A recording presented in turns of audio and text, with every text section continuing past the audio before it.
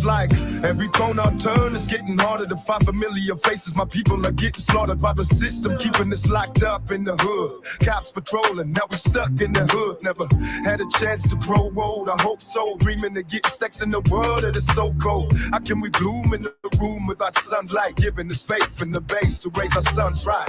Damn, it should never have to be this way. Kids killing kids, and I never thought I'd see the day. It's hard to keep the faith when everybody's dying. With Steve so trying if I can't change my folks. They keep their eyes close to a struggle. Long as the champagne bubbles, they never see a trouble. So we gotta make the best of what we got, cause our kids really need us on the block. Let's raise them up. With me. Yeah, this is just another day. It's all good, nigga. Love your in the hood that I play. I wouldn't leave if I could. I never leave this place. Yeah, yeah. The memories fade, but you can hear them in the wind. The sad smile on my face when I pass by your grave. We lost so many souls for dumb shit, redundant fights. Got a brother locked up for life. I can barely look your sign in the eyes, cause when I see him, I have to face the simple fact that you would never meet him. There's so much pain that we have to face, but I know you've been waiting for me at the gates with a bottle of OE, surrounded by OGs and Tims and dungarees for keeping it low key, homie. Mama told me there'd be days like this, not yet a father, but hope that I can raise my kid to be a better man. I try to deal a better hand. Then up and down, then I'm hoping you can understand. The times in this wicked and they're ever changing, but my block stays the same, so I remain in my hood. Yeah, this is just another day. It's all good, nigga, love your in the hood that I play. I wouldn't leave if I could. I never leave this place. Yeah, yeah. In times like these, you gotta keep your head up. Even if you're going through the darkest nights, if you squint your eyes and look hard enough, there's a light at the end of the tunnel. You just gotta snap out of it. Buck up and keep walking on. This is dedicated to Pop, Name, Johnny J, Psych,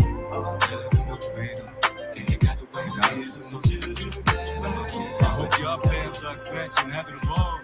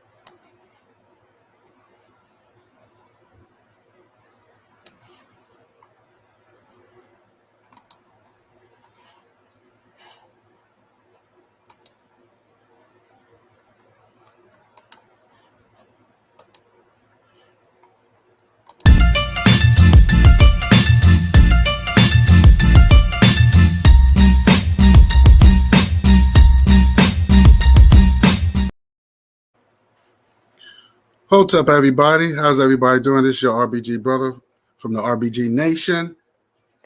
And just want to say welcome to everybody to another inclusive epic program. Wanted to give a big shout out to Mama Used to Say. Shout out to you, sis.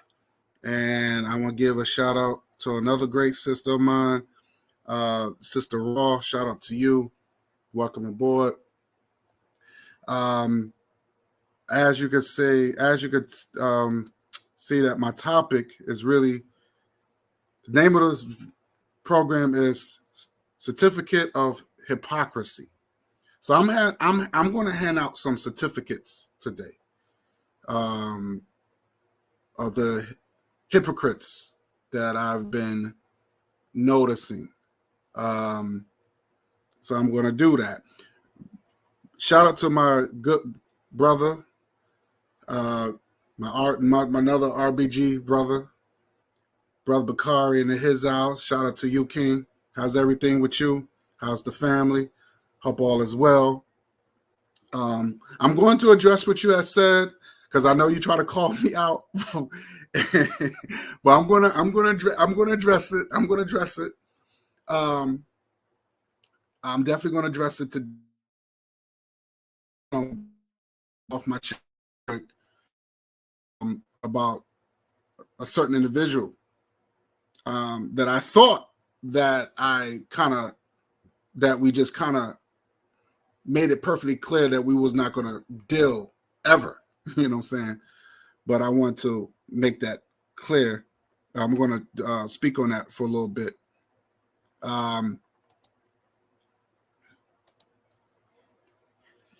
So I want to play something.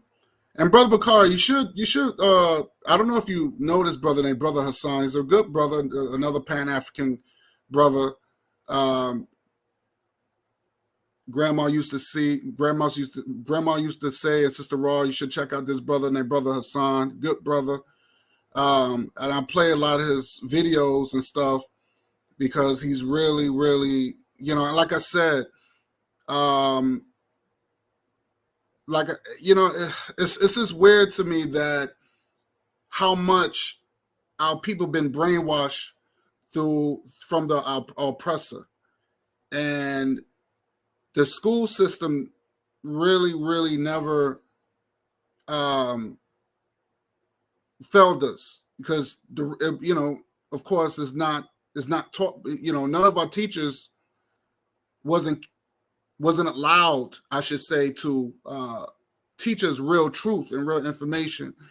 And it's sad to say that a lot of our people, a lot of the youth, had to really do the homework. I mean, you had Marcus Garvey and Malcolm X. Even to this day, you had a lot of our youth had to go into the books, had to really, really do research to teach other people, to teach people like me, that's how we learn. That's how we learn. And this is the reason why Black people put everything in writing and everything, because they know that our oppressors don't want to have knowledge of self. It's just really, really thin. I've been doing a lot of thinking about that, how so much information that's been kept from us, because once we have a revolution mindset, or when we have knowledge of self, we can fight the enemy, fight our oppressor effectively. And of course, a lot of our people, and what I see now, I'm not saying everybody, but there's people that has gave up, right? And not Hassan Campbell, not that B-Rap, no, hell no. His name is Brother Hassan. His name is Brother Hassan. Not Hassan Campbell. No, not that idiot. And I'm gonna play. You probably seen him. Played his videos before. I'm gonna play you a video of him. I thought this was really, really good video, and I'm gonna play it. And one thing about him and people like Brother Bakari and Brother Forecast,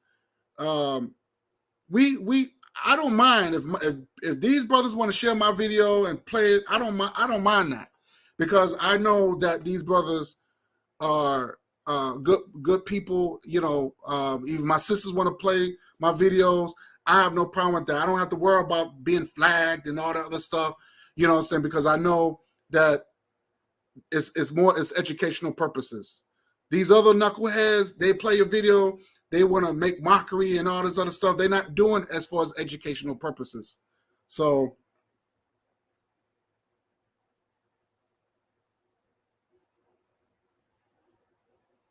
what do you say here?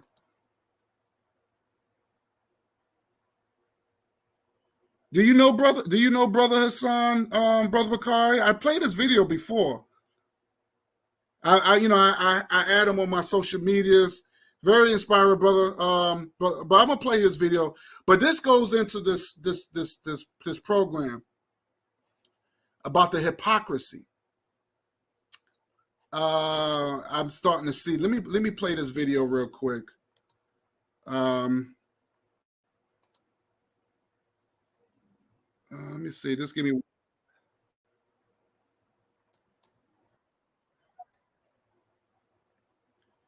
All right, let me play this video real quick. Let me share this video. All right.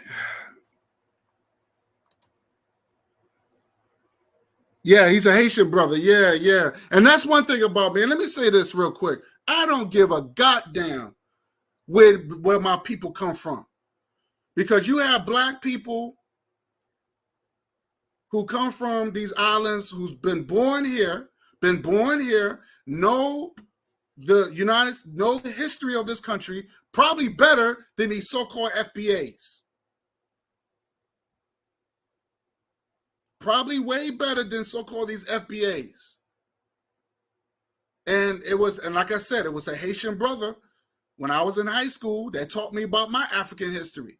And believe it or not, most of these brothers, they haven't really lost their roots like that. They kept some of that African knowledge and shared it to the world.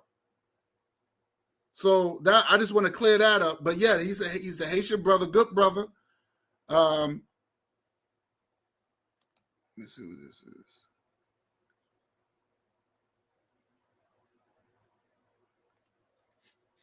Facts. Yeah, it's only natural to know your family ancestry.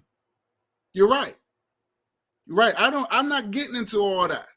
I don't look at Hassan. I don't look at brother Hassan any different. I mean, look, I never grew up with that mindset like that. That was a young high school mentality that I had when I was growing up, because I saw black people at the time wasn't to stick together. Everybody was, you saw the Haitians on one side, you saw the Jamaicans, you know what I'm saying? Nobody wasn't sticking together like that. So now I got older now, I don't think like that no more. So I don't give a damn what he's, you know what I'm saying? I think he's a good brother. Like I said, it was a Haitian brother, you know what I'm saying, taught me about how the first paper came from, and how African people used to clean their teeth with Q sticks. And he said that's why black people, their teeth are so white, because they really take care of their teeth. You know what I'm saying? Where, you know what I'm saying? So, I mean, it's so much that information that is out here, and we are so busy concentrating on hating people that looks like us, and they trying to help us. Matter of fact, it was a Haitian brother who got me the job that I'm on now. It was a black man, a brother from a Haitian brother that hired me.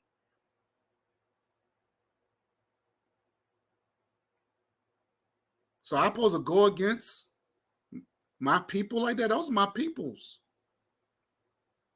Let's keep it one. You know what I'm saying? So these so-called hypocrites that I'm about to mention, they would never hire you. They're so, they just want to bring you down. They want to talk negative about you. But they will never help you. They will never help you grow.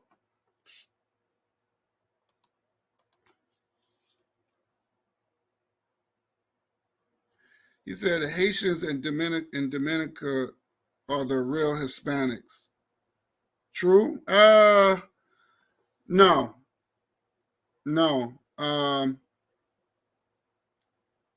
I don't know. They're not the real Hispanics. I don't know I don't know what Hispanic means. I think that's some word that's made up.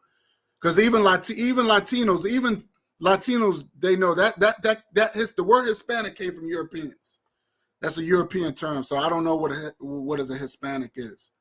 So I know Haitians that I know, and you have some African people in Dominican Republic. They come from Africa. They African people. But I'm gonna play you what this brother has said. Let me get right into it. And I want y'all to listen to what he says.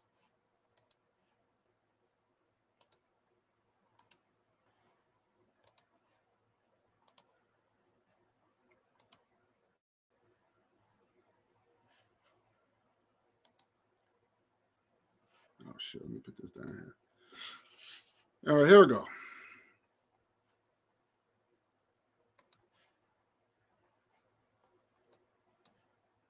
So Marlon Wayans just did an interview on Club Shay Shay. Let's break that down and also talk about what it means to be conveniently black.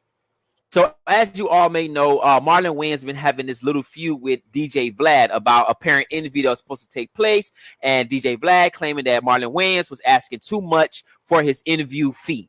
Marlon Wayans gets upset, then begins to call DJ Vlad a culture vulture, but you were going to do the interview if that culture vulture had your 40 bands. And somewhere down in the argument, Marlon Wayans starts screaming about, black man this and you stealing from the culture and etc.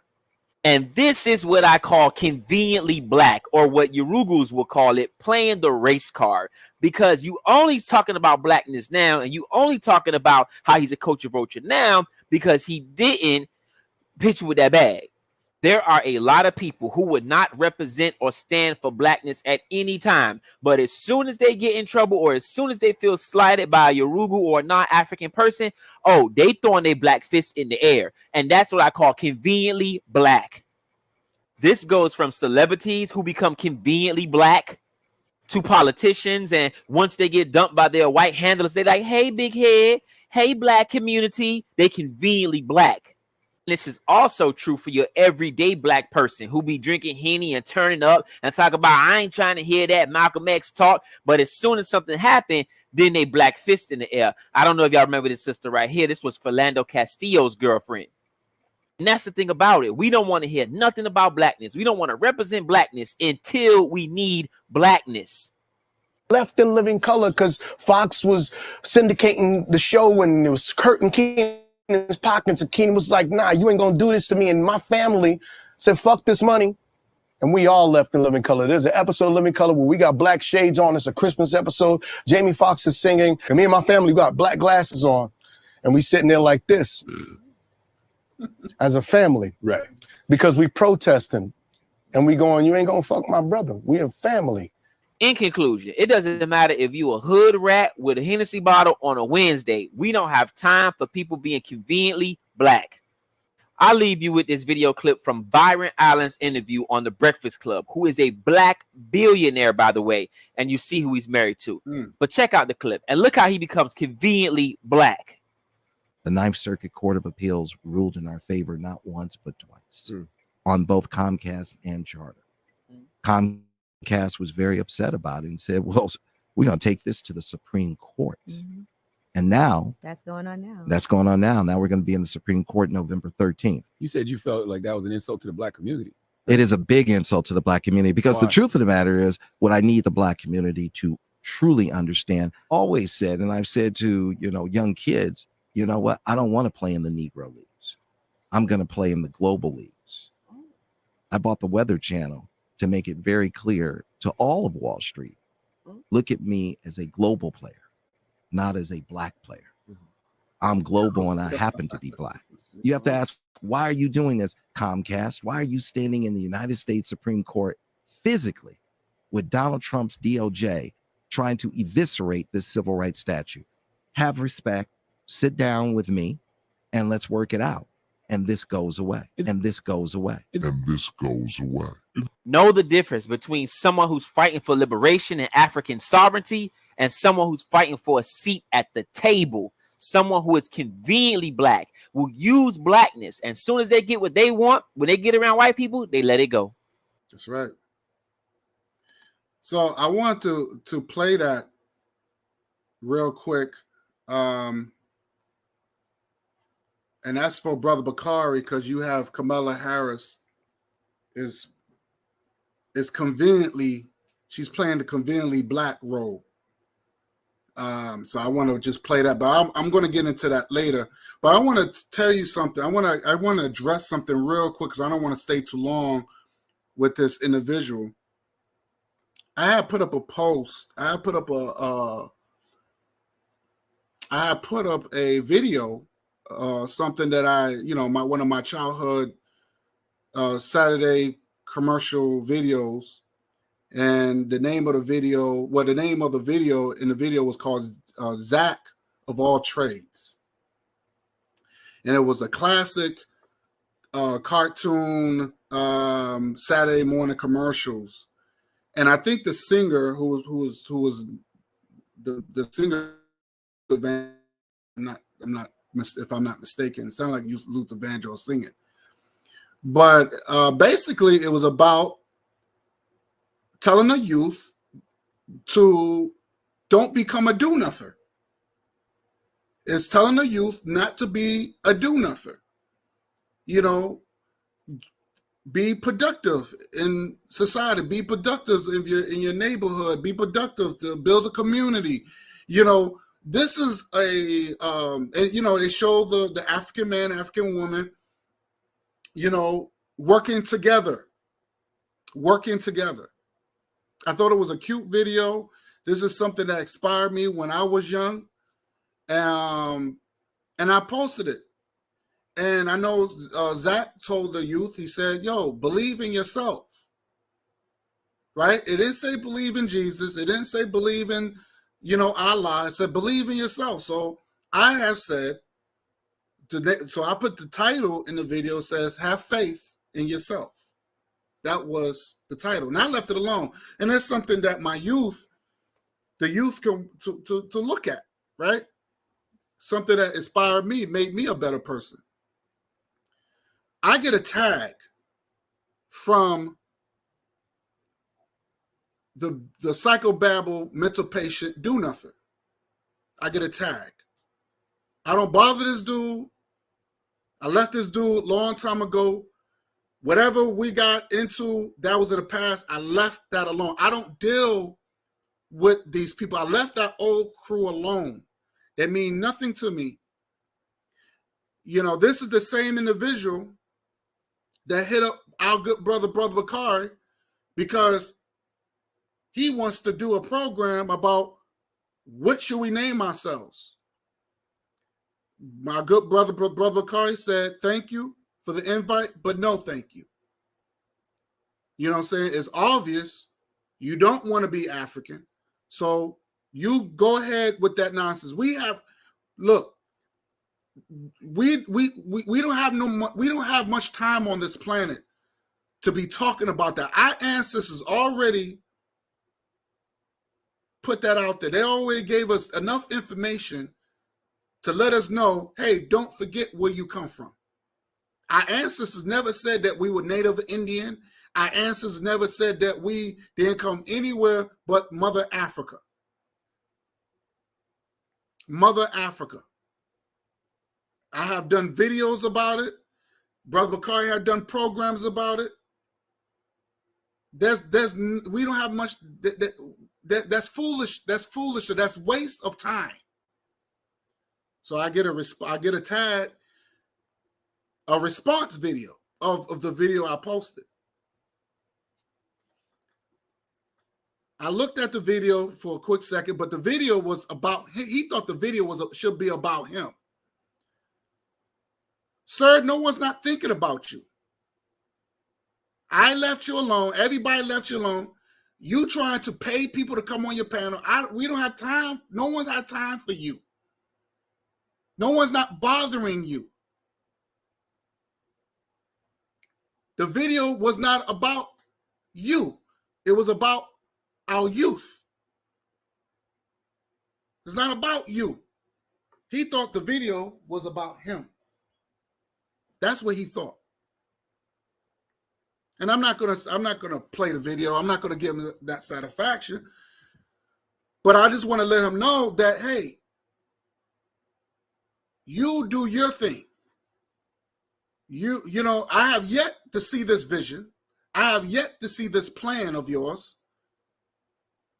And you said you got this vision, you got a plan. So where is it? Where is the plan? Where's the vision? It's just like someone that's about to rob a bank. We see a lot of these movies about hijacking and bank robbery, and you hear somebody say, so what is the plan? So people would bring out a map, say, this is going to be the plan. You be the lookout guy, you be the getaway driver, you're going to be the one breaking in, and da-da-da-da. That is a breakdown, detailed plan. Right? So if your plan is to do whatever you got to do in some state or whatever, then you do that. This person is not even living in Mississippi. People kept saying, well, you got to go to Mississippi. Unite the people over there. YouTube is not going to work. Being on YouTube, yelling and screaming, getting mad at the next guy, you know what I'm saying? That's not going to help. And that's the problem. That is the problem with black folk. Black people is worrying about what the next man is doing. I'm not worrying about what the next man is doing. I'm worrying about what I'm doing to make sure I'm doing is productive and make sure that people get the information so we can get the ball rolling. This person is worrying about what Dr. Umar Johnson and Cyrus Seti and all this other, these people ain't thinking about you, dude. These people ain't thinking about you. This sovereignty, this sovereign state, the Nation of Islam been talking about that since the 60s. If it was going to be done, it would have been done a long time ago. It would have been done long time ago. So he said something about faith. He said he didn't have a problem with the title, but he said it was a contradictory of me being a Pan-African. So here's the thing. He's a Bible thumper as well as a Quran thumper because he's a B-Rap. He's a B-Rap. So let's do it this way. In James chapter 2, verse 17, it says, so it is with faith. If it is alone, if faith is alone by itself, includes no action, then it's dead. It's worth nothing. Just like, so the psychobabble mental patient, third face, do nothing. You might have faith in what you're saying, but because you're not doing anything, forget about everybody else. If you're not putting in work, it means nothing.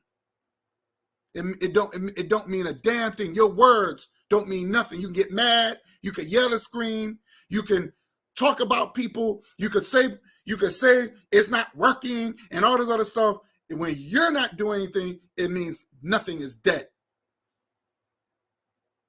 You need to look at yourself. You need to have faith in yourself. You need to believe in yourself.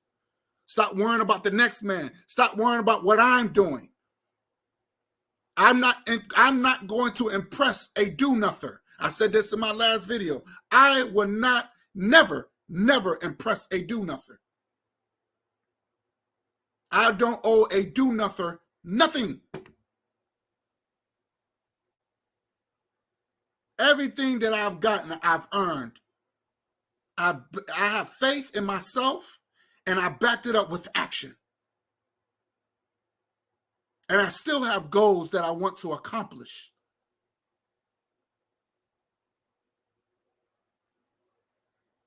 And like I said, success breeds success.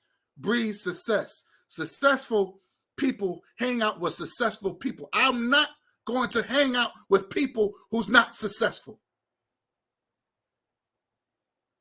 That's just the bottom line. You want to become successful? Hang out with other successful people. And I tell people that all the time. I tell our youth all the time. Don't hang out with people who just want to drink and smoke and do nothing. Hang out with people that want to be successful like you. Look, there's people out here that are destroying their life. And they regretting it. Man, I should have listened to my parents. I should have listened to this person. Man, I wish they did not listen to nobody. They thought they knew everything. And then their life is ruined. They struggling. They wanted to know when they're going to get some more money on their EBT card. You got these silly Negroes talking about, oh, well, you ain't going to get no EBT card in Africa because black people work. They don't need that shit. I never had an EBT card. Never. And I won't have one. Because I work for mine. Because when I decide I don't want to work no more, I'm going to have money already in the bank. My family's going to be good. And if I can help my brothers and sisters along the way, I will.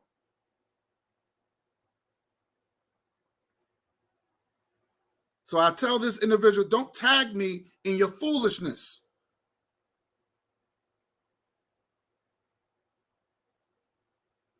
Like I said, you might have the faith, but you have no action behind your faith. You have no action. And that's what comes with it.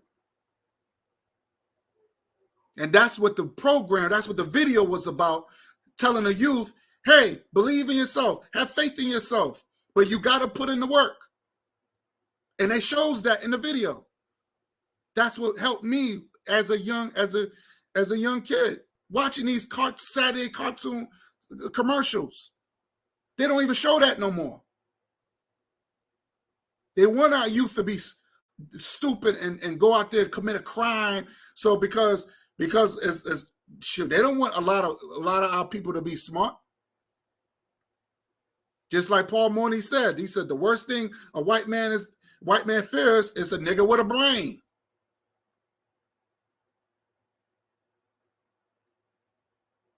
Then he wants to call someone a coward. He wants to call someone a coward. Let me play this video real quick. I'm going to share screen something. You want to call somebody a coward. The nerve.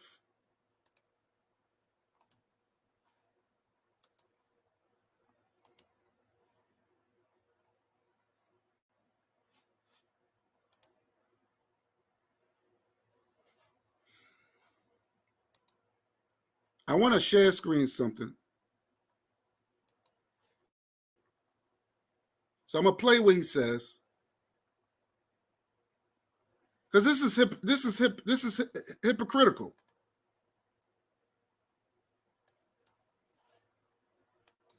And anybody who have done any kind of research of the history, Mississippi has always been in the forefront of the South.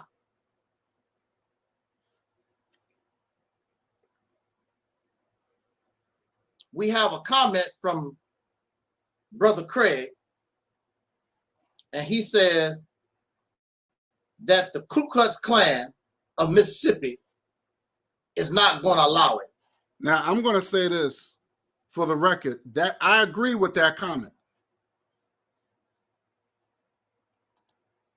For the record, I agree with that comment. I agree with that comment. You think white people who've been in control, who used the power, is going to allow some Negro just going to take it over like that? No, you're going to fight for it. You're going to fight for it. But he's going to call this person a coward because he put him in the comment. He's speaking the dude, and I'm gonna be nice. I'm gonna be nice to this individual because I used to say crack baby from Michigan. But I'm gonna be nice. I'm gonna be nice. The comment, I agree with the comment, and the person who made the comment was speaking reality. He was speaking reality. I agree with that comment. He wasn't lying. You're going to have to fight for it. You talk about the bullet or the ballot. Well, they for the bullet. They live by the gun. They would die by the gun. That's coward. So you're gonna listen, you're gonna call this person a coward. He called this person who put up the comment a coward. Wow. Now watch.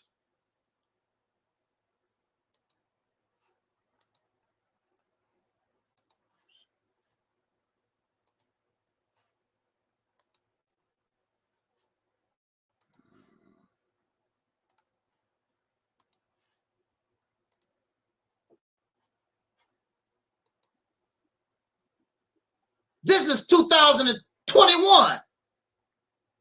This is not 1965. This is not 1950. I don't give a damn about what the Ku Klux Klan in Mississippi. They don't have no damn power. Their days is over. That's an excuse so you can sit on your ass. And even if there was a challenge, what you gonna do, punk? Wow. How you gonna stop us? This is 2021. They're not gonna allow it.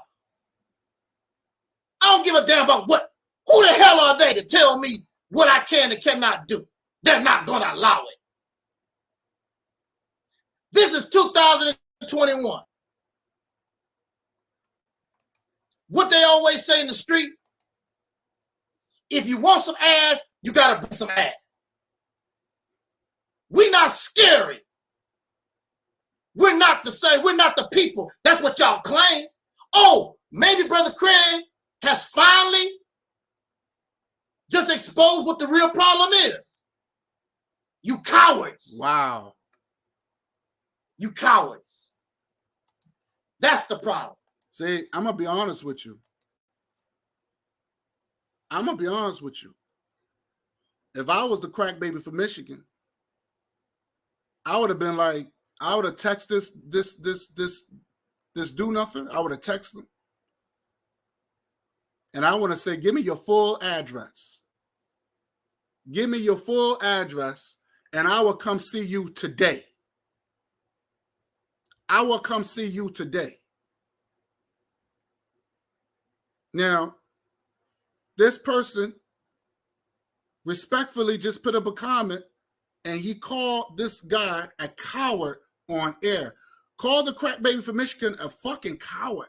That's like calling him a bitch nigga. Like, you a bitch. Like, I don't understand the life of me. Like that's like totally disrespectful. Totally disrespectful. Now, I agree with the comment. I agree with the comment because you're going to have to fight. You have a race of people that's been in power for so long, and you think they just going to hand the power over? You're going to hand these people that control the institution? Look at Valdosta, or I think Brother Bakari know about Valdosta, Georgia. My grandmother was from there.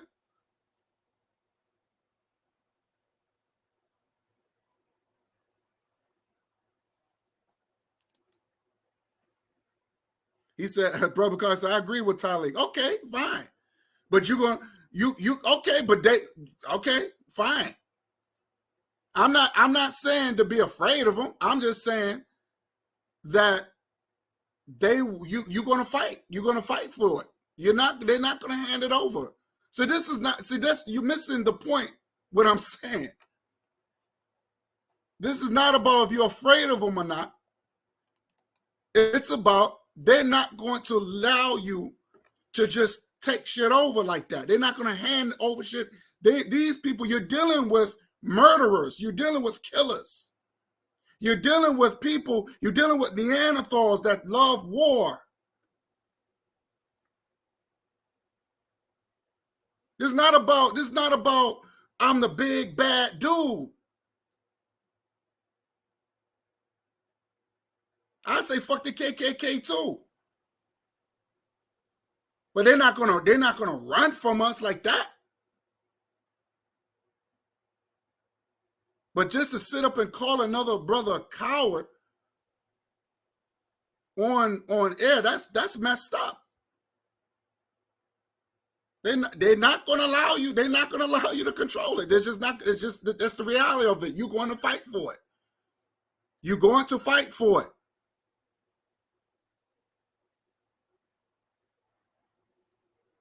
Let's put our egos to the side, y'all. Let's get in reality. Since the mental patient talks about reality, this is reality. You saw what they did with the Capitol. These people are not playing with y'all. It's easy to get on YouTube to say, well, fuck the KKK. You know, they ain't nothing. And this is 2000. It's easy to talk crap on YouTube. It's real easy to say that.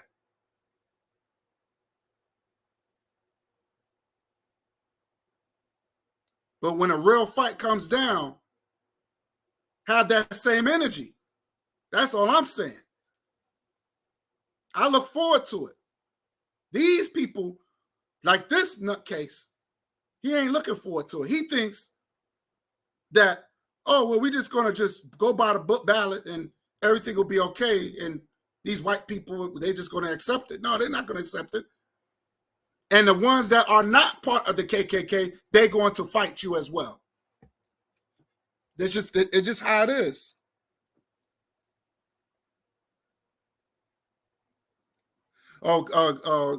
Grandma used to say, I've been to Valdosta. Yeah, that right there.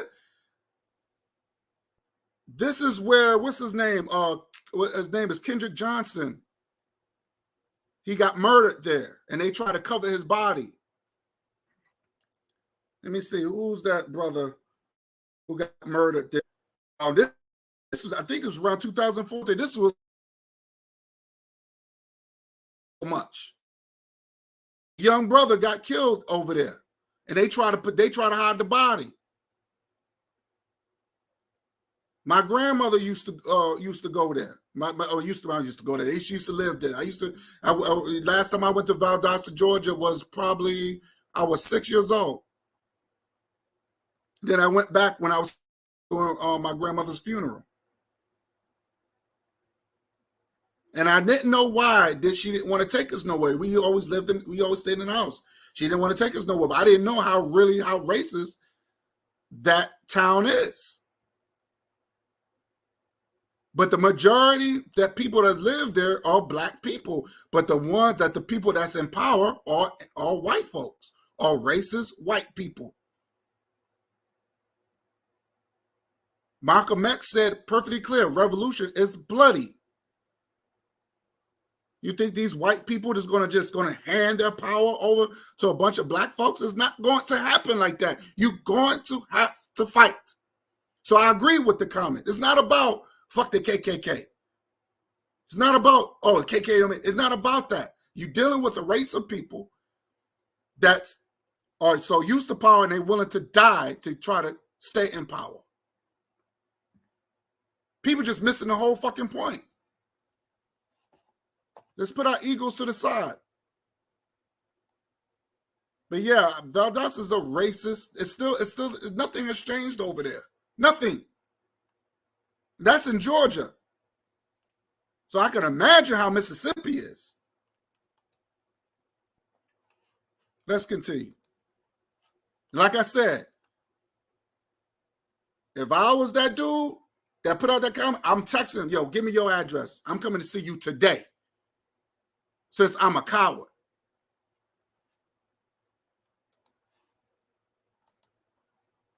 And I hear it all, and that's not the first time I heard that. The white people not going, white man not going to let us, white people ain't going to let us do that. Y'all cowards. So that's really what it's about. You cowards. Wow. Scared to death, buck shuffling, head scratching, Sambo, whatever you want to call it. You scary. That's what it's all about. What they're not going to allow it. Give a damn about what they going to do. What the white people going to do. Or what the Asians. I don't give a damn about what they going to do. You want some ass, you got to bring some. That's the problem. Because you scared, you want to stop us from doing what we have to do. Because you scary. Now, I'm going to say this. The comment never said that the person was scared. Stacy said, wasn't he in the nut house? Of course. Of course. But the comment never said he was scared. He never said the KKK is not going to allow it. I'm scared of my life. I'm scared to fight them. The comment never said that. He just said that the KKK is not going to allow it to do it to happen. You got a lot of people that's affiliated, not necessarily to be members, but they're affiliated with the Klan.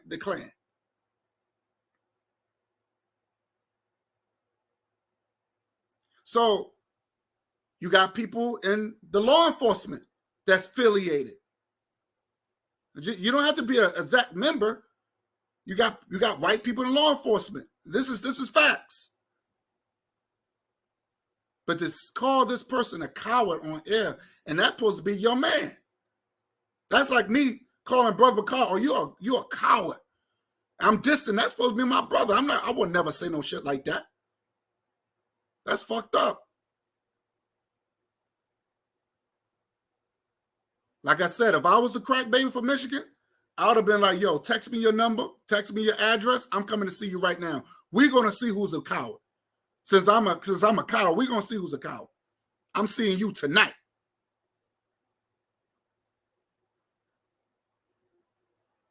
That's cold. That is really cold. But the hypocrisy is he's really a coward, this mental piece of shit. This is where the hypocrisy I don't understand. You call somebody else a coward, but then a white woman wanted to fight you. You went and called the white man, which I'm going to play. Because if we go ahead and keep moving and doing what we're supposed to do, it'll expose you for the punk and the yellow belly that you are. Damn. That's what the problem is. Damn. Wow. Because the Pan-Africans and the Nation of Islam and all these groups or whatever, you could have took control of a state or a city or town long time ago. Either you don't know how or you're scared. Cowards. Even though God is on your side, even though you got all this melanin and the supreme wisdom and all this knowledge, you haven't accomplished nothing. You can't wait till Father's Day so your children can give you another tie. Fake ass father. You don't provide food, clothing, or shelter. Another man take care of you and your damn children. This guy's sick. Another man. Because they're not going to allow it. Wow. If I was the crack baby from Michigan, I would have to go see you. Nah, you ain't I was locked up in their system. Let me. And they. I don't want to play no more. I don't want to play no. Hold up to Sister Stacy. How you doing, sis? Hold up to you, sis. But yeah, I would have to go see him. You gonna diss me? And I just made a comment. No. We I'm gonna come see you. We're gonna I'm gonna handle that. We're gonna see who's the real coward. But to call somebody a coward when he was on YouTube running his big mouth, talking about nothing. He had his white woman, because he lives in a building full of white folks. He had a white woman below him complaining about his big mouth. Complaining. I don't know what happened in the court. I guess it wasn't in her favor. But she wanted to fight him. She said, come outside so I could beat that ass. You know what this psychobabble mental patient do nothing did? Went and told the white man. He told the police. He had to call the police. He had told the police.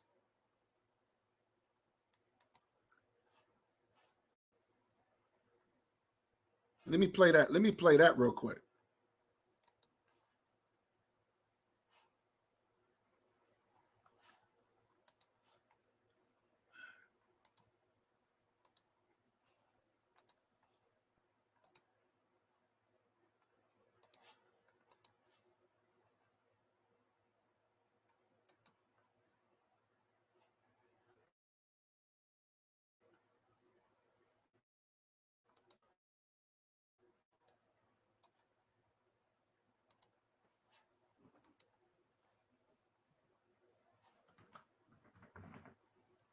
What's going on?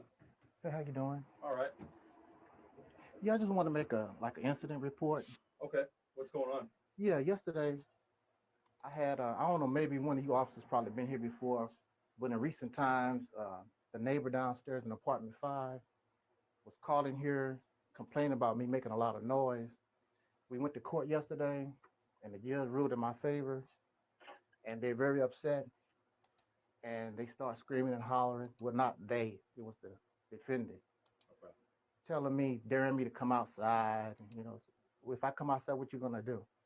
You know, upset over the court case Okay. or whatever. And I feel threatened toward that because I'm almost 60 years old. I don't have time to be trying to sneak around, and I don't know what this person might try to do. Okay. What did she say? She said, "Come outside and we'll handle it." Okay. All right. I haven't been outside. Okay. What's her name? Kelly Keller. Kelly Killer. Yeah. So Kelly Keller was going I to have a copy get at him. of the judgment from yesterday. Oh, that's all right. Okay. No. I want to take a look at it real quick. Okay.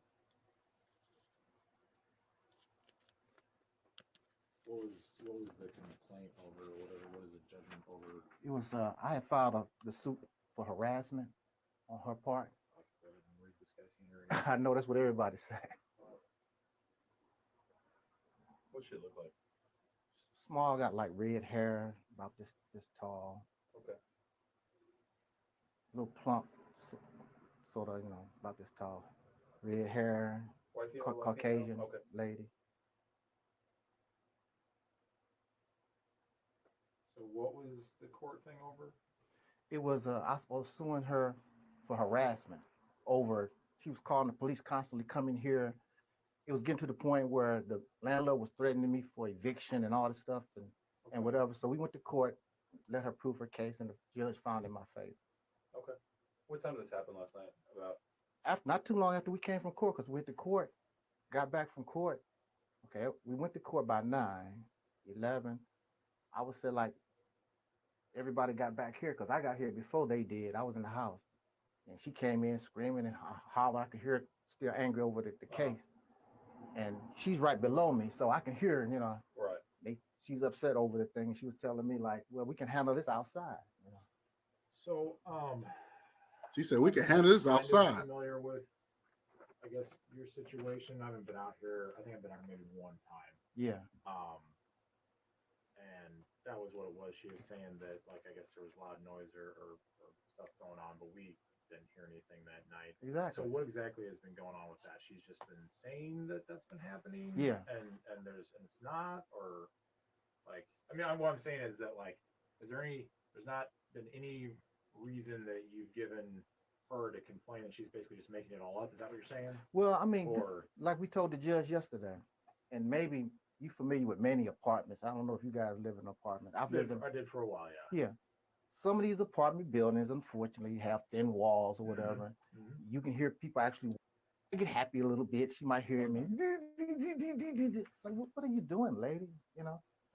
You know, it just got to the point where it was harassment, and apparently the judge agreed with me. Okay. All right. Let's see if we can make contact with her and see if we can figure something out. All right. Okay. Okay. All right. I just wanted to put that on record. Yeah. Thank you. Yes, sir. There you have it. I don't know if y'all heard that. I know it's kind of low, but he wants to call somebody a coward. Now, if a white woman wanted to fight, he should have put her in the box. He should have put her in the hospital in the box. A white woman wanted to whip his ass from the same building. but he went and told the man. He didn't handle it by himself, but you want to call somebody a coward. So how are you going to fight? Here's what I don't understand. You're afraid of a white woman, so if you're afraid of a white woman, I know you're probably afraid of the KKK. But see, this is exactly my point. And this is what Brother Bakari got to understand too. Anybody could talk tough on YouTube. Anybody could talk tough on YouTube. This is the hypocrisy. But when he was faced with the enemy, guess who he ran to? He went to the police. He didn't do nothing. He didn't do nothing. He didn't do nothing.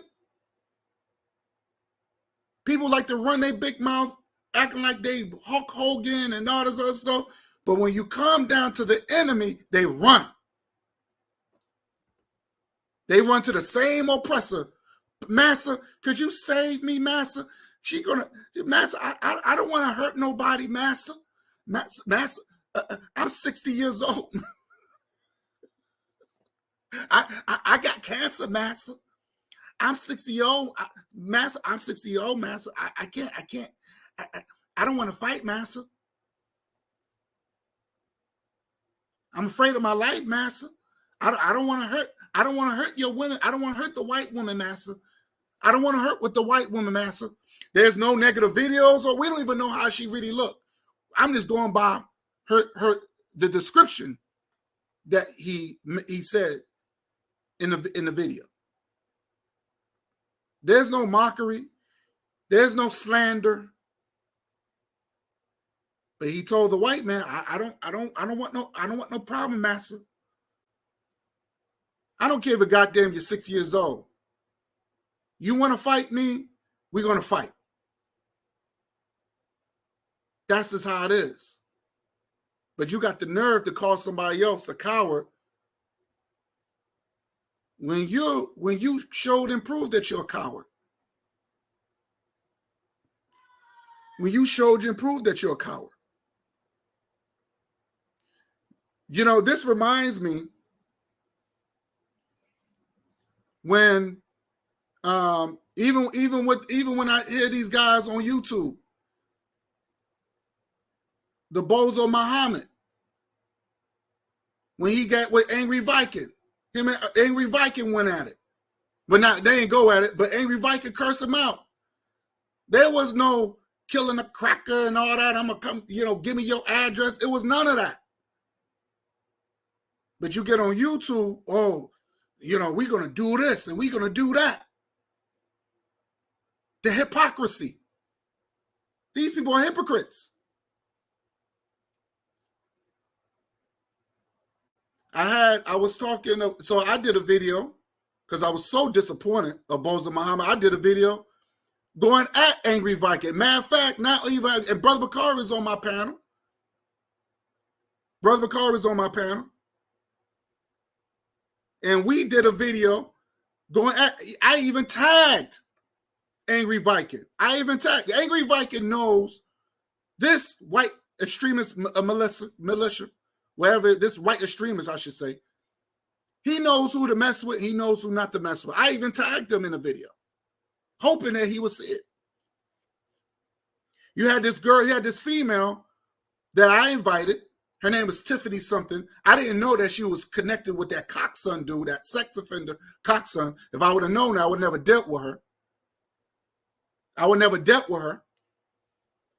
So I allowed her on the panel. And I said something about Kamala Harris. And she's married to a white man and all that other stuff. This silly bitch got mad at me. Now she didn't get mad, but she got off the panel. Because at that point I was going in on Angry Viking at that point. She literally got off the panel and lied and said she had to do other things just to make a video dissing me because I said something about Kamala Harris. I don't respect people like that. That's a coward. That's a coward. But then you have no problem then because she came to my panel and she put on the she had the Pan-African she had a Pan-African on her screen.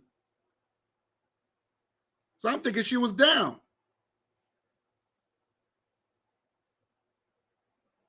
But she left the panel because she didn't want to talk against Angry Viking. She was scared. She was scared. So instead, she did a whole program. And I should have, at one point, I was going to curse her ass out in the chat. But I say, you know what? I'm not going to do it. I'm going to leave her be. I'm going to leave her be. I don't deal with hypocrites.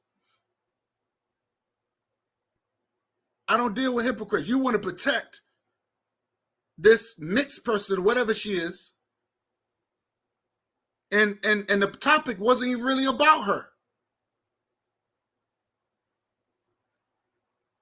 It was not really about her.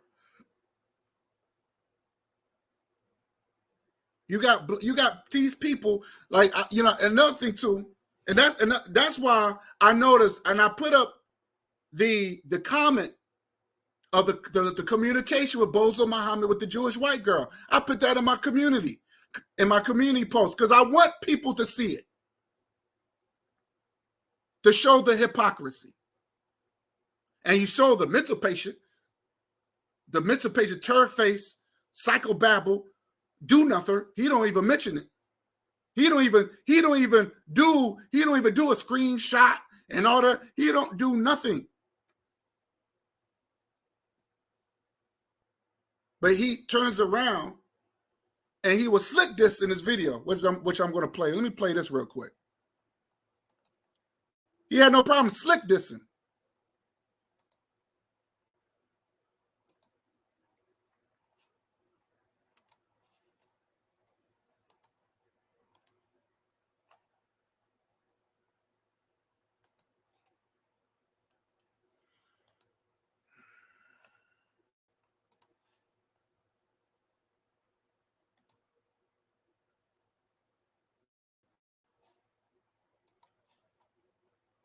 He has no problem slick dissing.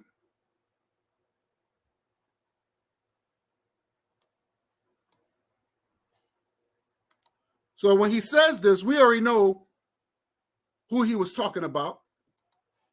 So let's play that video. Let's play that. You somebody's bitch pulling your pants down for a log. Talking tough. Anybody can come on a YouTube video and talk tough. But the thing about all of it is,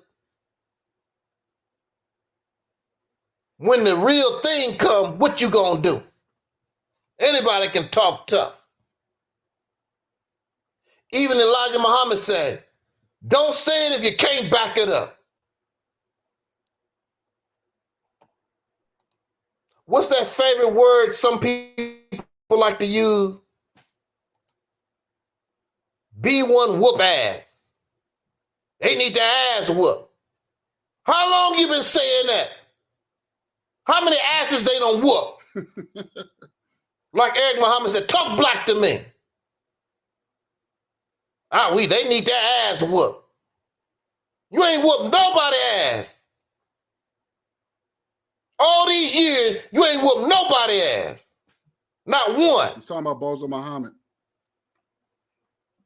I'm going to go over here and whoop somebody. I'm going to go over there and whoop somebody. You ain't whooped not one person. And then who ass you want to whoop? You want to fight, you want to beat up another black man, as usual. That's who you want to whoop. You ain't whooped not one enemy, not one.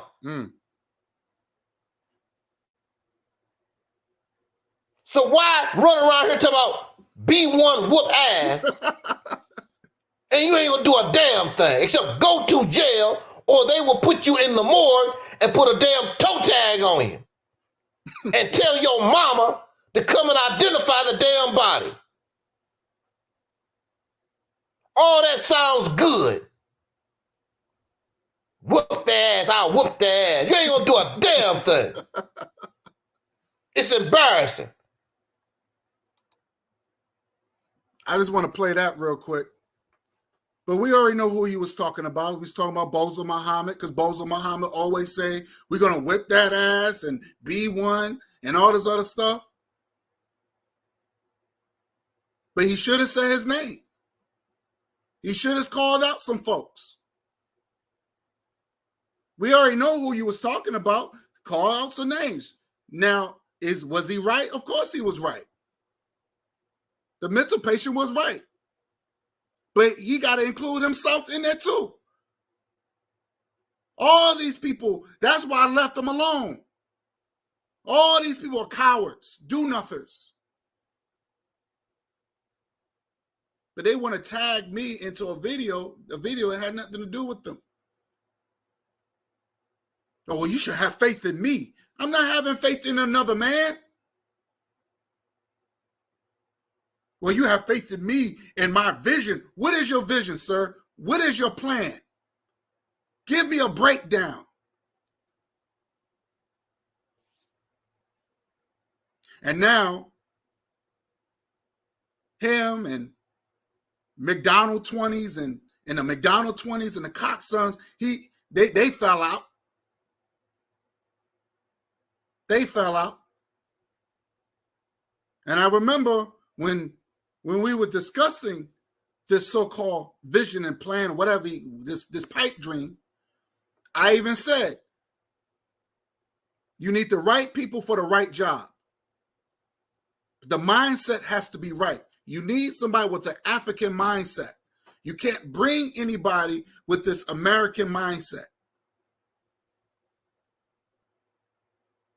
With this FBA mindset.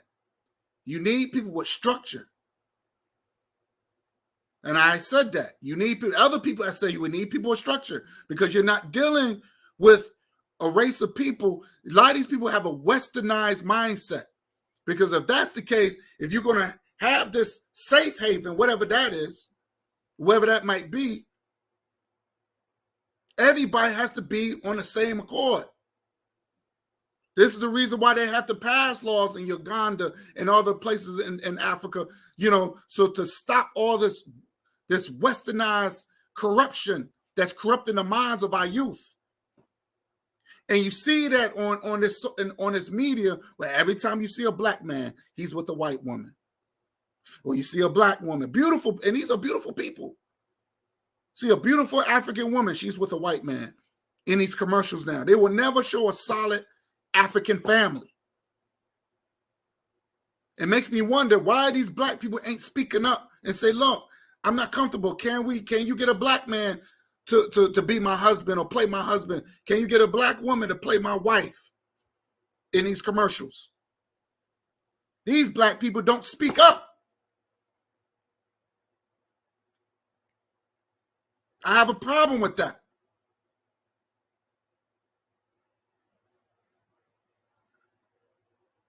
I'm not looking for a sovereign state. I'm looking for a sovereign country, a sovereign a nation.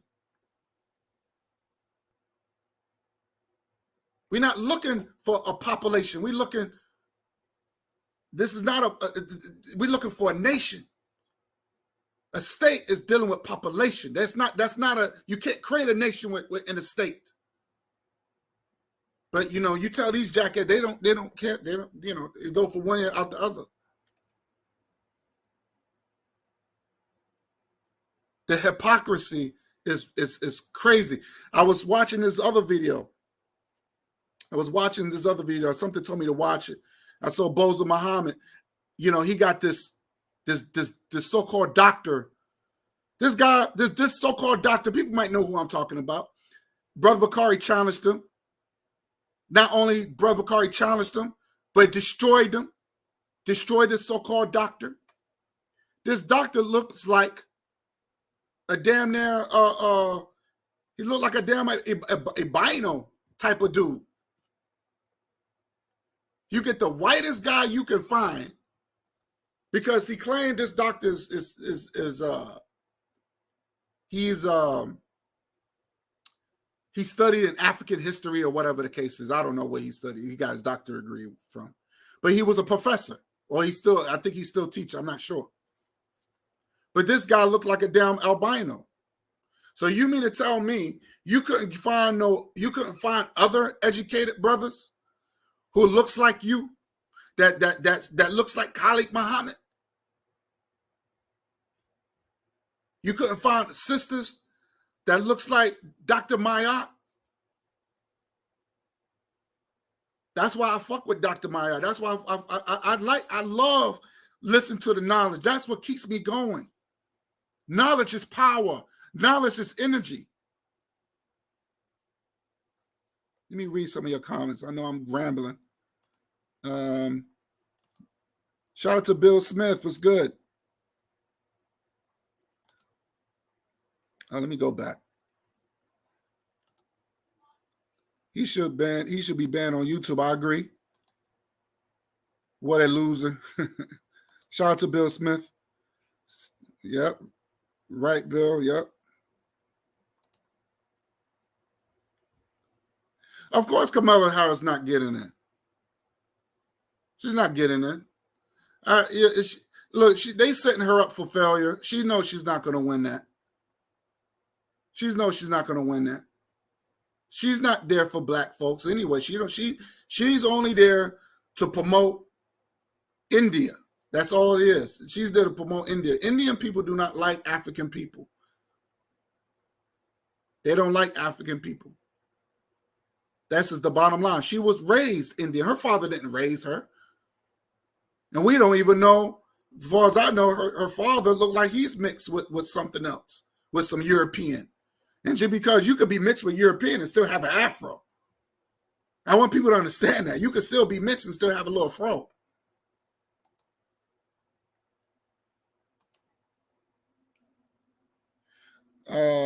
Them on YouTube say, right, many black think that like European. Exactly. We don't want this West. We trying to get away from this westernized. You got Negroes talking bad about Africa and like they never been there. That's the thing. They never been there. They never been there. And this is the biggest thing I noticed, the do-nothers that I rejected, that I let go. And one of them, when I played the last video, one of them said, well, if you're Pan-African, why you don't go to Africa? These white talking points. I don't have a problem to go to Africa. That's not the issue. But if you want me to go to Africa, I will pack up my bags and leave tonight. But you're going to pay the bill. You're going to pay for my living. You're going to pay for my plane ticket. You're going to pay for my living expenses.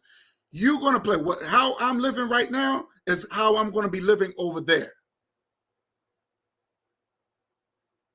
You're going to pay the bill.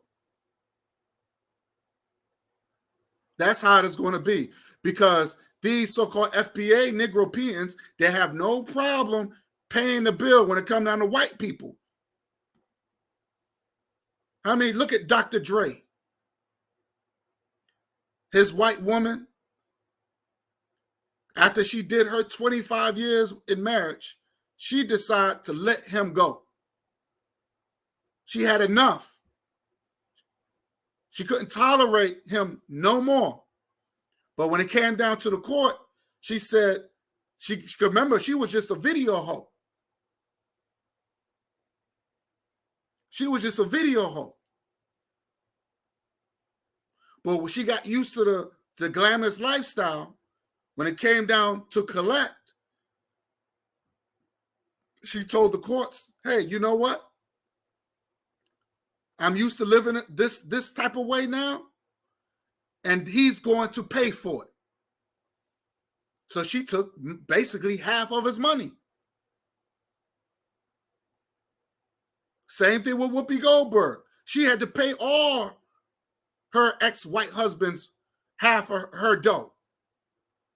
These Negroes don't have no problem doing it to white people. So these FBAs, if you could do it for them, you could do it for me. So since I got a house over here, I should have the same house over there. I got a nice car over here, I'm going to have a nice car over there, and you going to pay the bill, whether you like it or not.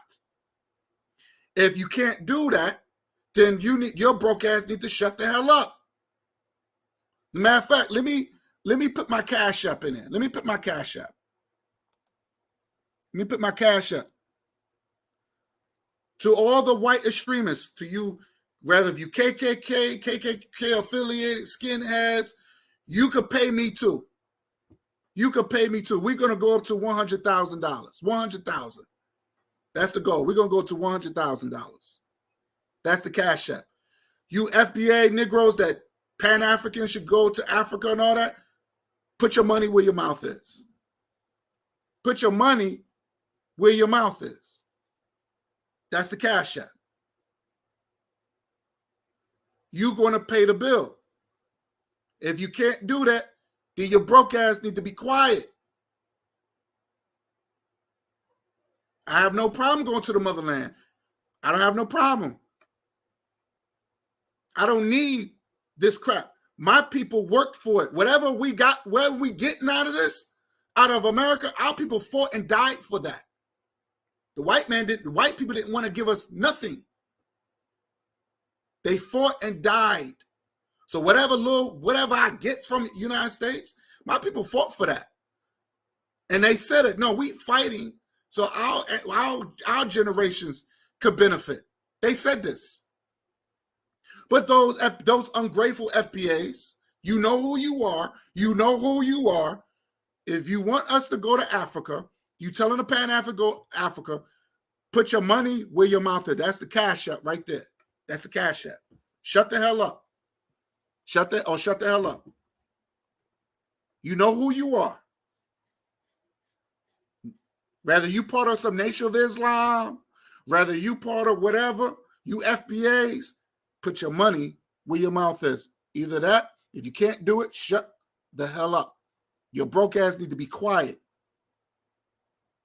Still continue collecting your EBT card. It's ridiculous.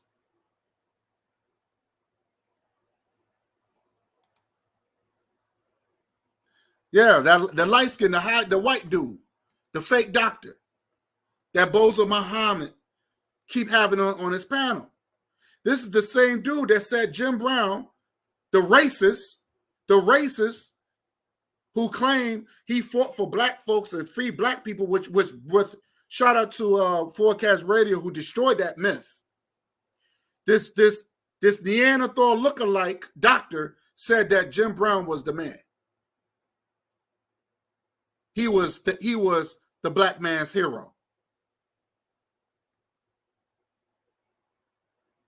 This with this Neanderthal albino looking dude that said that.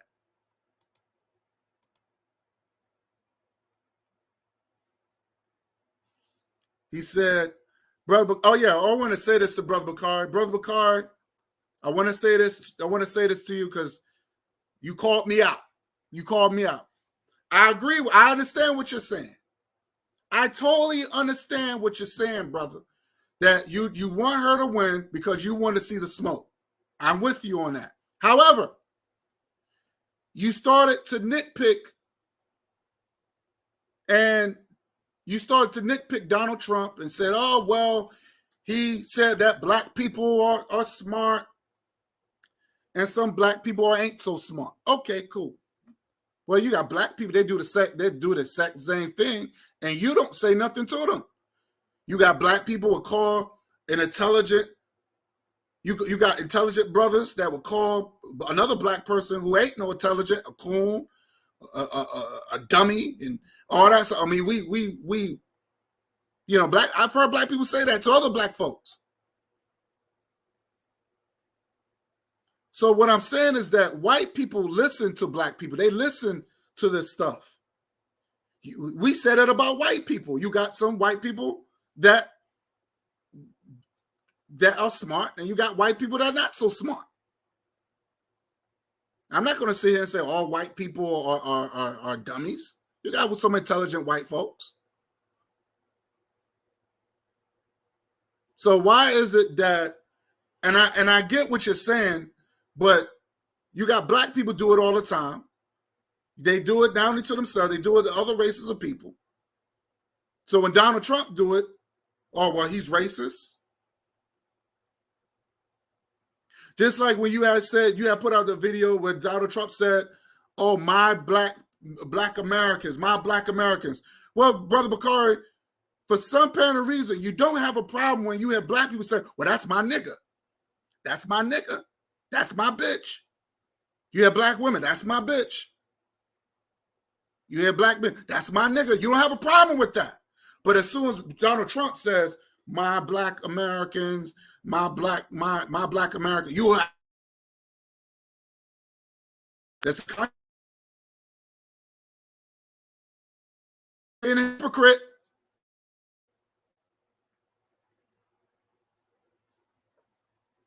My black Americans, my black. Oh, well, he's saying that we are property. Well, when black people do it, you don't have a problem with it. Well, that's my nigga.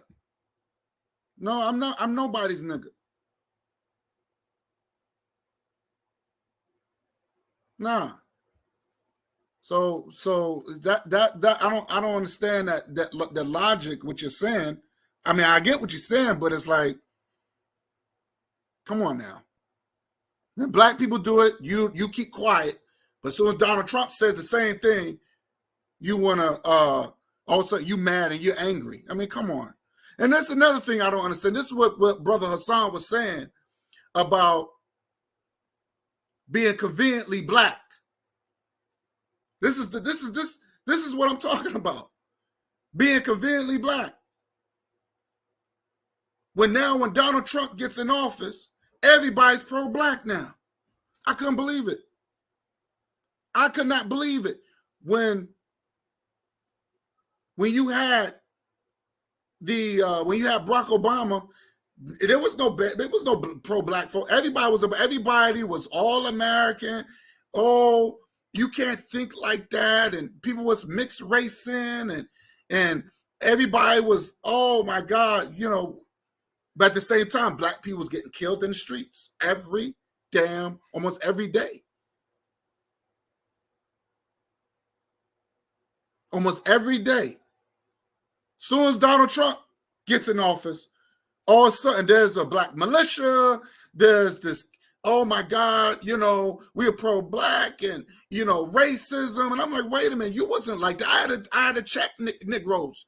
Wait a minute, you a Negropean. When do you become pro-black all of a sudden? I had to check them.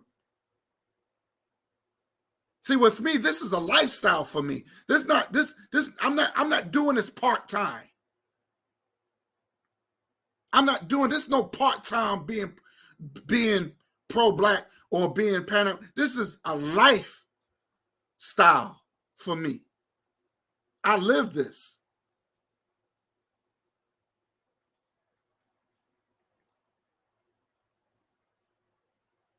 I live this.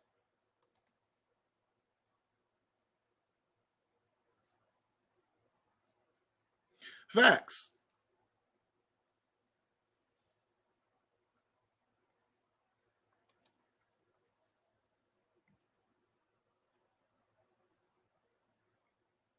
Yep.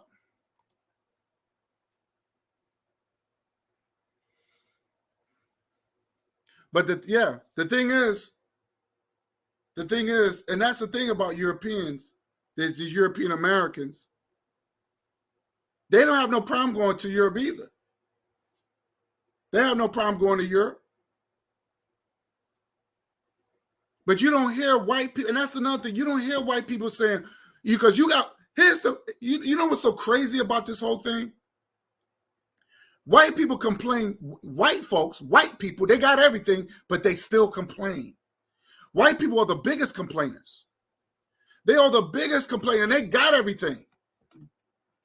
But you never heard other white people say, well, if you don't like this country, go back to Europe. I never hear black people say that. I never hear Negropeans say, well, if you don't like America, why don't you go back to Europe? But black people have the audacity. White people say that to black people. Oh, if you don't like this country, go to Africa. Now you got Negro Europeans say, well, if you pan Africa, go to Africa.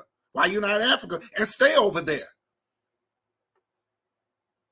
And I tell both of those piece of garbage, if you want me to go there that bad, I will leave tonight. I will leave tonight. But you're going to pay the bill. My lifestyle do not change. My lifestyle do not change. If the white person that you marry, black people, the Negro Europeans, the white people that you marry, they life that when you become millionaires and athletes and all this other stuff, and when they're used to a lifestyle, you pay them. You pay them to keep that. Look at O.J. Simpson. That chick, Nicole, she was just a waitress living off of tips. And now, even when they were separated, she had her own house. This man was paying her almost $50,000 a month. $50,000, a white woman, $50,000 a month. That's a lot of money. So her lifestyle, she was just a bum waitress living off of tips, living in some room somewhere. But her life, when she got with OJ, well, after that divorce, her lifestyle didn't change. That luxury lifestyle, it did not change. And that black man, O.J. Simpson, had to pay for it. He had to flip the bill. Same thing with these Negro Europeans. I live in a house. I'm going to live in if I live in a house in a nice, strong black neighborhood, I want to live like that over there. I have a car, a nice car. I want to have a nice car over there. But you're going to pay for it. White people, you're going to pay for it. If you want me to go to Africa that bad, I would leave tonight. But you're going to pay for it. That's just how it is. But KW Dunn, I hear what you're saying. I hear what you're saying.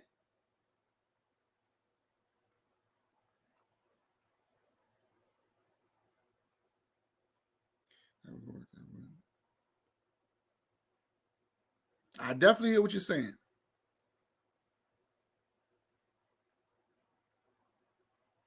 That's right. I agree with you. I agree with you. But unfortunately, this country was built for them. We built this country for them.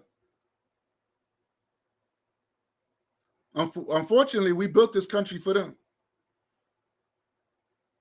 They barred us and they say, well, they told the African kings that we'll give them back to you after your people build our nation up. But they had no intentions, because a criminal is a criminal. A thief is a thief. So when they say they stole us, that's exactly what they did. It was really they were supposed to borrow us. I don't know what the conversation was about, but as far as that myth that they sold us, that was a myth. Why would you send all your best to another country somewhere, and then now all your best, now you have nothing? You send all your best competitors, all your best. And now that's the reason why Africa, if black people did not sell, I'm going to use the word sell, if they did not give their people off, Africa would have been a superpower right now. The whole continent would have been a superpower. It would never be no third world. Brother Bakari, Kamala is not leading in the key battleground states. Crutch grab is project to get 300 electoral vote easily.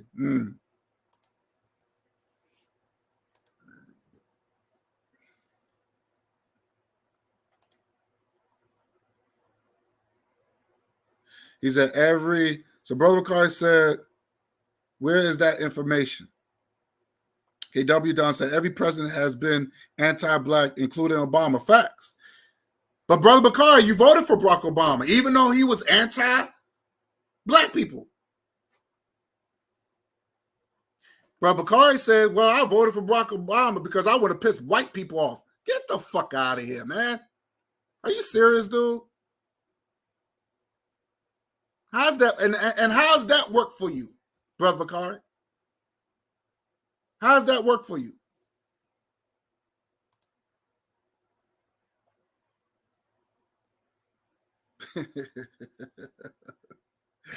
This guy, man.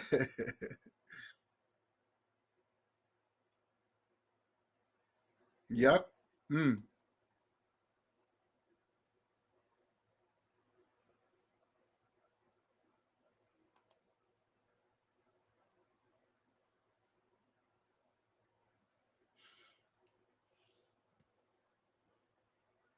So yeah, man.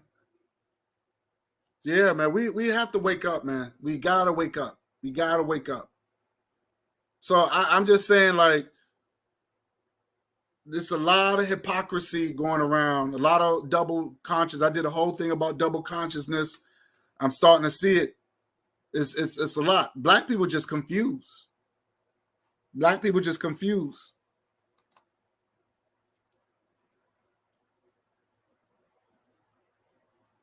All right. Let me put this guy. Because all right. I want to hear what he has to say.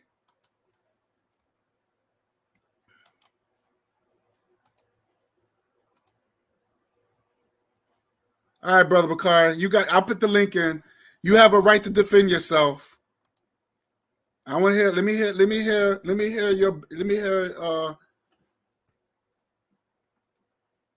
your rhetoric.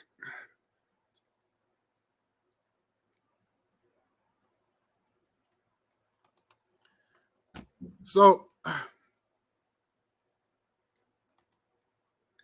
and then he says, and then Brother Bakari said, I voted for Trump. I never said I voted for Trump. Show me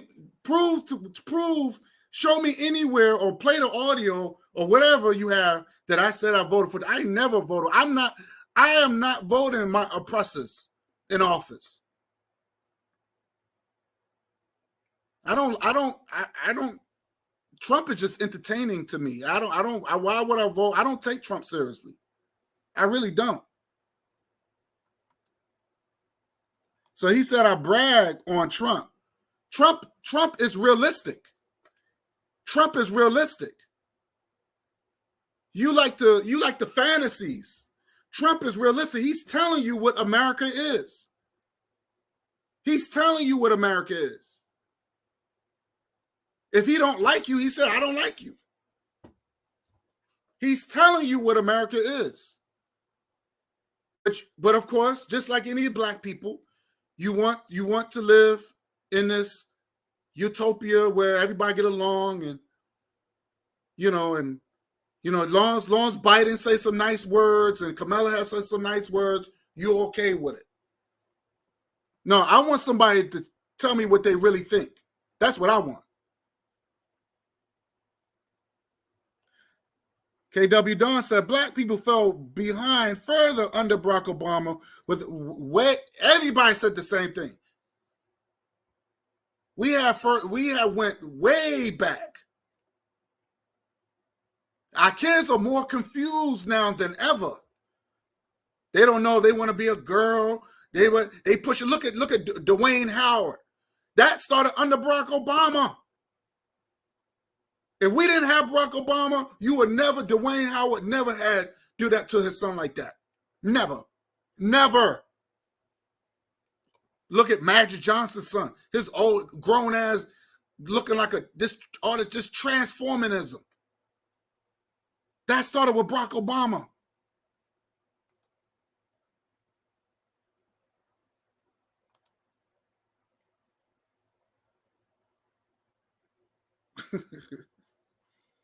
It doesn't matter. Yep. What you gonna do, Brother Bakari? When you gonna start when the migrants start coming out and then they're gonna form gangs, they're gonna terrorize you. What you gonna do? They doing this. They doing this for a reason. They doing this for a reason. This is a war tactic against us. That's what it is. It's a war tactic.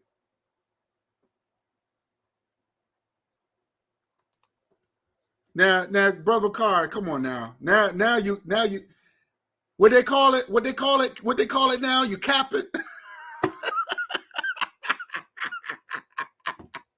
What's the new word that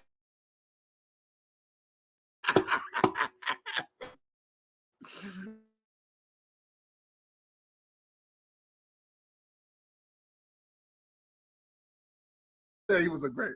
He'll get the fuck out of here. You cap it. You cap it.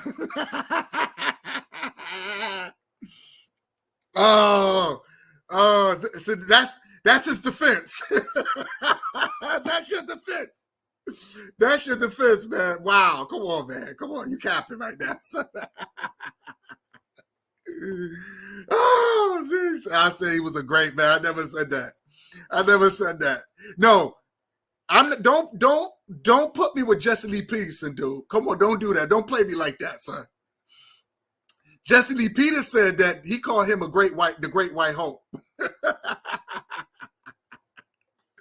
That's what Jesse Lee Peterson said. I never said that. Come on, stop it. Oh, he's talking trash all the time. Lies spills from his lips. Facts. Trump never pushed. That's true. And see, this is what Brother Bakari don't even mention. I'm glad W. Dawn said that. So wait a minute. So you didn't have a problem, Brother Bakari, when Kamala Harris went to Africa and said that she was trying to push the LGBTQ in Africa? Let me see if I could. Let me see if I could look for that. See. Wait a minute, Brother Bakari. You don't see. You just totally missed that. You didn't talk about that. And then she tried to put sanctions on African people. And you okay with that, Brother Bakari? You okay with that? Let me see if I can find that shit. Oh, W. Don, man, he. Oh yeah, that I forgot. Oh man, I almost forgot about that. Let me see if I can look for that. Hold on.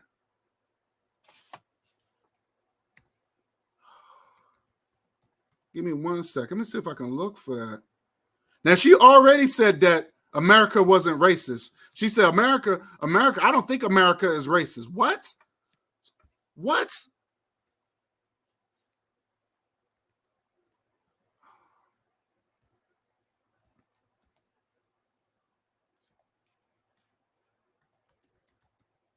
Let me see if I can, hopefully if I can look for that. That was big news. Let me see. Hold on.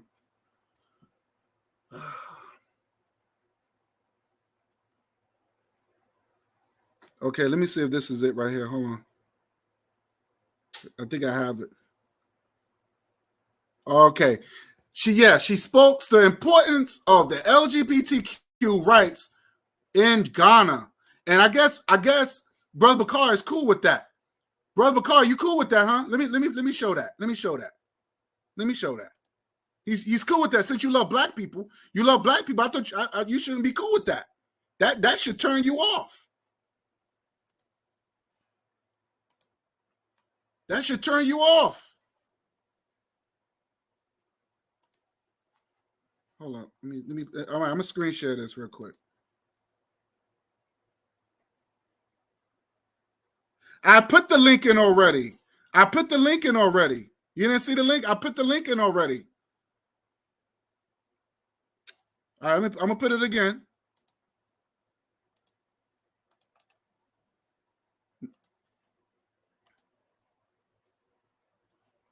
Okay, I put the link in now. Don't say that you didn't see it. I put the link. It's my second time doing it. Okay, here we go. Because Brother Bakari don't talk about this. He totally left this out.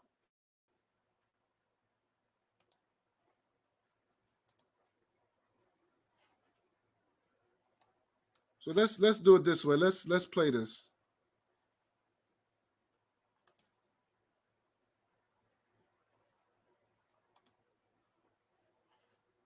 Because I'm not voting for that. I'm not voting for that.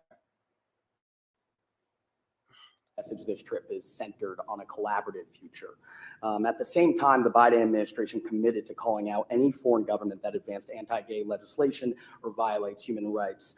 All three of the countries that you are visiting on this trip have advanced or proposed anti-gay legislation. Ghana has proposed a bill that would imprison those that engage in same-sex intercourse. That's right. Gay sex remains a crime in Tanzania. It is a crime. Same-sex relationships That's right. are outlawed in I'm Zambia. all for it. What have you said to the president and plan to say to other leaders on this trip about this crackdown on human rights? I'll start. I have raised this issue, and let me be clear about where we stand. First of all, for the American press who are here, you know that a great deal of work in my career has been to address human rights issues, equality issues across the board, including as it relates to the LGBT community. And I feel very strongly about the importance of supporting the freedom and supporting and fighting for equality among all people, and that all people be treated equally. I will also say that this is an issue that we consider, and I consider, to be a human rights issue, and that will not change. The president and I had a conversation on this very topic, but the conversation was not about China as much as it is about the enduring and important direct relationship that the United States has with Ghana and with African nations. I will tell you that we are very clear, and I will speak for myself and on behalf of the Biden-Harris administration, that the relationship between the United States and this continent and African leaders is an important one. There's a historical basis for the relationship, not to mention as we look forward, as all governments should, and recognize the unachieved, as of yet, opportunities that exist going forward. The median age on the continent of Africa is 19. Think about what that means in terms of potential. Think about the fact that by 2050, 1 in 4 people occupying a place on Mars will be on this continent, and what that means. The trip that I have taken to come here, being here, is about recognizing the incredible opportunity with a sense of optimism about. All right, I don't want to play no more. All right, we have our good brother Bakari. Welcome to the panel. How you feeling, brother? What's going on, man? What's going on? Good. Now, I know me and Plies is in the minority when it comes to this. We ain't scared to talk shit about a white man, especially a rich white man, because the only thing black folks give this dude all kind of excuses. I ain't gonna call nobody no coward because you just said that was disrespectful. Trump called all them African nations, Haiti, all of them, bunch of shithole countries. I know the people in the chat, KW Don, they know who the Sahel states are in Africa. Won't you look up and see in 2017 how Trump dropped bombs on the Sahel state? See, y'all want to talk one side, but see, y'all forget I see both sides, and I ain't gonna just say it. So my thing is, I'm gonna talk shit about them white folks, about that white boy that all these black folks scared to talk shit about. See, because I ain't scared. It's KW Don, and you highlighted it like it was a great chat, like it was a great comment. I hope Brother Bakari is prepared to defend himself against the immigrants when they come in. What the hell they gonna do to me? What they gonna do that I ain't gonna do? See, that's the difference between me and all these other folks on YouTube. I ain't concerned about them. I'm not concerned. Oh, they gonna start a gang. I'm gonna call my people. I've been telling you what we said now. I ain't worried about that, dude. See, black folks scared of everybody but black folks. You damn sure scared of white folks. You're damn sure scared of Donald Trump. Y'all damn sure scared of MAGA. I ain't. That's why y'all can only talk about one side. Everything everybody else saying about Kamala Harris, I done already said. So now it's time to talk about the other side. But it's amazing how black people don't want to jump on that bandwagon and say, fuck Trump. My bad, because if Trump lose, them white folks don't come see you. They done already said that. If Trump lose, they gonna get unhinged. If Trump lose, thank God they got the Shane biker boys on their side to fight with them. If Trump lose, see, y'all concerned about what they did at their capital on January 6th. But you know what y'all forget? Do y'all forget when Ahmaud Arbery was killed, when that video came out, had them 5,000 black folks down? Oh, my bad, because y'all didn't like them either. But when them 5,000 black folks called the NFAC went down there, them white folks didn't move a muscle. When them 5,000 black folks called NFAC went down there and said, y'all got these many days to arrest them, the police decided to go arrest them because they were standing out in front of the police house and them white folks wouldn't do nothing. See, I ain't sitting around scared, worried about, see, if this, do y'all know how that sound? Do y'all really understand? Do y'all hear yourself when y'all talk about that shit? What you gonna do when the immigrants come? What the hell? I'm gonna do the same thing that I do if anybody else comes. So now I'm supposed to be afraid of an immigrant? But I know. Trump done put that in y'all head too. Fuck Trump, fuck MAGA, and fuck all of them. You see, I ain't scared to say that. Y'all scared to say that. Y'all trying to figure out a way what Trump is okay. Y'all trying to figure out a way. That's why y'all only talk about the other side. See, I don't see you keep going all the way back to Obama. Y'all say Obama is the reason this homosexuality is everywhere. Obama was in 2016, but if definitely gonna say, let's be honest, the North American Man Boy Love Association was founded in the United States in 1978. It was founded in 1978. It was founded in 1978. Everybody around my generation, I'm 52, grew up watching Sean Connery, James Bond, 007. You know who that is? Guy, you know him, right? Yeah, I know what you're talking about. Why don't you go look and see how many of those women was actually men in his movies? What? Way before Obama. Why don't you go back and look and see on a couple of Biggie videos, a couple rap videos in the mid to late 90s. Why don't you go look and see how some of those women were men way before Obama? Way before. And this ain't me caping for Obama, because you know you can't say nothing good about something on this side, because if you say something good about somebody, if you don't talk bad about the Democrats, because y'all ain't fighting Democrats, really who y'all want to fight is other black people. Y'all still mad because black people voted Democrat.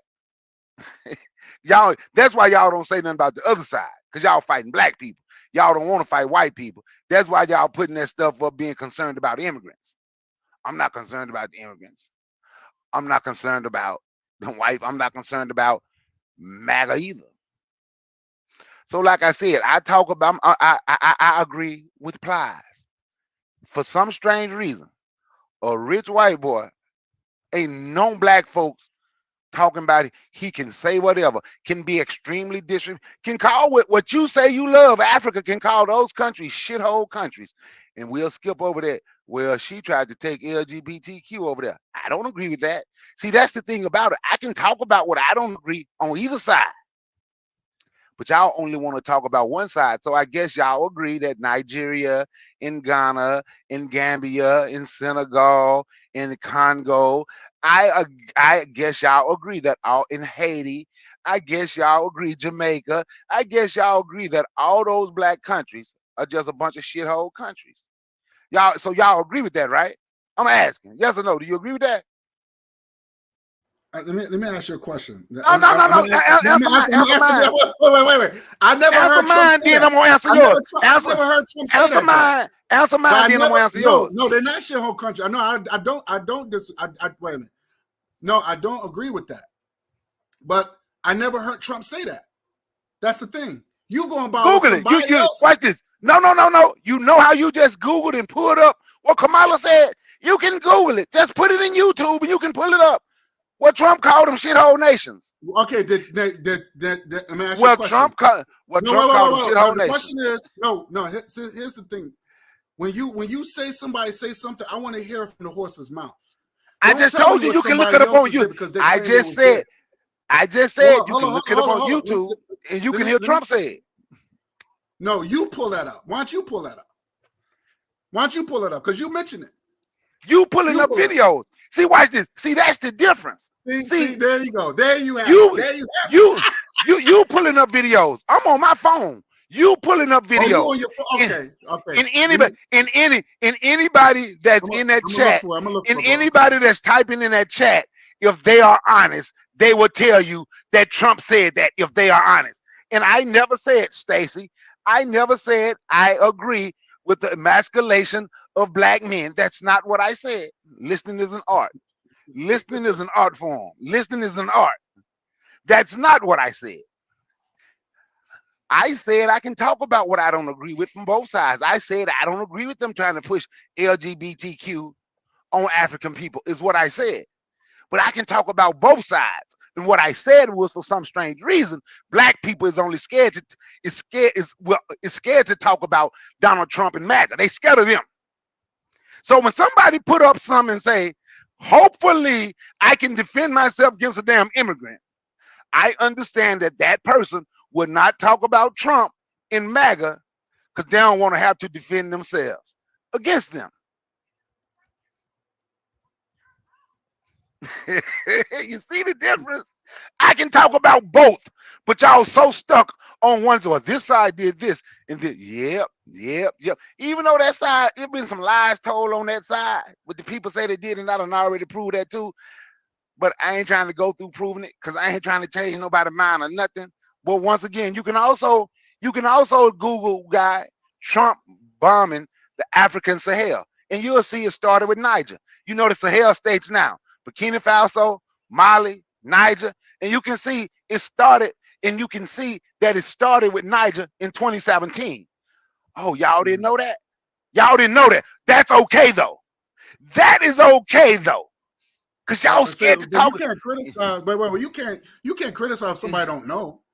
Y'all scared to talk about the other damn side. No, wait a minute. Let me cut in real quick. Because now you jumping the gun. No one never said that we were scared of anything. We already know what I said earlier. We know how white people operate. How many times we gonna keep saying what white people is about and what they do? We already know their nature. What I don't understand, where you have black folks, they run with the bullshit because they think somebody that looks like them is on their side. And they run with it. That's why I have a problem with it.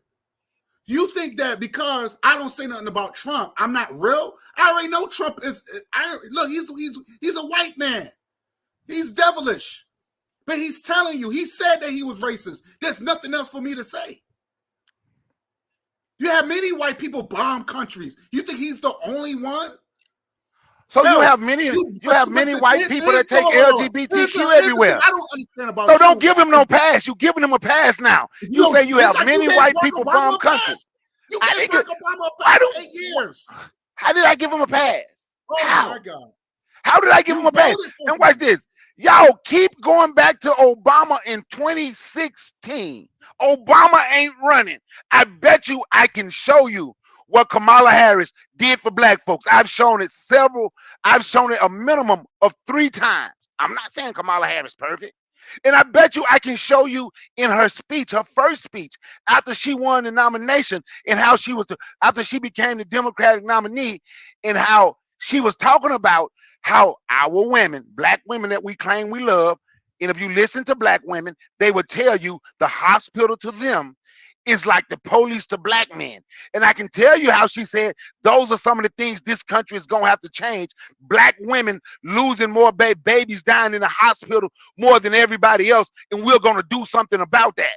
I bet you I can show you what she said. Black women, black people on their jobs make 61 cents on the dollar compared to everyone else making 81 cents on the dollar. And we're going to do something about that too when we win. I bet you I can show you what he said that. Now show me where the other person showed any kind of concern about how much money your woman making, or our future grandchildren, our daughters gonna have babies, where they showed any concern about how our women is being treated in the hospital. That's my point. When I say I can show you some stuff, I can show it. I can literally show it. But the only thing the other side, I'm sorry. Go ahead. only thing I'm saying, the only thing the other side can do, don't nobody talk about them. Nobody. I'm gonna talk about them bastards all day, every day. I'm gonna talk about them all day, every day. Every day. Cause them the ones right there. When you talk about, because you just said what the KKK would do if you go to Mississippi. But y'all willing to side with the damn KKK and make like they are okay. Y'all willing to side with them and make like they are okay. I'm not. That's the difference. I'm not. I'm not going to sign with them and make like it's okay. And I tell people this all the time. I ain't got to read a book to talk about what they did. I lived in a household where they came in kicking in doors trying to scare families when the daddy at home, when the daddy is not at home. I lived in a household where them same type of white bastards like MAGA tried to kill my daddy, some of his friends. I lived in that household. So when I say fuck MAGA and fuck Trump, part of my fits on your panel, I mean that with everything in me. And whatever they gonna do, they gonna do it. And I understand the black people that's caping for Trump is not on my side. So when shit go down, don't come look for me, because we shooting at y'all too. It's just that simple. A line been drawn in the sand. I ain't siding with the KKK because I know what the KKK has done. I know what they did to Fannie Lou Hamer. I know what they did to Rosewood. So when we talk about this history, I know what the MAGAs did to Rosewood. I know what the MAGAs did to Tulsa, Oklahoma. See, them the places that we know. I know what they did to those places. I know what they attempted to do to Mountain Bayou, Mississippi. And I know what they want to do now. And we willing to sit back and don't say nothing when they send them false threats and just make like it's okay. Well, I'm not. I'm not. They have intimidated black people forever. And now they don't even have to intimidate them no more. Black people have intimidated themselves and just say, you know what? I'm going to ride with them. That's our best chance. Because you know what? The people that say that's their best chance, they're hoping white people fight white people and they don't have to fight. But newsflash, white people has always, and guy, you know this a fact, white people have always stopped fighting white people to fight black people. Right or wrong? That's right. That's right. You're right. That's so true. when you siding with them, thinking they're just gonna fight each other, when you're siding with them and thinking they're just gonna fight each other, y'all at y'all rabbit ass mind. They gonna come. They always stopped. But all brother you gotta do is look at the Americas. I'm sorry. Go ahead. I'm in control. I'm sorry. No, I'm just saying, look at the Americas. That's why you got so many different white languages over here. English, Spanish, French, Dutch, Portuguese. In the process of them fighting, they still would stop fighting and divide shit to make sure they're in control of black folks. Now, black folks okay with it in 2024. I'm not. I'm just being honest with you. I'm not. I ain't telling nobody else what to do. I'm not okay with it. Am I saying Kamala Harris gonna save the world? Nope. Like I told guy in a personal conversation on the phone, and I don't normally mention, but I wasn't gonna vote at all. I decided I was gonna vote for Biden when they start sending. Ain't that what I told you, guy? When they start sending threats, ain't that what I told you? You did say that. You did say that. And when they start, I understood. Yeah, go ahead. When they said what they gonna do if Trump lose, that's when I decided to vote. I said, you know what? I'm gonna go ahead and vote for Biden. I'm gonna see I really want to see what these Trumpsters gonna do. I wonder what they gonna do when they see that it is some black people out here prepared and ready. Let's see what they gonna do. They think they can send a threat. They can send a threat to you and make you stand down so they can scare you into getting their way. Now so it's 2024. Black folks still scared. White folk can still scare y'all to let them get their way.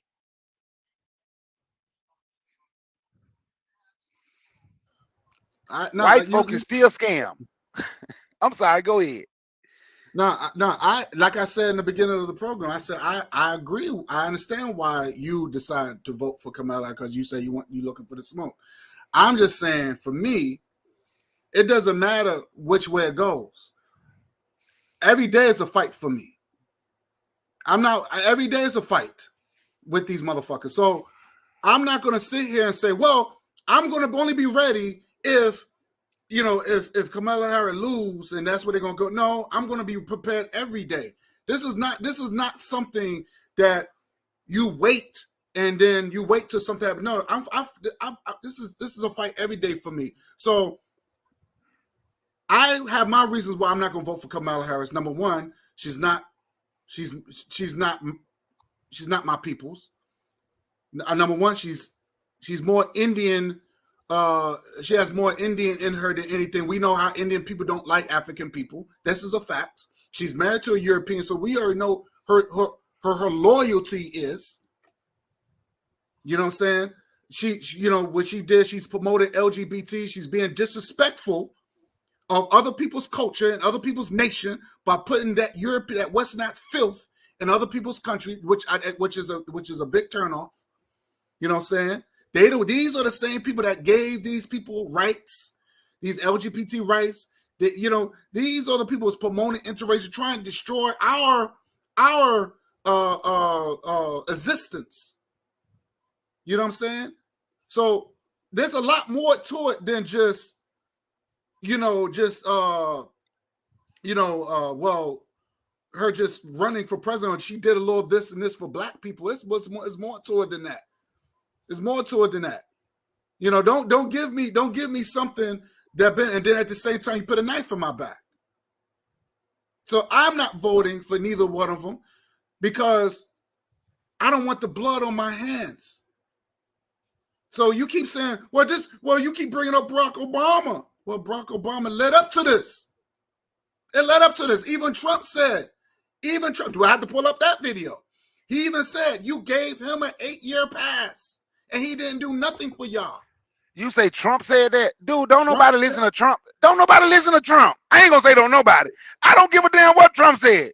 Trump also said Nigeria is a shithole country. So if we gonna quote Trump, so Trump is right about everything. Go ahead. I don't listen to shit. Trump is a fucking idiot. I hate Trump and MAGA with a passion. And Kamala Harris is an idiot too. And watch this. You see what I mean by how y'all defend the other side? Every time I say something about Trump, you have to say something. No, but you gotta be fair though. You gotta be fair though, man. Oh, I am being fair. Fuck Trump, fuck MAGA. I'm being absolutely fair. And you I'm don't being say fair nothing about Indians. You don't say nothing about these watch this. I'm don't gonna like talk. people. Okay, watch this. That's right. Now watch this. I'm gonna say fuck Trump and fuck MAGA. I'm gonna be just as fair as the black people on social media being while they making up stuff and talking about the other side, or while they're okay with whatever Trump say and do and never say nothing about it. So I'm gonna be just as fair as them. The only thing I'm gonna talk about is Trump and MAGA hoe ass. I'm gonna talk about them. That's who I'm gonna talk about. I ain't gonna talk. I'm gonna do just like y'all. Just like y'all don't talk about Trump, I'm gonna only talk bad about Trump and MAGA. That's the only people I'm gonna talk bad about. I ain't gonna talk bad about nobody else. Now I'm gonna ask you a question. What's your gripe about Trump? What's your gripe? Because I noticed you have this gripe about Trump, but you never have gripe with President Clinton. You didn't have gripe with the Bushes. You didn't have gripe with even JFK, who did not protect black people, and even in the 60s. So what about all those other white folks that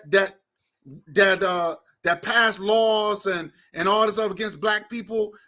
What's so special about Trump? I just want to hear what you guys say about that. Well, I ain't nothing Trump special about Trump. Oh, I'm sorry. He's a special idiot. That's what's special about it. He's an extra special idiot. That's what's special about it. Now, for somebody to say I've never said nothing about, I don't talk about the other white folks, that's absolutely not true. But see, right now, those white folks you said ain't running, or they did. I'm talking about the one who's sitting up there speaking to y'all as y'all his slaves. Look at my African America. My African, just like, you know what? But just like the one black MAGA down there in Florida. You know, he got his wake up call because he was hanging with them. And they called me slave. They said I'm a slave. Yeah, of course they said you're a slave. They say, but at least you a paid slave. Some slaves never got paid. But them the people y'all want to cape for. He's taking them to court for that because the organization that allowed it to happen. But those are the people that y'all want to cape for and never say nothing about. I done told you the only people I'm talking bad about, Trump and MAGA. Trump and MAGA. Because black folks on them the ones I'm talking about. Trump and MAGA, the ones that sending threats, the ones that gonna get unhinged if Trump loses. I'm gonna put their ass right back on that hinge. Them the ones I'm talking about. I'm talking about the ones that sending threats. The ones that sending threats to black folks.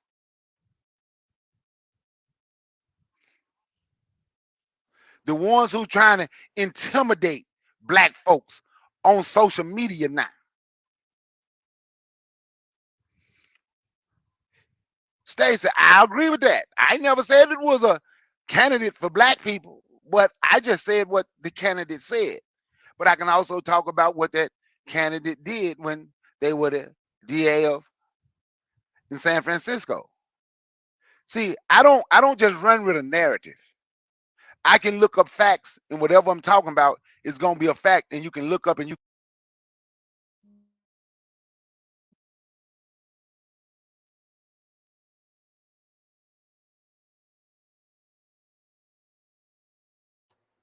Okay, we just lost our brother Bakari.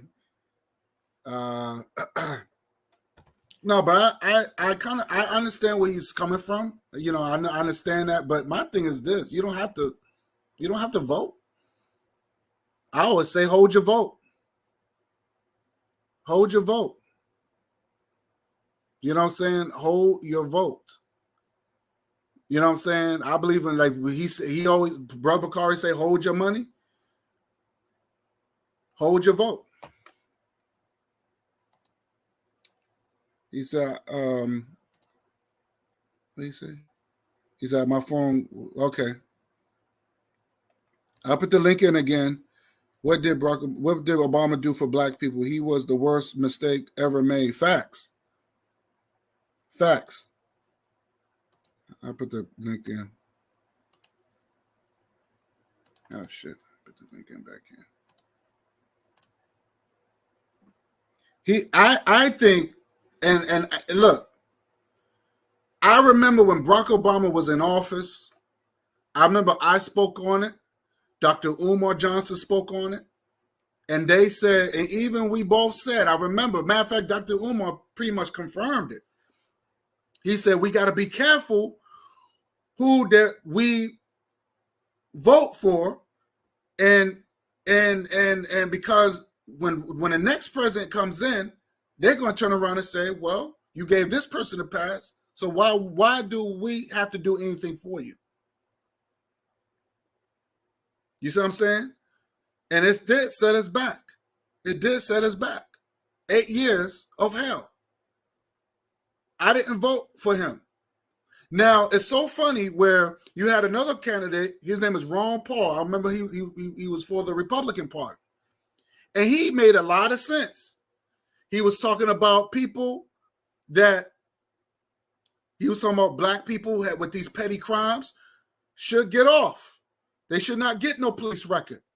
And now you had the Democrat Party, they taking credit for that. There's a lot of these things that the Republican Party, they will have good ideas, and the Democrat Party would steal their ideas. Just like Obamacare. If before Obamacare, you had Romney Care. They would take these ideas from Republicans and put it in, and then they make us, and black people go along with the foolishness. Like, oh, see, Obama did care about black. No, Obamacare, they stole that from Romney when the guy Romney was running. Let's keep it 100.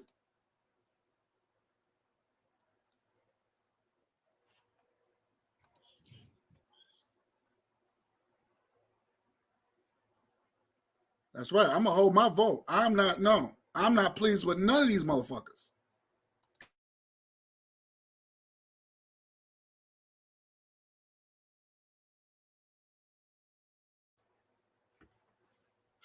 Brother Carl, you there? Yeah, I'm here. Okay, go ahead. Go ahead. Okay. Y'all like to go all the way back to 2016. Trump, the guy, one guy, the fucking idiot, and I can't wait till he assassinated. They're gonna be one of the funniest things in the world. But the fucking idiot has been president before. What did he do for black people? I'll wait. Because y'all act like it's only one side. What did he do for black people? I'll wait.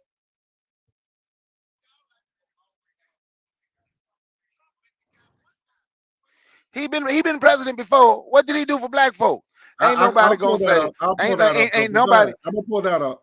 Ain't nobody gonna say. Ain't nobody gonna say nothing about that.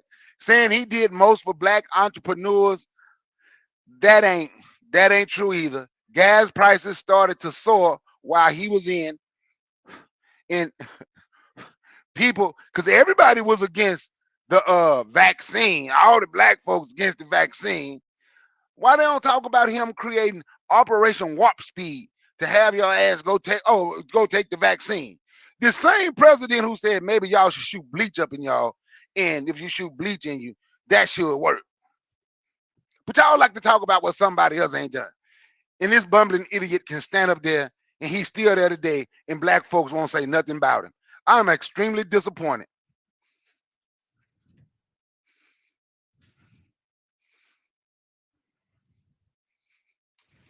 Go ahead. I'm gonna look for it. I'm looking for it right now. I'm extremely disappointed in black folk. Extremely. They can't say nothing about this guy. He just get a pass. He been president before. Can you hear me? Yeah, I can hear you. He can say whatever. He can do whatever. And it's in black people's mind. Let's not say nothing about a rich white man. That's the problem. Black folks scared of.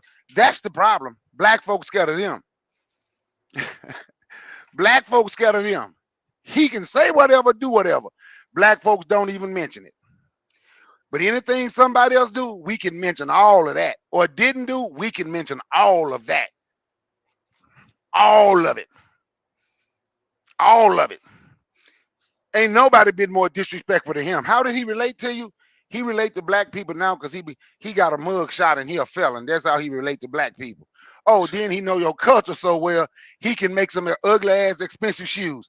That's relating to black people. And now he can relate to you with his menthol cigarettes. Black folk ain't gonna say nothing about that. Ain't gonna say a damn thing. They just, well, every time you say something, y'all say the same thing. What did Obama do? Well, Obama ain't running. What about him? Obama ain't running no more. What about him? What about the one that's running? He was president. How did that work out? Because y'all like to say, how did that work out for you? He was president when the whole country shut down. How did that work out for you? We only see one side. We don't want to see both sides because y'all ain't fighting white folk. Y'all fighting black folks. Y'all mad because black folks done voted Democrat. Do black people should have a problem with Democrat? Should be upset with Democrat? Yep, they should. I won't ever say Democrats have not failed black people. Ain't nobody ever heard me say that. But I can also talk about both sides. Cause see, I ain't scared of white folk. But I know when we talk about Democrat, we only talking about one side because we gonna talk about black folk. And them black folk, they still voting Democrat after all these years. I got you. But what about the other side? Never, never, never say nothing about it. Can get a pass for anything. Can get a pass for anything. Don't make a difference what he do. Black folks can't say nothing about him. So since y'all can't say nothing about him, I'm the black man that the head of the organization, Black People That Hate Trump. That's me right there. The same man who spent all that money because he wanted the Central Park fire to be put to, even after they were found guilty.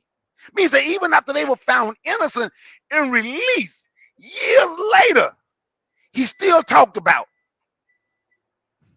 how they should be put to death. You can find that too. Black folks don't talk about that at all. He get a pass for that too. Every time you mention it, they have a go-to card. Well, what about Obama? Like, so it doesn't make a difference. I'm gonna keep talking about it. Keep talking about it. And y'all gonna keep saying, What about Obama? Because it doesn't make a difference what he say. Obviously, anything he say is okay, and he can get a pass. And majority of black folks ain't gonna say nothing. And majority of black folk ain't gonna say nothing about him. Well, I ain't in the majority. I'm not in the majority. I'm in the minority of black folk.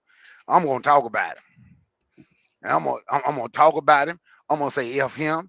I'm gonna say F MAGA. I'm gonna say F everything with him. And F the black folks they're riding with him too.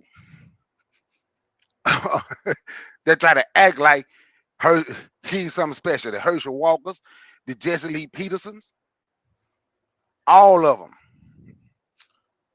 And the ones alike.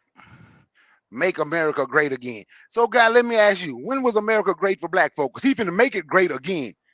So was he talking about making that great for black folk? Well, he already explained it. He said that he was going to bring more jobs. I'm asking you what you think. I'm asking you what you think, because we know he lying. We know he lying. What you think? Because anything he said he was gonna do, he didn't do. Because if anybody studied opportunities on. Look. I mean, you can't do much in 4 years. I mean, he was signing a lot of executive orders. Name one he signed for black folks. Because that's who we talking about. We talking about black folk. So don't give him a pass because he was the president. So name one he signed for black folk.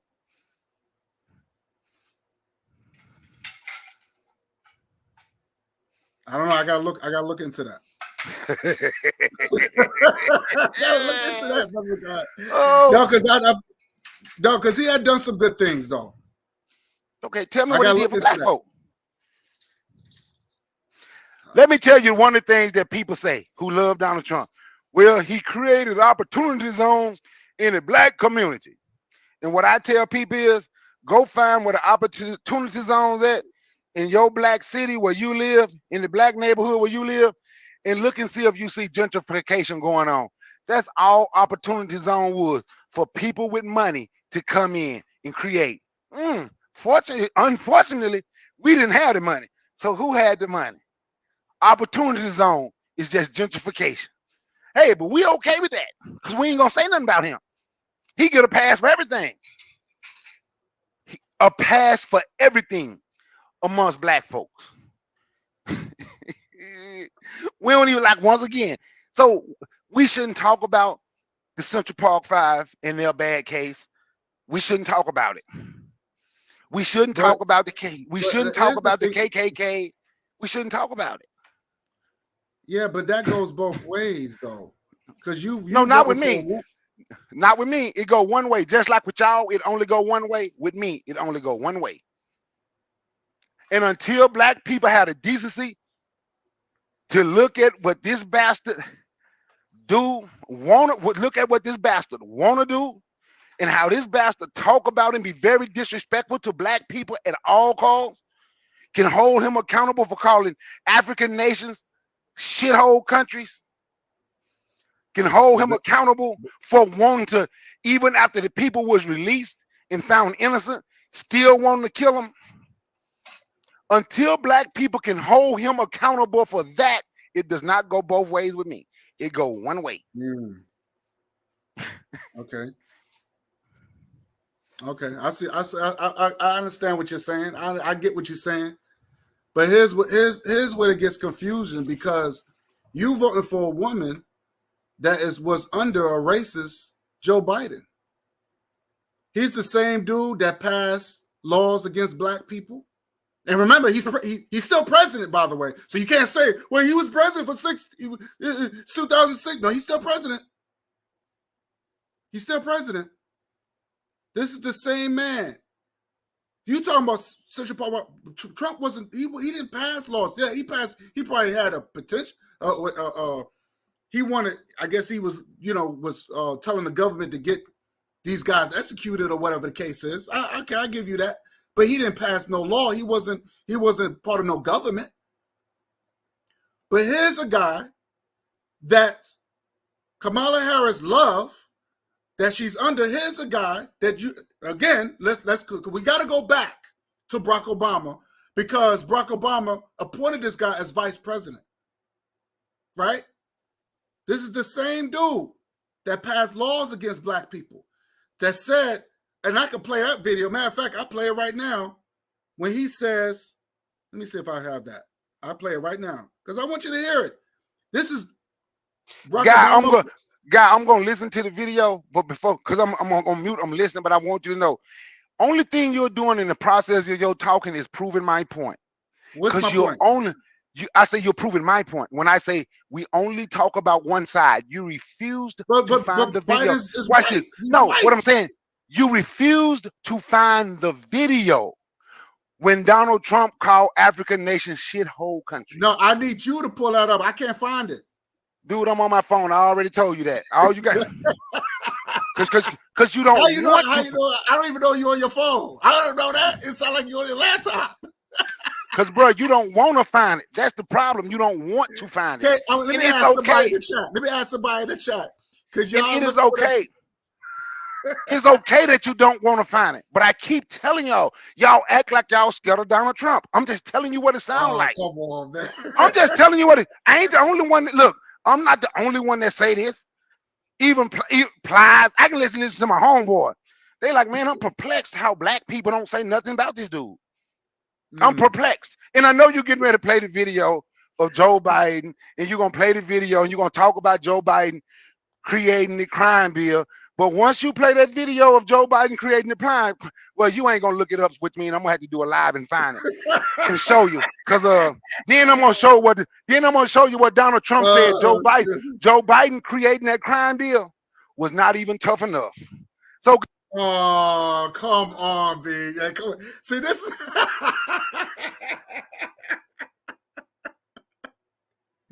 yeah, come on, man. This guy, man. He's always trying to water stuff down. See, that's exactly my point, man. It wasn't tough enough, but a lot of black people got locked up under that bill. A lot of black people got locked up under that bill. A lot. Let me see if I can look for that because I know I posted it. I just want to give it a second. I want to play some Joe Biden stuff because a lot of black people went out and voted for Joe Biden. Let me play that video. Let me see if I have it. I got to go all the way down here. Okay. I'm just going to play it on here. Let's see if I guess I scared Brother Bakari off. I hope he wasn't mad at me. Boy, people just look. I mean, if Brother Bakari, you should just be real with it to say that you prefer you're a Democrat. Okay, I'm gonna play this. Let me play this video. I'm just gonna play it through my phone. Here we go. I want people to hear this. Need any more nigger big shots? I learned a Let me see. lot, and I learned. Let me play this again. Here we go. This is Joe Biden. Here we go. Bad dude. Learned a lot. We already have a nigger mayor. We don't need any more nigger big shots. I learned a lot, and I learned that and Corn Pop was a bad dude. I think the two-party system is good for the South. So, Brother Bakari, I want you to, Brother Bakari, what's the difference between you talking about Trump and Joe Biden? Joe Biden is president, so you can't say he's not president anymore. What's the difference between Donald Trump and Joe Biden? Let me play that again. Good for the Negro, good for the black in the South. Nigger mayor, we don't need any more nigger big shots. I learned a lot, and I learned that and Corn Pop was a bad dude. I think the two-party system is good for the South and good for the Negro, good for the black in the South. Other than the fact that they still call me boy, I think they've changed their mind. Hey, if Haiti just quietly sunk into the Caribbean or rose up 300 feet, it wouldn't matter a whole lot. Is it because blacks are involved in Haiti? It was old media that got him in trouble. So I want to know, what is the difference between what you're saying about Trump and Joe Biden? Let me play that again, because it sound like to me you talk about the same thing that Joe Biden have done. Two crazy old white dudes. I'm just saying it goes both ways. Let me play that again. I hope my brother's listening. What's the difference? And Corn Pop was a bad dude.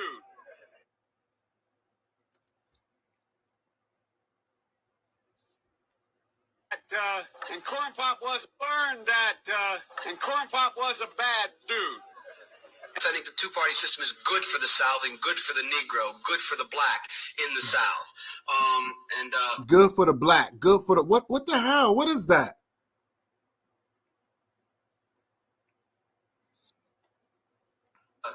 Other than the fact that they still call me boy, I think they've changed their mind a little bit. Good for the black. What the hell?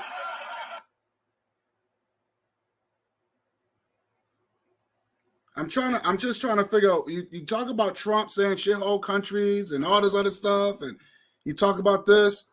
Let me play this again. I hope my brother's listening. I hope he's listening. Let me play this again. This is Donald Trump. This is the president. This is the people that voted. This is what black people voted for. Black people voted for this. Have a nigger mayor. We don't need any more nigger big shots. I learned a lot. And I learned that and Corn Pop was a bad dude. I think the two-party system is good for the South and good for the Negro, good for the black in the South.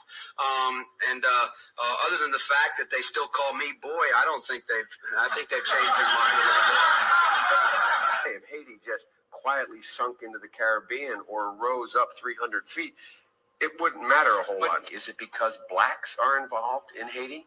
It was. Wow.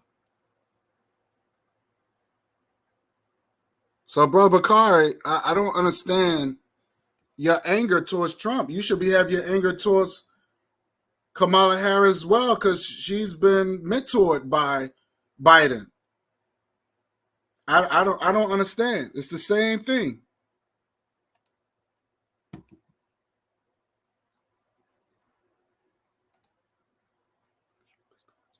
So she says, so Trump is going to order white people to kill black people when he gets in office? That makes no sense, Brother Bakari. Wow, that's crazy. Trump never said that. At the end of the day, both candidates don't want black people to get reparations. That can't agree to that. Yeah, I mean it's what it is, man. Like he said, I don't.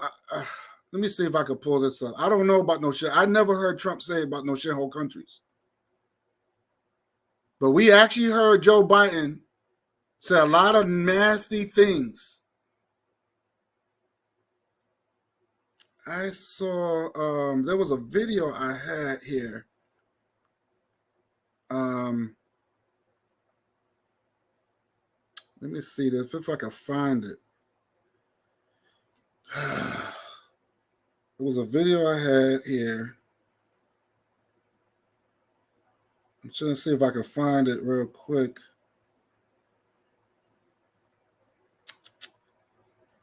Where's that freaking video?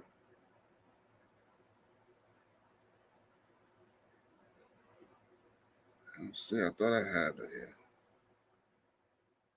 Okay. Damn, I thought I had the video here.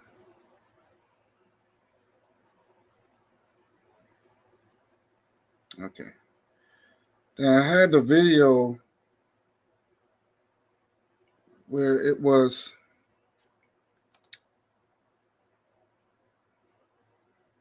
Yep, he sure did. He sure did. See, that's what I'm saying. None of those presidents, he keeps saying, what did he do for black people? None of these people did anything for black people. Not even Kamala Harris. And I'm still waiting on that information.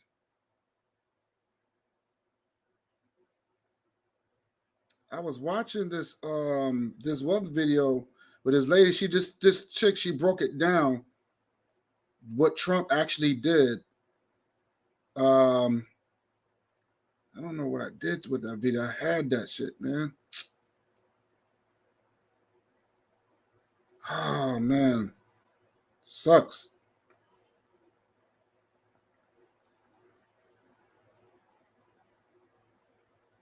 Let's see if I still have it. I'm trying to look for it.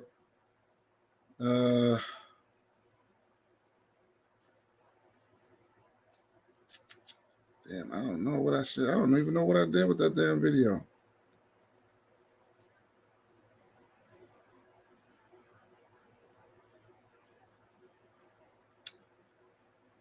Okay, I don't have it. I thought I had it. I thought I had the fucking video, man. That sucks.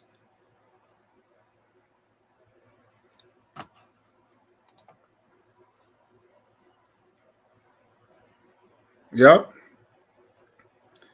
You know, like I said, don't be nice to me, and then don't give me a cookie and then slap it out my hand.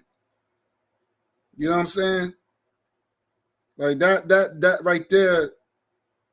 Nah, we not, you know what I'm saying? It's like a slap in the face. You keep saying that Kamala Harris did all this stuff for black people, but then she did a lot of disgusting things too. That don't make any sense. I'm trying to look for this damn video.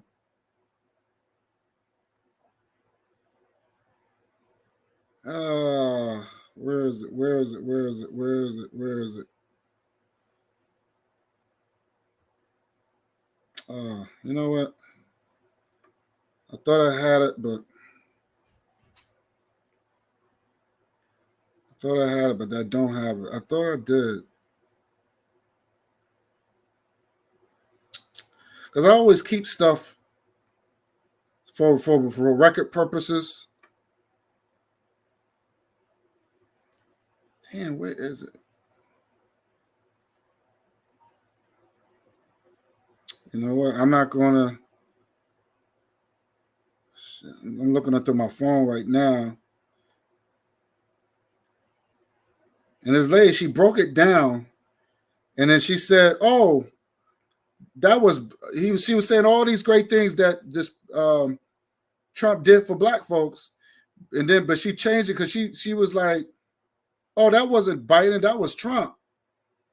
And I thought that was like dope that she did that. Oh man. I had that damn thing. I don't even know what I did with it. That would have been a perfect time to play it. When I find it, I'm gonna post it up. I'm gonna post it up.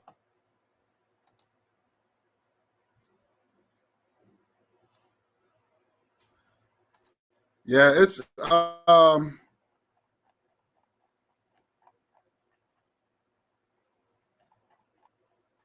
see if I can find that shit, man.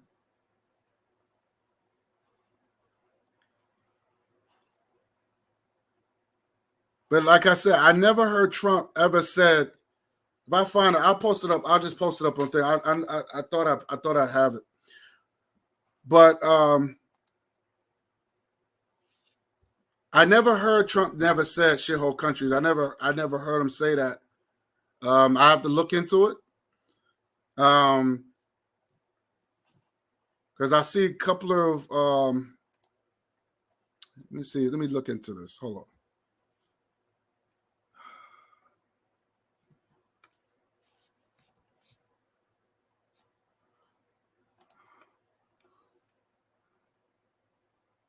Donald Trump calls Haiti, African countries, shithole countries.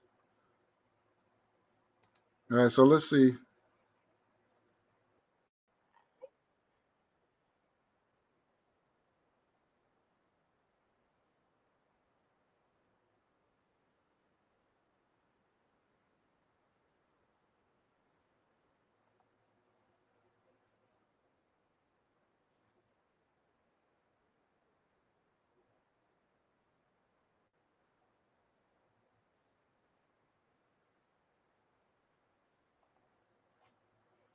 And see, in the bottom line, you never heard him say it. So he said it was a recording, but I want to hear it.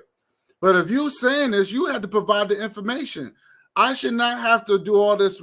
I shouldn't have to put in the work. That's like you having a debate with somebody, and if somebody said, "Well, just look it up." So that's the cop out.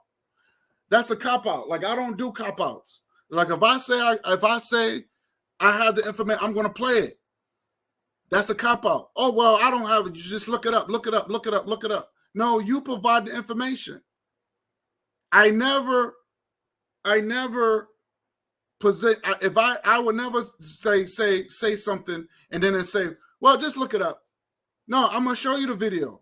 I'm gonna have you listen to the audio. So people can't say I never present no evidence. So I'm not gonna do it. I mean I'm gonna look into it. I'm gonna see, but as far as what I know, it's all about hearsay. I want to hear the audio. I want to hear coming out of his mouth about Africa and Haiti being shithole countries. Now let's grant it. America has shithole states. Okay, here go Brother Bakari. Let's see what he says. Dude, if you want to make this a debate and we can set up a debate, do that. I'm just holding the conversation. Tell them you can find stuff. I understand why you don't want to look it up. I understand black folks scared of. No. It's not about looking up, but I'm hear a lot of hearsay. It's a lot of hearsay. I understand y'all scared of. I understand black folks scared of. Why? When Stacy put in the chat, now this is what one of my friends said. Say black people voted Biden in. Black people vote helped a little bit because they talking about swing states like Michigan and Illinois, Missouri.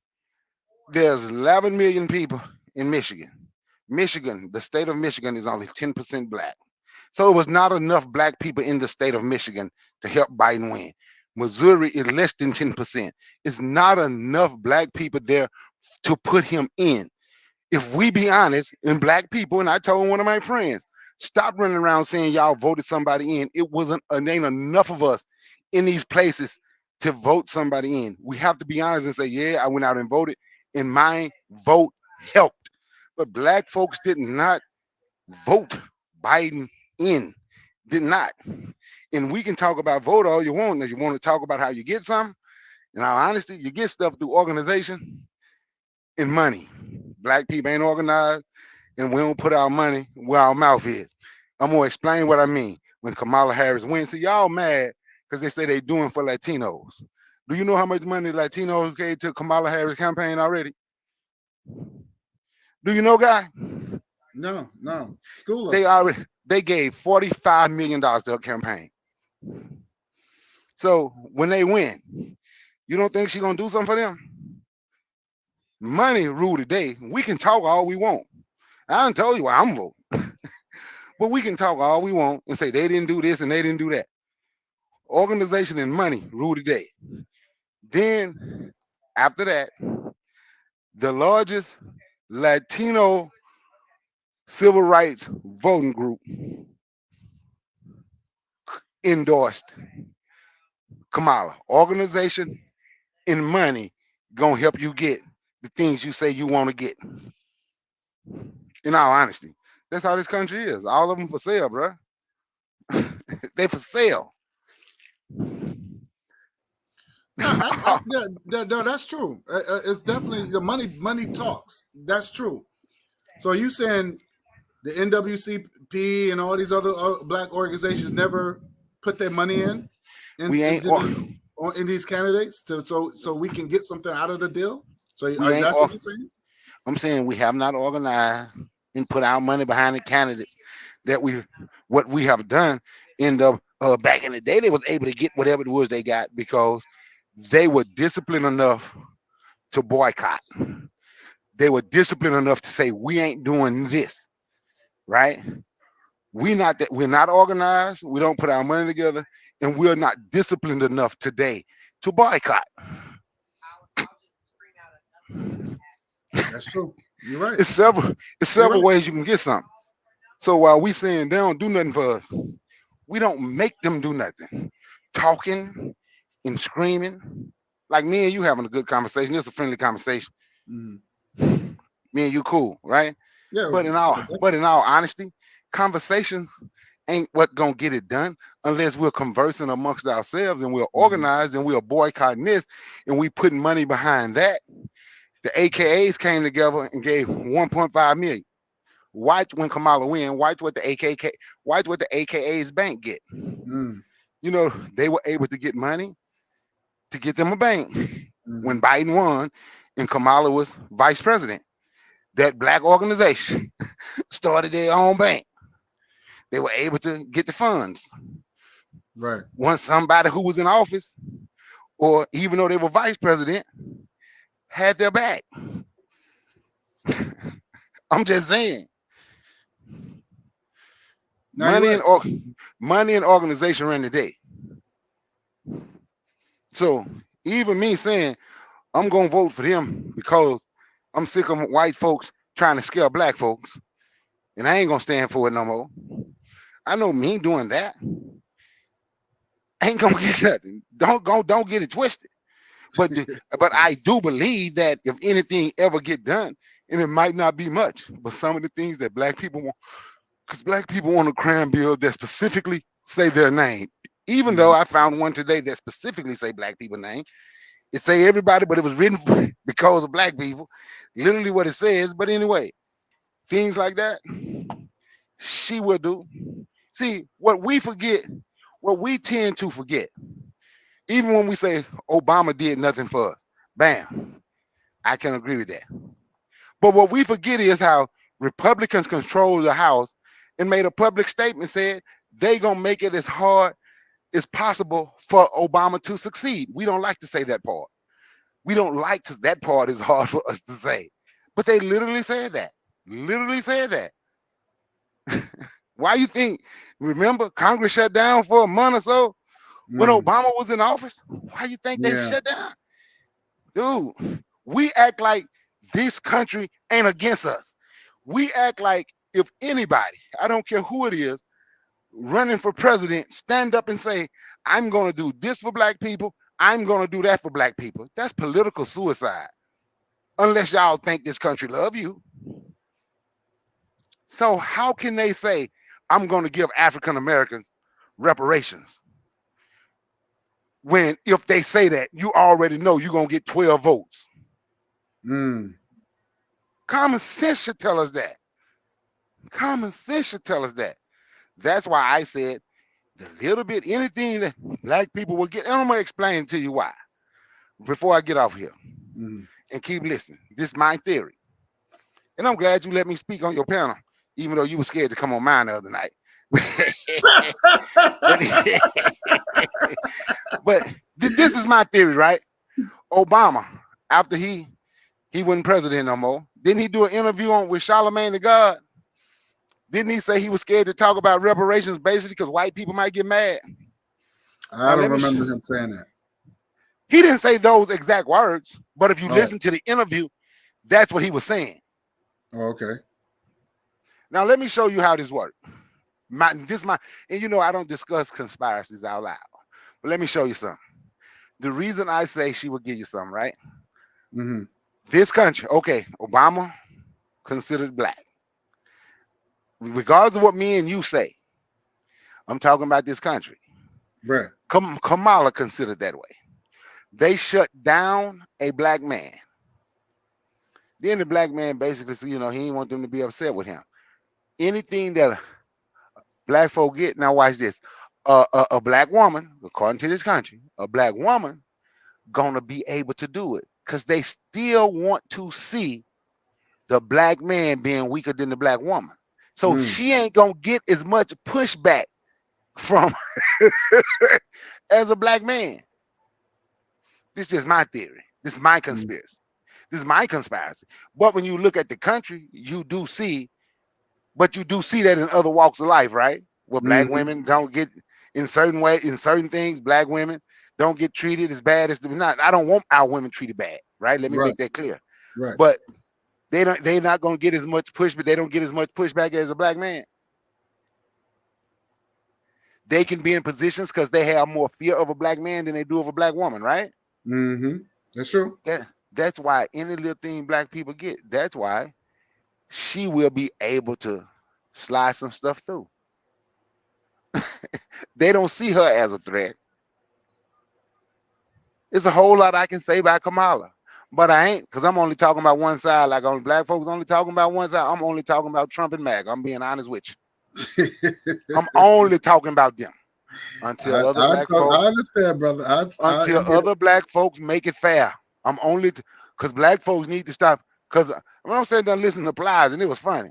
Because if you listen to black folks, they really sound like they are afraid of MAGA and Trump. They really do. Everything they say, not you, because I'm sitting here listening to you, and you did not have one MAGA other than trying to defend Trump. But other than that, you didn't have one. You did not have one MAGA right-wing talking point. Not one. So you just seeing it how you see it. But most of the stuff that's on social media, they are using MAGA talking points. Now so you did have one. I'm gonna show you the one that you did have. When you said, and it came, and Judge Joe Brown brought it to the black folk. Kamala Harris conveniently became black when she ran for vice president. That is not true, bro. I'm just being honest. That is not true. That woman been talking about her black side forever. I can show you videos from early 2000, 01, where she was talking about her black hair. That is not true. That's a Judge Joe Brown who loved Donald Trump and absolutely hate Harriet Tubman, by the way. Hate black women, by the way. Said Harriet Tubman ain't shit. She didn't do shit. Wow. This is the bringing all these right-wing talking points to black folks. But even if you read her book, and I just got the passages, you can hear her talking about her being raised black. But if you just go listen to some of her stuff when she was grown, she never disrespected her black side. I'm just being honest with you. And she shouldn't disrespect her Indian side. She's mixed. Her mama Indian and her daddy was black. She never, and anybody who's saying that, only thing they are absolutely repeating Donald Trump and Judge Joe Brown. That's who they're repeating, drunk Joe Brown and the ultimate idiot Donald Trump. But I'm gonna say this. I heard a debate today. I listened to two white boys debate. Then I heard Roland Martin. This was a week or so ago. The sad thing is, because I really only listen to black folks. So, but the name of this video was, I don't know why it popped up, was about facts versus narratives, a debate. And I thought it was just black folks. Well, I didn't know it was just black folks. I take that back. But since I only listen to black folks, and that's my concern. But everybody who support Donald Trump will tell you, don't care about facts. They have a narrative that they want to listen to. Even the white boy, the white dude was like, you don't want any facts. You just want narratives. Yes, because if the narrative get out, that's how we win. The same thing the black dude told Roland Martin. We don't want facts. We want a narrative. And that's what most black people who support Donald Trump weren't with. Okay, hold, put a nail on that. I'm gonna let you hear listen to this. All right, I just found this video, but I'm gonna let you hear the audio. Now, this sister, she's gonna tell you what Trump did for black people, right? Now, I just want you to comment on it. Tell me how you feel about it. All right, just listen. All right, here we go. Just let me know if you listen to it. The great things he did for Black America in just 3 years. He funded an executive order to research why Black women have a higher mortality rate during childbirth. He funded opportunity zones in minority neighborhoods so that more Black and brown people can create small businesses. He passed prison reform that reversed unjust sentences, and over 5,000 Black men were released from prison. He historically funded the HBCUs more than any other president before him. He invited hundreds of Black people to the White House and had them pray over him. And that's why I'm voting for Joe Biden 2024. Oh, wait, that was President Trump. Joe Biden just funds wars. She did a switcheroo. Okay, that sounded all good. So the first, I'm gonna go back. So I'm finna go back. Cause see, we don't like facts, but I do, and I can tell you where you can find everything I'm saying. Like, with this, go to the Department of Education. Donald Trump stood up and stuck his chest out and said, I did this for HBCUs. When the cameras went off, Donald Trump went behind closed doors and vetoed what he said, vetoed his own bill. He gave, in the black caucus, black congressmen had to force him to keep his word. He gave 103 colleges a one-time payment of a combined $90 million. So that bullshit about what he did for, because he had me fooled at first. See, I can learn new shit. I ain't afraid to learn new stuff. So when you learn, like, damn, Donald Trump just stood there and told that damn lie, and she sat there and just told that lie. And I'm quite sure she know. But by the way, it was a lie. Because then you can go to the Department of Education, and I just want you to look and see how much money this administration has given HBCUs. I can name one college alone that have received more money from this administration than Donald Trump gave all HBCUs combined. So she lied. That was an absolute. I fell for it too. But see, I'm okay to say I fell for that. And I'm okay to say, I learned something different. I'm not afraid to learn. So what she say, I already told you about opportunity zones. So wait a minute. So wait a minute. Let me get this straight. You said Kamala Harris loved her blackness, right? Stacey made a good point. She said Kamala Harris married to a white man, was Jewish. What I said was I never said love. I said she never disrespected her black side, is what I said. I said she always talked about her black side, is what I said. What I said was, because what was spent was, she conveniently became black when she ran for president. And all I did was debunk that lie. That's all I did. And I said, that is not true. See, but now you see how it worked when I say people don't want to listen to facts. We gonna go say, yeah, but she married to a white man. She is. But that ain't what we were talking about. That's not what we were talking about. And once again, we got people who will only talk about one side. Only talk about one side. That's why I'm going to only talk about one side. I keep telling you that. He gave a bill. They say he gave a bill to study why black women in a hospital. Wow, you need money to see y'all. Because I'm going to tell you, if that was Kamala Harris, she only studying what happened in the black women. No. She say she's doing something about it. She writing a bill to do something about it, because this has to stop. And why black women is losing. He was in there 4 years. He wrote a bill. What did they come up with? What was this? What was the findings from their studies in 4 years? You understand? So don't tell me about the study. What was the findings of the study?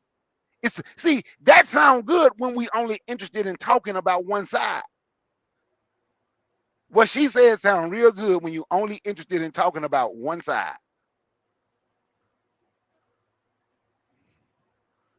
Since we are interested in talking about one side, the stuff, opportunity zones. I already told you that. I ain't gonna say what city you in. I don't know if you said it on here or not. So I ain't gonna say it because you understand, because people crazy, right? Yeah, I understand. But in your city, this is what you do. You can look up, you can Google what areas in your city have the opportunity zones in the city where you live. You can do that while we on it. And watch what you're going to, and watch your findings. You're going to be like, shit, man, this ain't nothing but gentrification. It's gentrification with a fancy name. If you don't have money, if you don't have hundreds and hundreds of thousands of dollars and millions of dollars, what opportunity do you have to go in there and purchase the buildings and opening up the businesses in the community if you don't have the money to do that? That's true. You're right. That's true.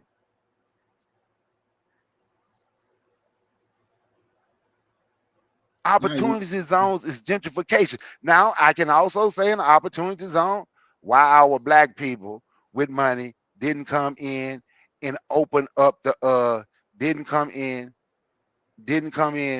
and open up businesses. But opportunity zones, bro, is gentrification. That's all it is. And I'm gonna keep banging on the KKK. Stacey, I understand divesting is not love for self. This something me and my woman. This something me and my woman was talking about the other day. Me and Anula, we were talking about the other day. She was like, when you go back and look through Kamala Harris dating history, because they got it everywhere, all them black men she dated, then she married a white Jew. You know what me and my woman came up with? She knew to give it that white man. That's what she had to do to get to where she is now. Mm. It ain't like so. But once again, that's all I'm gonna say about the other side. All my smoke is for Donald Trump and the MAGAs. All my smoke, all of it. And if there's smoke, you know, when I bring the smoke, fire come with it. All of it is for the other side. But while black folks don't have no smoke and no fire for that side, they only have smoke and fire for one side. So I'm being one side. And until black people stop following the narrative and stop following these people that's getting paid, like the Africa Diaspora Channel, Tariq Nasheed, Dr. Umar Johnson, until we stop following those clowns, those cowards. And I know you said Dr. Umar, and I used to respect that brother. And I told you over the phone why I lost respect for him, the way he handled this one brother who started this school. Remember me and you talking about that? Yeah. Mm-hmm. But then this dude set up and said, these white people to let you know how fearful he is. These white people can beat the United States military in a war. I'm like, God damn, boy. That's why when you hear these people Wait a minute, talk, say that again. He said what? he said they'll beat the United. He believe they can beat the military in a war. But he said that he was talking about the numbers. He was saying that It don't make a difference about the numbers, dude. It don't make a difference about the numbers. Man, the United States military got tanks, bruh. It ain't nothing no gun, no RPG, or none of that can do to a tank. He did say he got better weapons. Hold on, I got MG2 coming on. There ain't nothing that can do with a tank. Welcome, MG2. What's good? Man, I'm digging this conversation. Quite interesting. Oh, he got bumped out. No, but Brother Carl, you're right. They got tanks. But Dr. Umar did say, he said they got better weapons. But he also said he think they could beat the United States military. That was his word. Because there's so many of them. It don't make a difference, bro. It don't make a difference. If they might be able to defeat the National Guard, but active Army, active Marines, that shit won't even be close. I'm just being honest with you. And by the way, if you read Project 2025, that's what the person y'all who scared to talk about, I ain't. Say if y'all go, because they banned in protest. So if y'all go protest the murder of an unarmed black person again, I want you to understand that they say they're going to call their military and they're going to be fully armed because they're going to ban protests. See, y'all scared to talk about the other side. I ain't. I hate them with a passion. And I say it loud. According to I was going to say this, and I'm just going to pass it to Mike to MG2. But according to Kamala Harris, she said she thinks there's no racism in the United States. You know, you heard her say that clearly. I got you, but boy, you don't want to talk. You really don't want to talk about that other side. That has nothing to do with what I. That have nothing to do with what I said. That ain't got nothing to do with the protests and that man breaking the military. She thinks there's no racism here. I don't think she said that. That was a good thing to say on TV. She did, yeah. Oh, okay. I say I don't think she mean that. I'm sorry. I don't think she mean that. Well. That's a good thing. That's a good thing. That's a good thing to say on TV. That's a good thing to say on TV. And you're running for president. That's a good thing to say. Oh no, MG2 was good, man.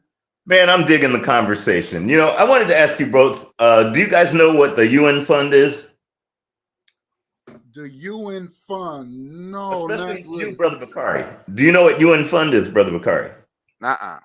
You know what USAID is, Brother Bakari? Go ahead, tell me. You know what IMF is? Go ahead, tell me. Do you know what World Bank is? Yeah, I know. Go ahead, tell me. Well, I'm gonna say no to everything. I'm gonna just let him tell me. No, I'm asking the question. Please answer. Do you know what it is? Yeah, I know what the World Bank is now. Come on. Please explain to me what it is. No, cause I don't know what it is. Come on, I don't know. Explain to me what UN fund is. I don't know. I don't know. See, the thing is I've got smoke only for Democrats because most Democrats don't know that this is what affects African people negatively and has been for the last 70 years. See, the thing is when you have more in depth than what you feel, you don't care about Project 2025. Because I look at the so-called protesting and I say, what kind of so-called leverage or what kind of mileage have you had since the days of the 60s?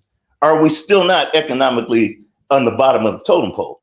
Are we still not having civil forfeiture and other things affect us? See, the thing is I look at practicality and pragmatism more than I look at emotion or having smoke for it. And I'm gonna tell you why. I'm not a domestic. A domestic wonders what other folks have for them. Those who are not domesticated in mindset know what they have for themselves. And that's something that has plagued Black folks since the day we were in chains. What do they got for us? They got this, they got that. No, I have pure smoke for Kamala Harris and that nonsense. Not just for the surface mounted things of her and her little white boy, not for the surface mounted things of in terms of their so-called LGBTQ nonsense, not for the surface mounted things in terms of, you know, the fact she doesn't know the difference between a man and a woman or other things, whether she did the Asian hate bill or even the so-called border czar, which, you know, there's just about every other individual coming in to put smoke on you economically more than you'll ever see. No, I have things that are more in depth of how it impacts the African world totally, not just a myopic, little microscopic, self-absorbed thing that only African Americans do. I look at the whole picture. Do you know what happened in terms of what Susan Rice and Kamala Harris and others have done in terms of what happened to Somalia? What's going on over there in Ethiopia right now? It's going to impact you because most of your natural resources come from these areas they're trying to recolonize.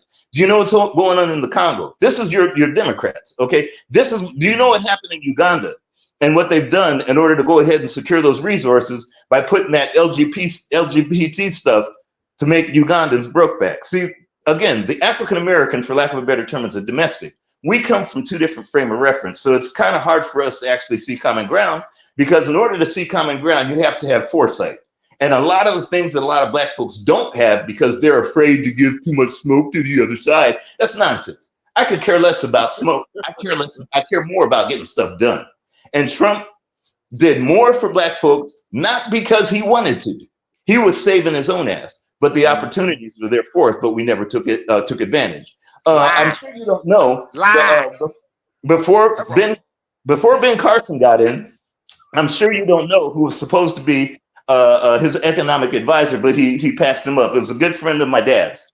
The thing is, those so-called opportunity zones that you call gentrification ain't no different than things that have been the smoke that's been blown up Black folks' ass for the last 60 years. The thing is not what they have for you, it's what you take advantage of. Did you know all the institutions that Trump destroyed because he was looking out for his own ass? He was not looking out for us. He was looking out for him and his money. This whole thing it's a con game for him. But the thing is, if he's going to run United Snakes to the ground, I'm going to definitely go ahead and vote for him, which he did quite well. In other words, there's two different ideologies between those who are going for Kamala Harris and the others who are thinking. Malcolm X said it best, House Negro and Field Negro. Malcolm X said, we stick, this is our country, our astronauts. Those are the individuals that are afraid to blow smoke for Kamala Harris because they're still thinking with that unfortunate domestic colonized mindset, our astronauts, our country. This ain't ours, never been and never will be. If you're a true African or true Team Black, you want to see this so-called country go to the floor. You want to see it burn in hell like it should have when our ancestors were in those slave ships. But if you're colonized, then hey, it's your country. Like I said, we'll never see eye to eye, which is cool. I don't mind that. But one thing I can tell you, what Trump did to destroy the institutions of United Snakes, FBI, CIA, NSA, UN Fund, USAID, NATO, IMF, World Bank, he did it for his own selfish thing. But you know the impact it had in African countries not to go ahead like they're doing now in Ghana, in Kenya, like they're doing now in St. Louis? They're using federal reserves and treasury to go ahead and destroy Black folks like they've always done. But again, I don't expect you to see that. I may be blind, but I'm not blind to that. I'll pass the mic. You know, all of that sound good. And once again, he got smoke for one side. I got smoke for Trump and MAGA. They can say it how they want to say it. They can make it fancy as they want. Black, he can say, oh, it was what. See, look, don't even want to say, well, opportunity zones with gentrification. See, this is the thing I'm talking about when I say they only talk about one side. They can say, well, this been happening. Okay, but we ain't talking about the past when it happened. We talking about the person you caping for and what they did and when they were president. But they can't say Donald Trump and MAGA fucked up. I can. And guess what? And I ain't scared to say it. And I ain't scared to say fuck Trump. And I ain't scared to say fuck MAGA. You understand? So when we say there's opportunity for us to take something, yeah, you suppose if there's opportunities there, yes, whatever it is, you supposed to use it to benefit yourself and your people. But once again, when we'll go all around the block to talk about the Democrats or whatever did this in African nations. But every time I mention how Trump bombed the Sahel states, there's an excuse. Well, don't different than what everybody else did, but we ain't talking about everybody else. We talking about them. Just like you can talk about Kamala, that is okay. Honestly, I really don't care. I'm just shitting on Trump. I really don't care about you talking about Kamala. But just like you can talk about Kamala, for some strange reason, if you say Trump, we like to say, oh, but everybody else did it too. See, I could say the same thing about Kamala, but there's a difference between my mindset and y'all. I'm not taking up for Kamala. Y'all taking up for Trump, though. I'm shitting on Trump. Y'all taking up for Trump. I'm not taking up for Kamala. I just ain't going to talk about it because I'm just going to only talk about, just like y'all going to only talk about the other side. I'm going to only talk about the other side. And I've made that clear. And I've made that abundantly clear. I'm going to only talk about the other side. It's just like y'all only, that's just a fact. But brother, because you had took up for Kamala Harris a couple of times. Talking about what she did for black people. Well, fact is fact. Fact is fact. See, the thing is, I ain't going to go with a narrative. We haven't seen that. Well, all you got to do is look it up. See, that's the thing about it. That's a cop-out. That's a cop-out. See, watch this. So I'm going to tell you something, right? So I'm going to tell you something. Instead of waiting on somebody to tell you something, it's okay to look it up. When I go back and listen to this video again, because MG2 said some stuff I didn't know, I'm going to go and I'm going to look up all those organizations he was talking about. He said it. I heard it. I hadn't heard of the organizations. I didn't know what they were. I thank him for saying it. So then I'm going to go look it up. I'm going to go look it up. That's how I learn. So you can say it's a cop-out, but when everybody can just get on TikTok or whatever and say all this stuff about Kamala and say, well, this happened, this happened, this happened. And one day you just decide to go look stuff up because you went and do a video and talk about it yourself and you realize it was a bunch of lies. And the only thing people doing on social media is repeating people on social media. They ain't looked up nothing. This stuff can be looked up. And I'm going to say again, all you got to do is look it up. That's it. That's all you have to do. This stuff can be looked up. I ain't make nothing up about what she did in the organization she created, and only out of the 1,956 people that are convicted for nonviolent marijuana offenses when she was the DA of San Francisco and on, because y'all said it only happened to black folks, but only 45 of those people went to jail because of the organizations that she created, and people got a chance to go to school and get job training skills and get trade skills. And once they completed that stuff and they show they left, they show where they completed it, all their records got expunged. That ain't, all you gotta do is look it up and you can see it. This ain't me making this up. The stuff that's been made up is what's been said on social media. And I don't follow the narrative. I look this stuff up. And guess what? I found other stuff, but it's some stuff I ain't gonna talk about because I'm only shitting on the other side. I'm just being honest with you. People can look it up and find it for themselves.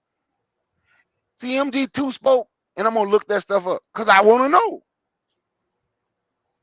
I truly want to know. I can't just, MG2 said it. Not the fact that I don't trust MG2, but I want to look it up because I want to know for myself because he just gave a synopsis of what it is and what it's done because he didn't have much time to talk on the panel. He couldn't say everything. He gave a synopsis. So what I'm going to do, I'm going to look it up. Okay. So this is how MG2 came to his conclusion. MG2 gonna vote for Trump. Watch this. I'm not mad at MG2 voting for Trump. Because at the end of the day, I know me and MG2 have the same, I know me and MG2 got the same goal. Want stuff better for black folk, want stuff better for African people globally. If his idea of Brandon say he's gonna vote for Trump too, though. Brandon don't care about black folks. Anybody that'll sit on a panel and talk about their mama, bro. And I used to rock with Brandon, but sit and talk about their mama, I can't trust that person, man. I'm just being honest with you. Gotcha. So somebody voting for Trump, a black person voting for Trump, I'm not against that black person because they said they're voting for Trump. I just told you the black folk. I just told you what I'm against. And I ain't gonna side with MAGA. I'm not. Anybody else can. I'm not siding with MAGA. And ain't nobody gonna intimidate me from doing nothing.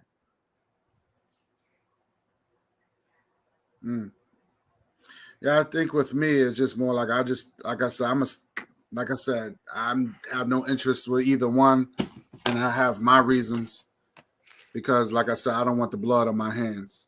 I mean, we've been there, we've done that, and again, we're not being fully protected. You know, so these people have passed bills to protect yellow people and brown people, but when it comes down to black folks, you know, we're not being protected. They're not thinking about us. So all these other bills, like the Emmett Till bill and all this other stuff, you know, and like I said, you have mentioned Kamala Harris mentioned about this act, this LIFT Act. It's only an act. Like the bill, like the civil, like the Voting Rights Act. It's only an act that has to be renewed. It's not a bill. It's not a lifetime bill. I don't live off of acts. I don't live off of these little penny programs. Because if we are really citizens of this country, they will say, no, you're part of America.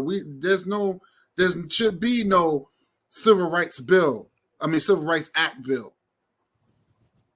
It should be a lifetime thing. Whether if you're born here, it should be, hey, you're born in this country, you automatically become a citizen to vote. And you know what? I agree with that. I'm gonna say this, then I got to go because my woman sitting over here rolling her eyes at me. Now why? why she rolling her eyes at me because I'm on this thing? She said over here. Now, so watch this. Right? Want me to tell you why? Now, see, I will mention bills. Now, I'm gonna be, and when I go to mentioning bills, I do mention bills. I do that to get on people's nerves. Like this bill. But they did have, what is it? The Church Prevention Bill Act. Now that bill literally mentioned they created that because of what was happening to African Americans. Now it's written under the church. If you look up the church bill, it was done in 1996. That's literally the bill talk about what happened to African Americans and why that bill was written and reason that can't do some of the churches or whatever. But the reason I don't be truly concerned about bills, because ain't no piece of paper gonna stop nobody from doing that to me. If them people walk up in the church or walk up in the grocery store like in Buffalo or come anywhere want to hang me from a tree, I can't pull out no piece of paper and say, I got this bill, y'all better not touch me. Man, I'm being honest. I don't worry about the bills like that. I really don't. Even when Kamala said, and in a sense to me, I think it was throwing Joe Biden under the bus too. When the first thing she said when she won the nomination. The first thing I'm gonna do is sign the George Floyd bill into law. It should have been done, but that's the first thing. I'm like, damn, she just threw Joe Biden under the bus like that when she said it should have been done. But I ain't concerned about the bill because I can't hold up no piece of paper. See, I got the George Floyd bill. Okay, that piece of paper ain't gonna block no damn bullet. That's true. You're right. That's why I don't concern. Cause see, they already what we don't understand. They already got laws. It's against the law to commit murder. That's supposed to protect everybody. That ain't stopping nobody from committing murder, though, right? That ain't stopping them from coming at us, right? Yeah. They already got stuff that's supposed to stop them from coming at us. But the greater thing is, we supposed to stop them from coming at us. Now, MG2. Say the name of those organizations again, because I'm gonna look them because I know why you came up with those. I don't know why, but I want to look them up because I didn't know. When I was telling you I didn't know, go ahead. USAID. No, I'm finna write them down. Don't, because you go fast, MG2. You go too fast. Yeah, because I have some other things. I want to give you guys a PhD course in reality here in a minute. USAID. No, USAID. USAID. Okay. Yeah. UN Fund. Okay, UN Fund. World Bank. World Bank. IMF. I know a little bit about Yeah, IMF, but just I'm gonna start look with at. those there, Brother Bakari, because and look for any government entity that lends money to nations, and that'll get you started. And Okay. you'll see the exploitation that they've done to African people, both at home and abroad, by using a lot of these organizations, and I everything agree. from making and this is all mostly Democrats that push this. Do research on Victoria Nuland, Susan Rice, Kamala Harris, Jake Sullivan, Anthony Blinken, Larry Summers. These are all the former Clinton folks. Also, look at what happened because remember, Obama and Kamala Harris are still part of that so-called liberal elite that came out of San Francisco and Chicago. Look on what Larry Summers did, and look at what happened to the Caribbeans under Bill Clinton. See, it's not like caping for Donald Trump. Donald Trump is a bastard. We all know that. He's a con man. So what? But he's an effective tool, and that's all I care about. I need to use the tool. Now, let me give you guys, because, I'm a lot older than you guys, so I'm going to give you a little PhD course in reality. You've got two different types of black folks. You got black folks that like to polish a turd and black folks that want to flush it. And it's no other way. The black folks that want to polish a turd want to make something out of nothing. They look at as holding onto something as a part, whether it's an emotional or a pride thing, or even for self-preservation. They try to hold onto that thing thinking that I can make it better, or I could make it more just, or I can not cape for the wrong side. Then you got the other black folk that say, I would love to flush this thing the moment I get a chance because a turd will always stink. If you see the record, because beauty, truth, history, facts, and evidence are in the eye of the beholder, but the record never changes. Look at the record of these Peckerwoods, okay, and the Packer organization and their ilk, including those from Asia, Hispanic, or even Arab. Look at their record, okay? Their record states that anything that they've done, anything they'll do, and anything they're doing now is like that of a turd, and it must be flushed. The Africans that don't want to flush it and want to polish it believe in a system that has always subjugated them because it's never stopped. When I hear things like, when you're saying they don't protect us, I'm not looking for that. I just saw this movie called Rebel Ridge, really good movie.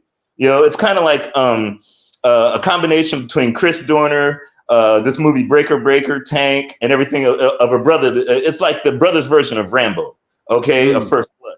But the thing is, if you're looking for someone to protect you, like writing bills, or someone to go ahead and make your economy like we need their economy or we need their media, that means your frame of reference is like that wants to polish a turd. Brother Khalid Muhammad wanted to flush it. Didan Kamathi wanted to flush it. Colin Ferguson wanted to flush it. Mark Essex wanted to flush it. Fred Hampton to a certain extent, wanted to flush the toilet. What I mean is they're not out there to try and make United Snakes better or quote unquote magnet. They're out there to burn it down. And any African that has any kind of common sense is not going to be thinking in terms of what they're doing or what they're not doing for us. Any African with common sense would be saying, if I could use those tools, I'm going to use those tools to destroy them however I can. See, a lot of black folks feel that if you go ahead and have that iceberg on the Titanic called America and don't let it sink, then you're going to drown. No, black folks learn to swim or like they said in the movie Jaws, build a better boat. See, the thing is a lot of our mindset is still frame of reference of what they're doing to us, what they've got for us, what they don't like, and what that. So, hey, man, we're not caping, we're not talking about the other side. I could care less about any side. I care more about what is the most effective tool for black folks to destroy United Snakes and all the institutions that it has and all its ilk, all those that it works with, immigrant or not. I'm here not to make United Snakes better or better for us. I'm here to destroy it.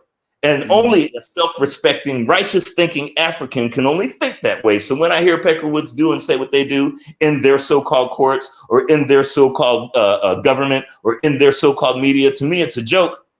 Unless I can use it, then it's a tool.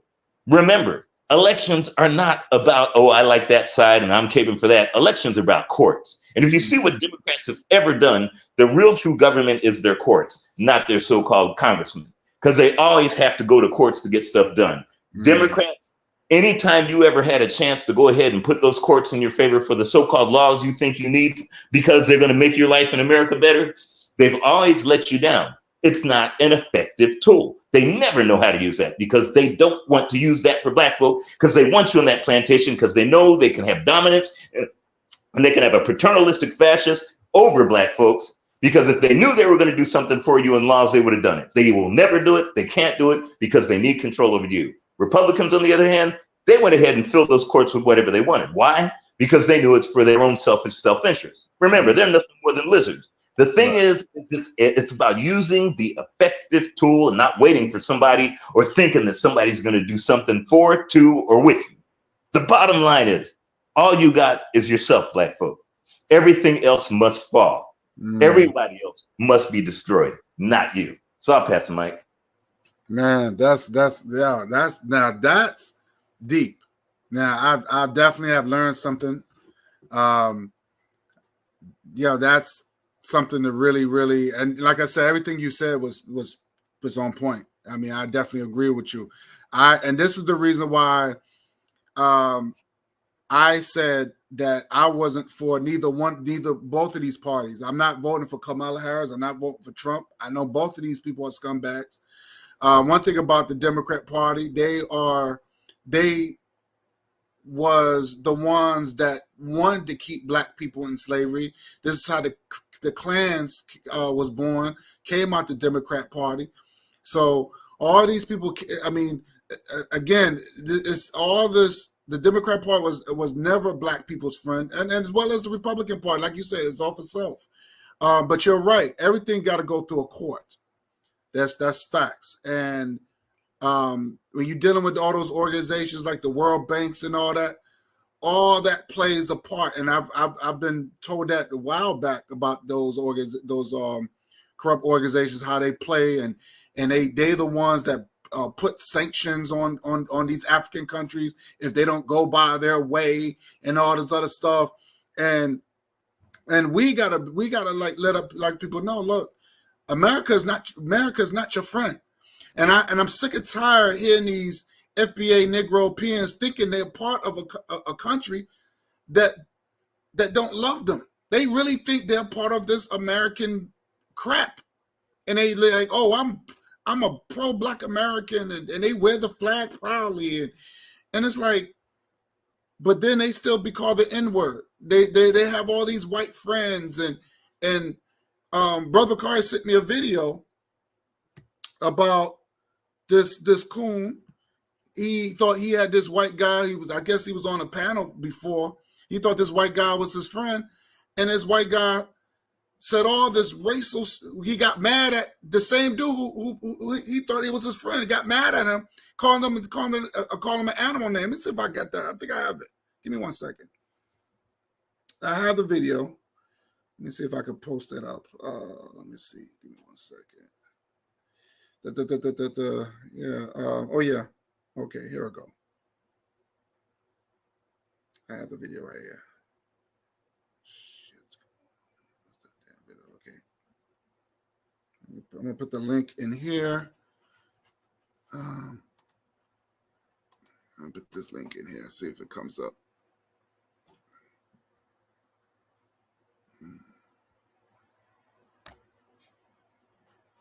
Oh no. Okay, let me see. Oh. What's the name of that video? White conservative gives. Let me see.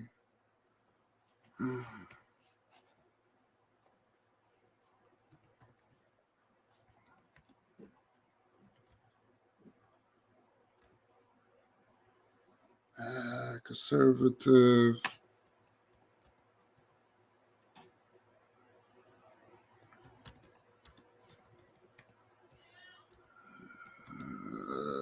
Gives. What was that came on? Oh. Here we go. I got it. So I'm just going to screenshot this. Let me share this real quick.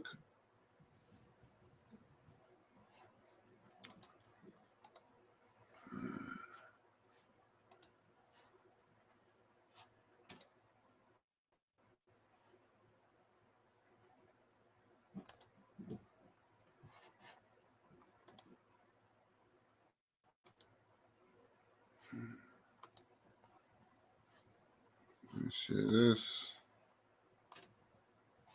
All right, there we go.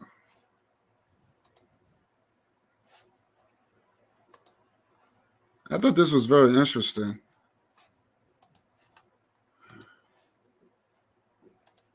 There we go.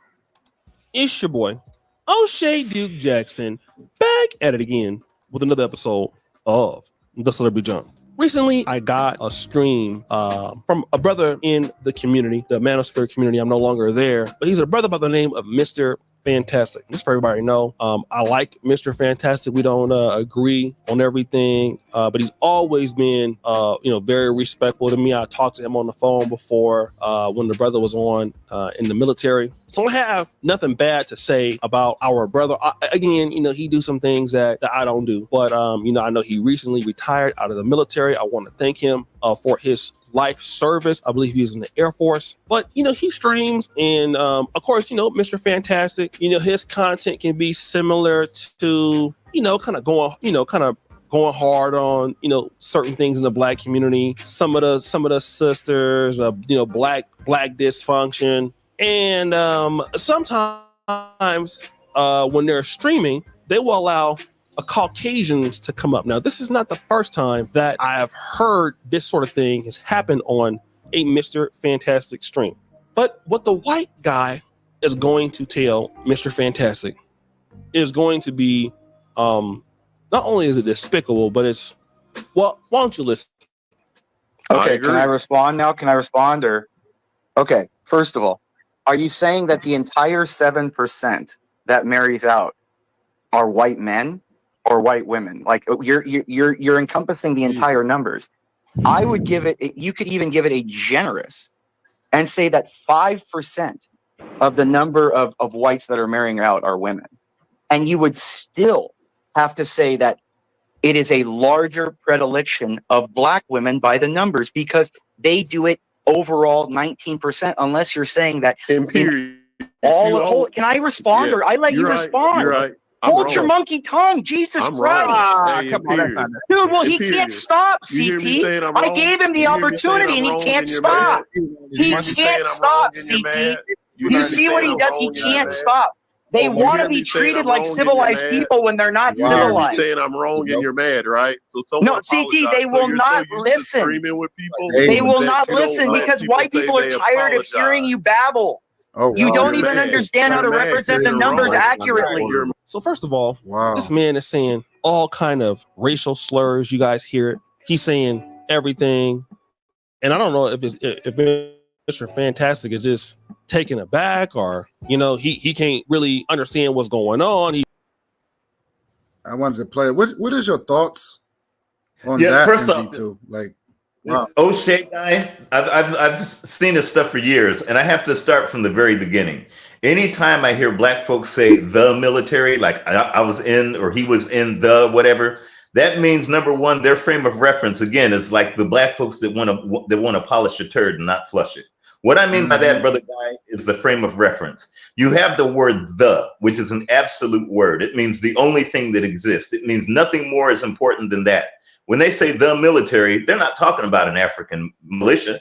They're talking United Snakes. So their frame of reference is already, and that's something my mom and I talk about. We've been talking about for over 20 years. And the thing is it starts with that, but that's okay because I've seen a lot of his videos. It's very surface mounted. It's very emotional. It's for views. Okay. It's for like what I call view whoring. This Mr. Fantastic guy, anytime, brother guy, that you have Black folks that willingly try to get white folks in their conversations, again, they want to polish a turd. Here's what I mean. They're looking for some kind of acknowledgement, some kind of recognition, some kind of look at me. This is the same Kamala Harris mentality. Okay, that I've been really going on Karen Hunter because I really dig Karen Hunter. But again, that assimilationist kumbaya mentality. We need to bring them into our conversation. No, because they'll never bring you into theirs because they are a little bit more militaristic and a little more commonsensical than Black folks. We're always looking for recognition and look at what they, so therefore they're going to bring them on. So it's like if I wanted to get sick and if I wanted to go ahead and get an STD, I would welcome it in. Well, why would I welcome Peckerwood's in because they're walking STDs in our conversations as Black folks. Other people that are not people, other species that are not like us as Africans are no different than trying to welcome an STD into your conversation. Why would I want them in there? Because if I don't know that, I mean, that's my enemy. That is not my friend. That's my competitor. So if I'm brain dead enough to think, oh well, I want to get their opinion, that means that whatever I don't have something strong enough for myself to stand on my own too and know that my word is the word of God and their word means nothing. So therefore, I have to have another. It's like I don't have confidence in my own aspect and my own values, so I have to go ahead and get a sounding board just to reinforce my confidence by getting my enemy in my conversation. And that's what a lot of Black folks do, Brother Guy. The other thing, whenever I hear crackers call me monkey or whatever, I welcome that. I don't get mad because it's like expecting a skunk not to stink. When a Peckerwood does not call me everything from the N word to a whatever, I get mad. You know, if they don't say spirit chucker, I get mad because because I'm confused. My enemy's not my enemy's trying to act like a friend, and that's not me. I want my enemy. This is why I respect voting for Donald Trump, because I could see my Klansmen coming. Okay, it's in my face. I like the Klansmen that are clanny and not the ones that want to assimilate. I want to see the enemy coming a mile away, even if I can't see. The thing is because they know what side they're on. I mean, it's not about being mean, Brother Guy. It's about competing. It's about saying whatever we do is, I mean, this is playing for keeps. This, if an African's not ready to go all in, including going ahead and blowing shit up, they're not ready. Okay. In other words, they're like that O'Shea guy and that Mr. Fantastic. They want to bring in somebody so they can be acknowledged, so they can be, look at me, I'm right. See, I was right. I proved something. I'm not here, Brother Guy, to be right. I'm not here to prove anything to Peckerwoods. I'm here to annihilate those that are taking air, water, food, and everything else from African lives. I don't care how I annihilate them. I don't care who I have to kiss or who I have to kill. They got to go. And that's the thing that a lot of Africans don't think of, because they're constantly wanting to find a way to make United Snakes livable. It'll never be livable for a true African. For a Negro, for a Black American, oh yeah, it'll be livable to a certain extent. But for a true African that wants to fight and a true African does not, Brother Guy, does not want to see United Snakes last. A true African wants to see it burn in a nuclear fire and go to hell. And they could take all the European countries with them. France will be a lagoon if a true African got its way. There would be no such thing as Britain or Spain if a true, or even an Arab country with those low-life Arabs. A true African would want to annihilate everything in our way. But a Negro, a Black American, or a quote unquote whatever they call themselves nowadays, oh, FBA, hey, sure, they want to go ahead and have that STD so they can complain about how bad it is and how it's hurting them. I don't want it in my conversation. I want it gone. A true Black person will want it gone. They will not try to polish the turd. They'll flush it. I'll pass the mic there, Brother Guy. Nah, you're right. Like I said, I heard Negroes keep saying, "Oh, they never like." And I said this before in this early program. I said I heard Negroes keep saying, "Oh, well, you don't want to go to Africa." I mean, they have these white talking points, and they make it seem like United States is, it's more, it's for a real. They make it seem like we became more civilized in this country. Like, no, United States made people more barbaric and made people more savage-like.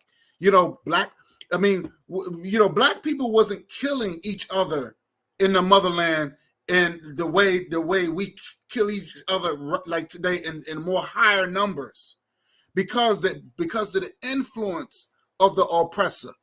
And now I have Black people on YouTube threatening, "Oh, I come here," but when it came to the oppressor, they didn't do that. I just posted a video earlier where you had this coon. He had calling somebody else, calling another guy, another brother, a coward. And then when it came down to a white woman, he didn't call her. He didn't do anything. He went to the police. So what I'm saying, there's a lot of hypocrisy that's around us, right? People saying one thing, but they do another, right? For me, I know the white people's, I know their nature. I know what they're capable to. That's the reason why I'm not voting for neither one of these people. because I know none of these people don't like me. When I wanted to vote for Cynthia McKinney, you know, she had all these great ideas, but you had Negro, oh, well, she's not Democrat, she's Republican, she's for the Green Party. Well, but she had great ideas for black people. She wanted to increase education. She was more pro-education. She wanted to fight for reparations. She wanted to do everything that black people wanted, but black people didn't want it. They didn't want that because, number one, there's this hatred for black women. And not just any old black woman, but a real powerful, strong sister. People are threatened by that. They don't want good, powerful-minded sisters.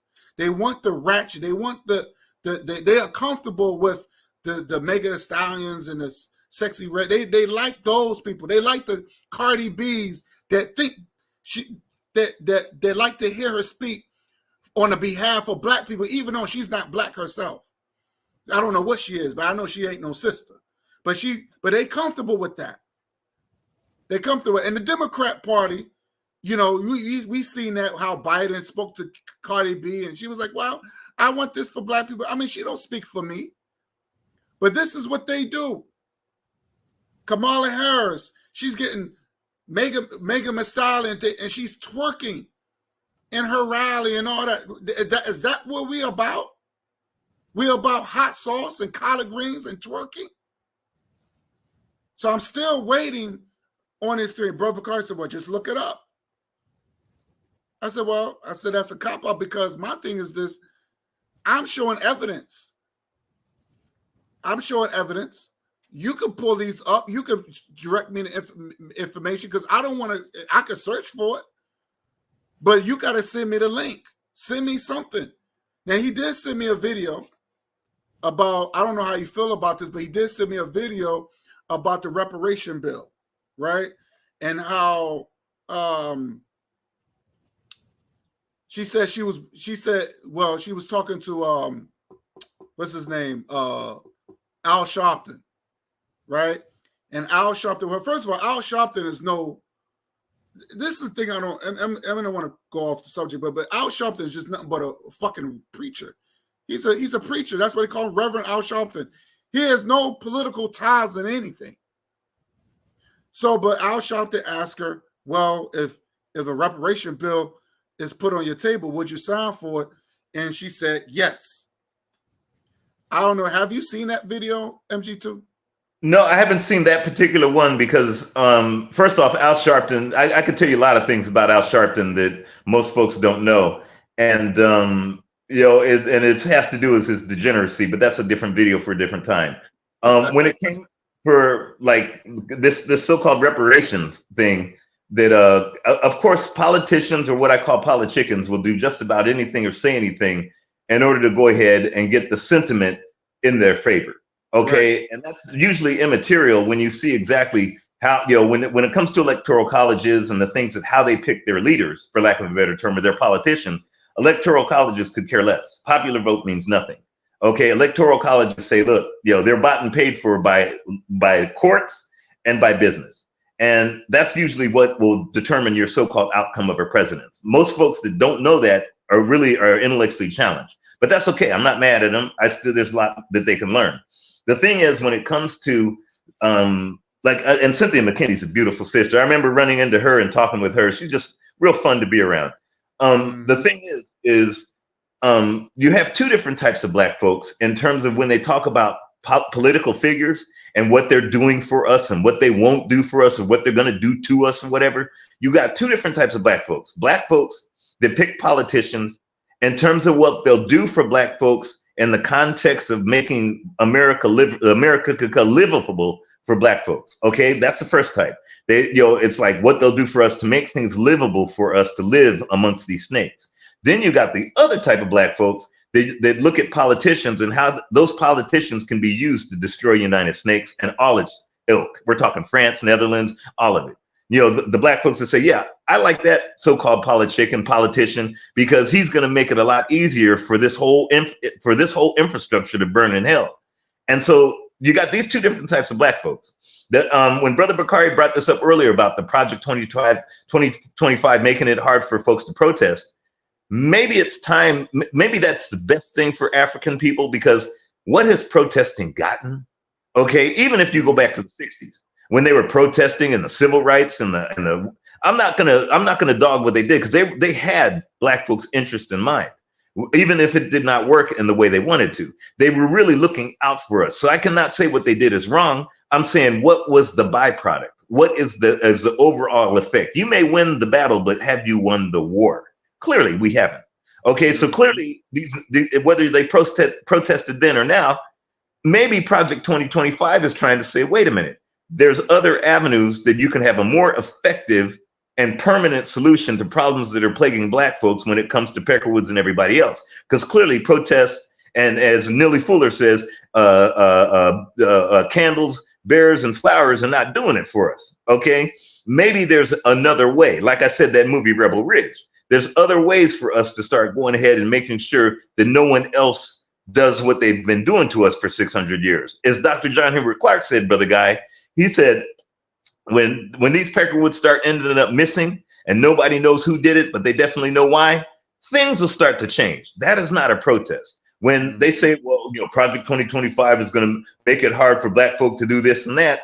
Well, if you want to look at somebody as your mommy and your daddy, or your sugar daddy, or your slave master, or your overseer, yeah, that's your mindset. Because again, you're giving someone else power over you, even if it's this bullshit document called Project 2025. You're using that as the Magna Carta of what you can get done in life. Instead of saying, use it as toilet paper and only use the pages you can use that are going to destroy your enemy. A lot of black folks don't think that way. They think in terms of what they're going to do, what they won't let us do, and what is. I could give a shit about that. All I care about is what can I use as a tool to destroy them.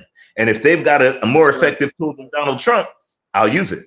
I just haven't seen it yet. But Donald Trump destroyed so many. Look at what he did to FBI, NSA, CIA. He literally set those things on fire.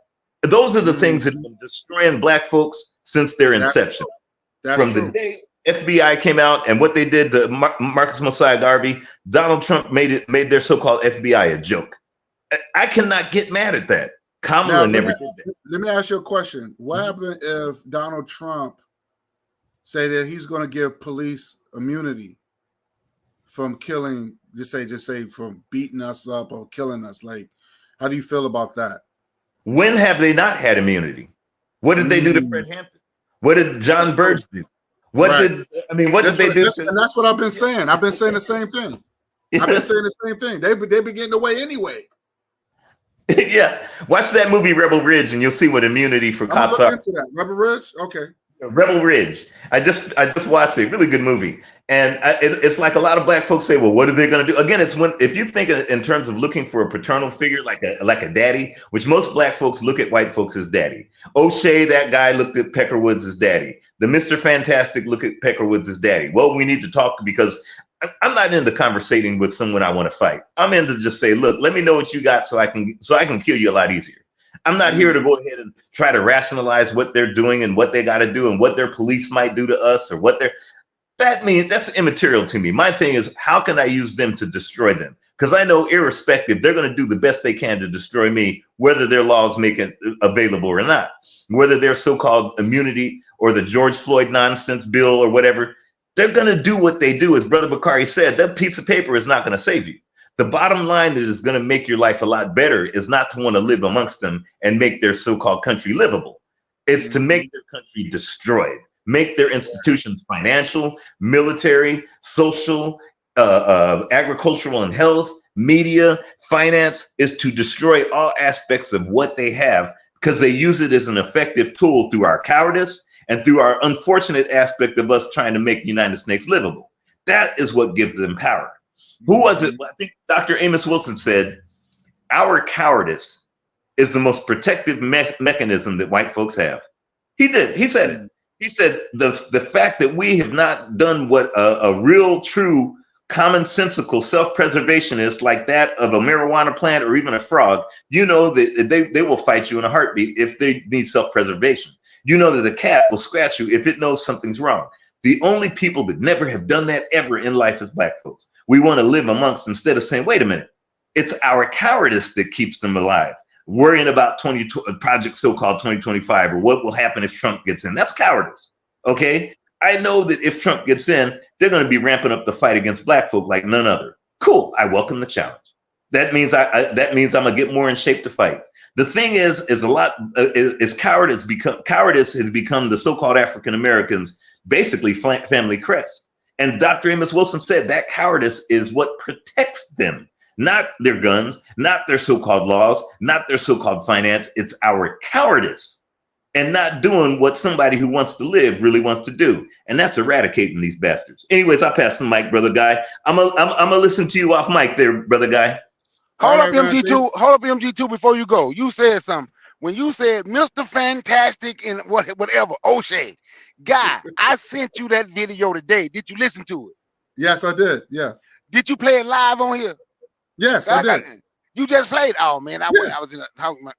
Oh, man, I ain't get... Boy, yeah, but MG2 just spoke on it. Wouldn't that shit embarrassing, bruh? That's yes, the FBA.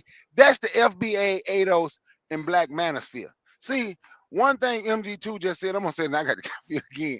But one thing MG2 just said, he said, if they win, they're going to come at us, and he embraced the fight. I think they're going to come regardless. I told you why I'm voting. They ain't going to scare me. But like I said, the people, just because you're not voting for the same reason I'm voting, or you're voting for that don't mean we ain't on the same side.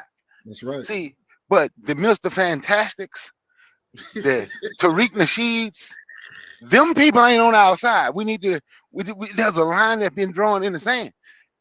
Those people not on our side. The people that's in your chat, just because they disagree with me, don't mean we not on the same side.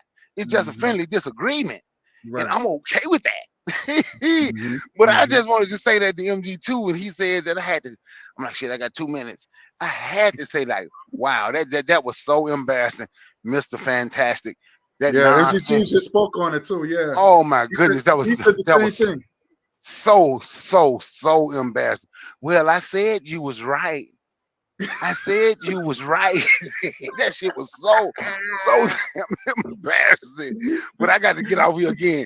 Peace, MG2. Right. It was good being on here with you, MG2. You know, it's always good talking to you there, brother Bakari. I mean, I listen to you brothers, relentlessly. So it's, it's just to give you guys some context that literally what it is it's not about trying to go ahead and make United Snakes something that might be conducive to us. Every African, true black folk, should be developing a plan. It doesn't matter who you vote for or who you don't. Develop the plan of how to destroy everything United Snakes and its minions have built, stolen, robbed, raped, and killed for. Every day you wake up, it should be all of them must fall and walk on their bodies like it's concrete. If you're not thinking that way, then you're going to end up like Mr. Fantastic. I'm gonna let you brothers go, man. Love you guys, man. Take care. All right, I'm about to end this live anyway, but I want to thank both of y'all brothers for coming through. Please subscribe to my brother, brother Bakari, and MG2. You want to subscribe to those two brothers, very powerful brothers. And again, I want to thank everybody in the chat for being active. Let me see. See if I got anybody here.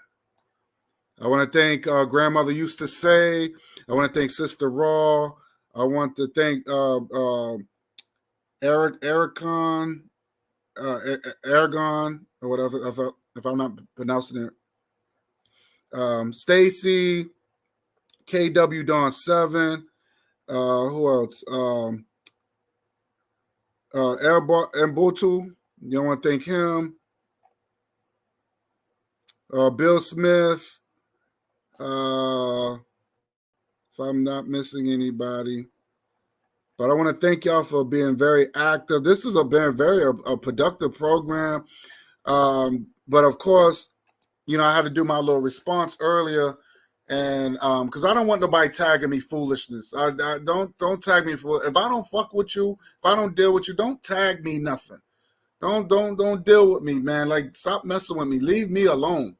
You know what I'm saying? This is a Pan-African channel, and we deal with real issues. And people are putting in work. people doing the best they can, doing the best they can to try to make our people be proud of who they are. You know what I'm saying? So, like I said, I'm not telling anybody who to vote for, who not to vote for. I'm just saying why I'm not voting for, because I don't want the blood on my hands. I did not vote for Barack Obama because I know Barack Obama was not good for African people, and we surely it showed. I didn't want that blood on my hands, and at least I can say I didn't vote for him. You got Negroes that I know personally voted for him twice, and they don't give a damn. They don't care about their people. They just worrying about making sure that EBT card is working, or getting that so-called government, that government funding just keep coming in, that little government check they're getting. You know what I'm saying? That's the only thing they're worrying about. As long as they getting that EBT card, they $34 on that card, they good to go. They good to go. Because it's only $34. Okay? So you got people they don't care. They never traveled nowhere. I tell people, you gotta travel. You gotta explore the world. This is a big world. We don't have that time to waste. You got people, look at that guy, what's his name? Fat Man Scoop.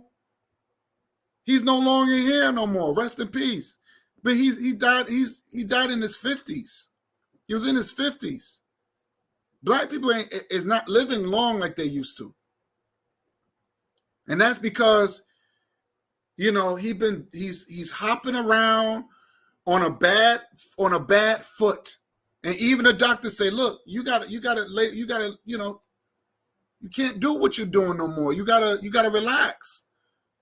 But no, he still gotta, I gotta pay bills. Okay, now they gotta cuff your foot. Something happened where he hit him dead. Number one, he was overweight. If Biggie did not get shot, eventually Biggie Smalls would have died because this guy was overweight. He was overweight.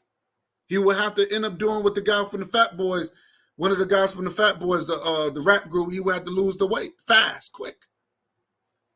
You don't have that time to waste to be getting on YouTube worrying about what another man is doing. You can have faith, but you got to back it up with action. And I tell these do-nothers, where's your work? Show me what you're doing. Show me what you're doing.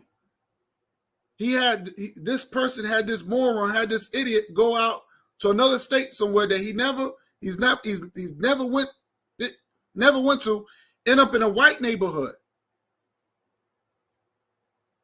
Nothing happened. Nothing. Nothing. Don't even talk about it no more. The hypocrisy. We got to get rid of the hypocrisy. Got to get rid of the hypocrisy. But I want to thank these brothers. These brothers had taught me something. Like I said, we can disagree. We can agree. I had fun with it. I had fun. I ain't gonna lie. I did have fun. But that's how a discussion's supposed to be. We can have a clean debate without cursing, without talking about one another, without making a video, dissing one another. I don't do that. I will never do that with these brothers. Hey, you want to vote for Kamala? Go ahead. But I just say I don't want to want the blood on my hands. I know why. Okay, you do it because you want the smoke. Facts. MG2 said, I'm going to vote for Trump because I already know I'm going to try to use him as a tool. Because he's going to tear down the FBI. He's going to tear, and I'm with that. Tear it all down. I'm with that. Tear it all down. I'm just not going to vote for either one of them. And I have that right. I have that right. You know what I'm saying? But it's a choice. I want my people to live in a world where they can govern themselves, where they can be proud of who they are, You know, if you want to go to the motherland and claim a country and make that country great, make it powerful, bring on your resources, cool. But I feel sorry for these FBAs, these love American Negroes. I feel sorry for y'all. I feel sorry for those type of people. And you don't see nothing going on with it. They just thinking because they got some white buddies, they think that these white people or any other race of people is not going to turn. They're going to turn on you. They're going to turn on you, especially if they want their race to survive. They're going to turn on you. And we seen that just like in the video. And this clown, this coon, thought he had a white friend. That was embarrassing. And I want to thank Brother Bakari for sharing that video to me. That's embarrassing.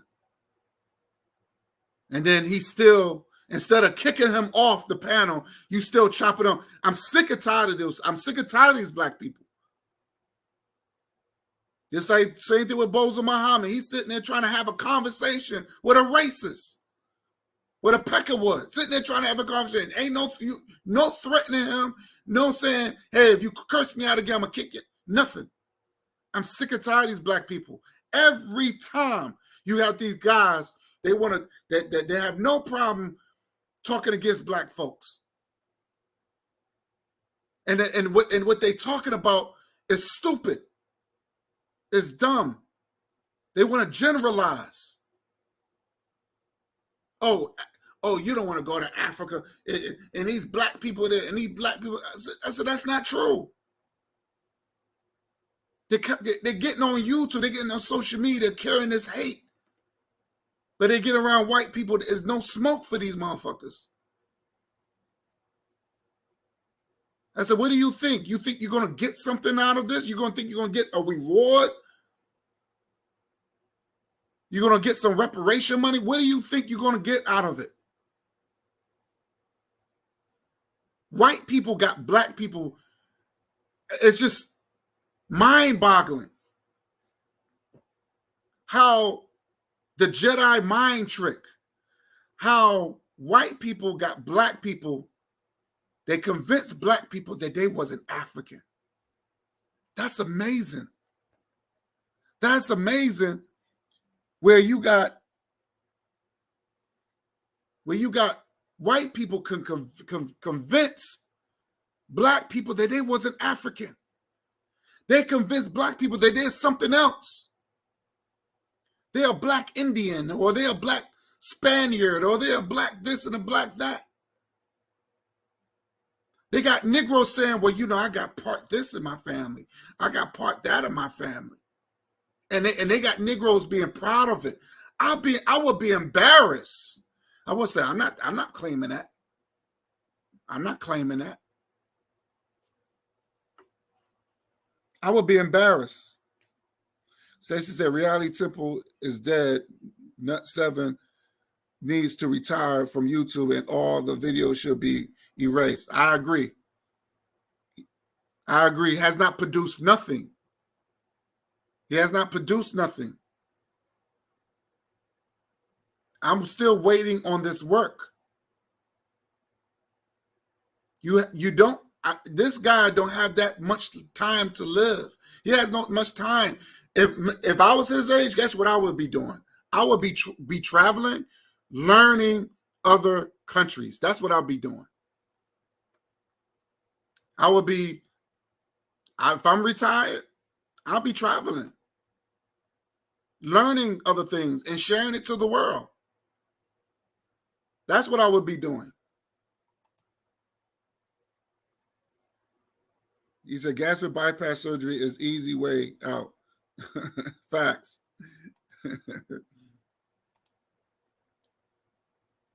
Karen Fire, how you doing, brother? What's up now? Don't they know white people does not respect sellouts? That's true. They don't. They don't. They never did. We see that doing in these slave movies where you have these coons, because they wearing the white man's clothes, they thinking they're important.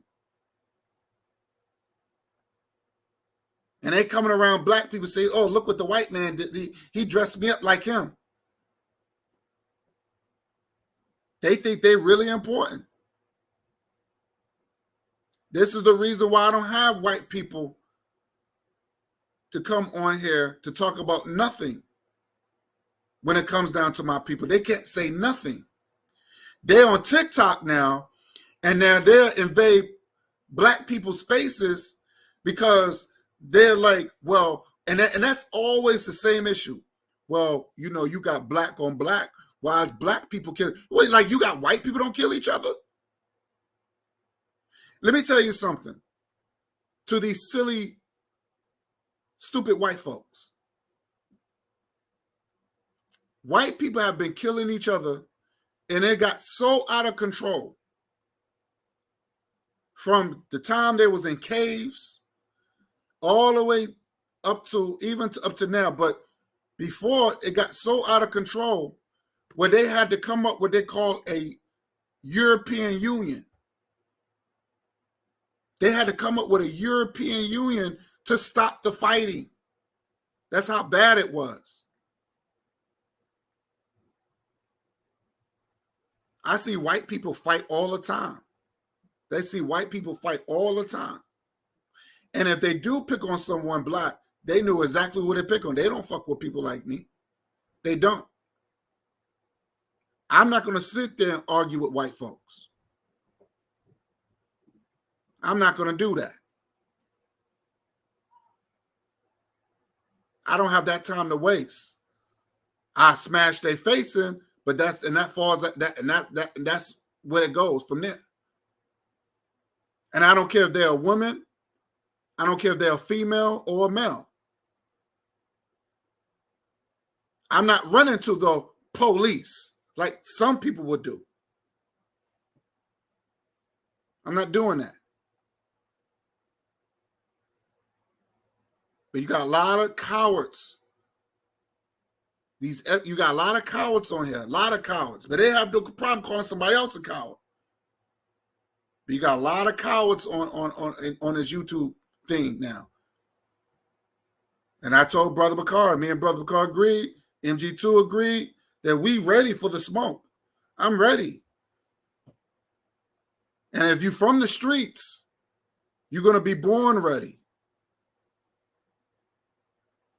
If you're from the streets, if you claim you're from the hood, you're gonna be looking for a fight.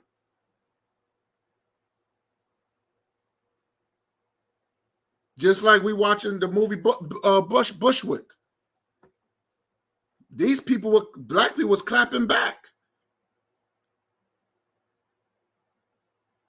You watch The Purge, the first Purge movie. Black people they were shooting back. They didn't leave. They didn't leave Staten Island. No, they sat there and fought. You got Negroes actually believe that white people could.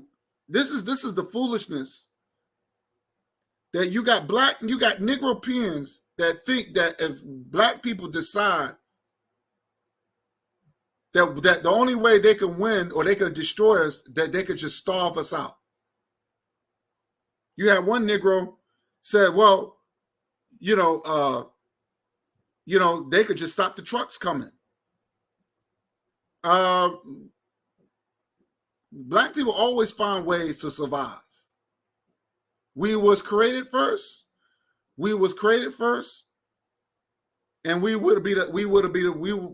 the last one standing. Those black people that depend on the EBT card, they're going to die out. Only the strong going to survive. So when you hear people like me and Brother Bakari say, hey, stack up your food, do this, do that, make sure you got your water, blah, blah, blah. Make sure you got everything, because you're going to have some black people that's not going to be prepared.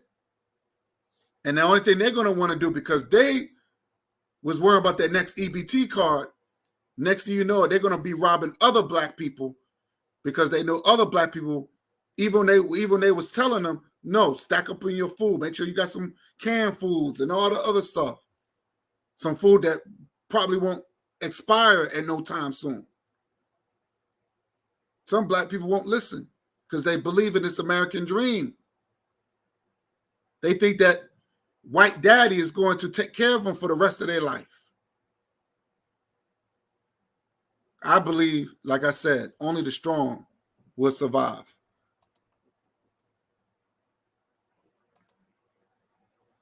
Stacey said, until we stop supporting white people, we will always be their slaves. That's true. Stop supporting them. Stop buying their hair weaves and all this westernized stuff that don't do anything for us. Look, black people could do. They got so many intelligent African people,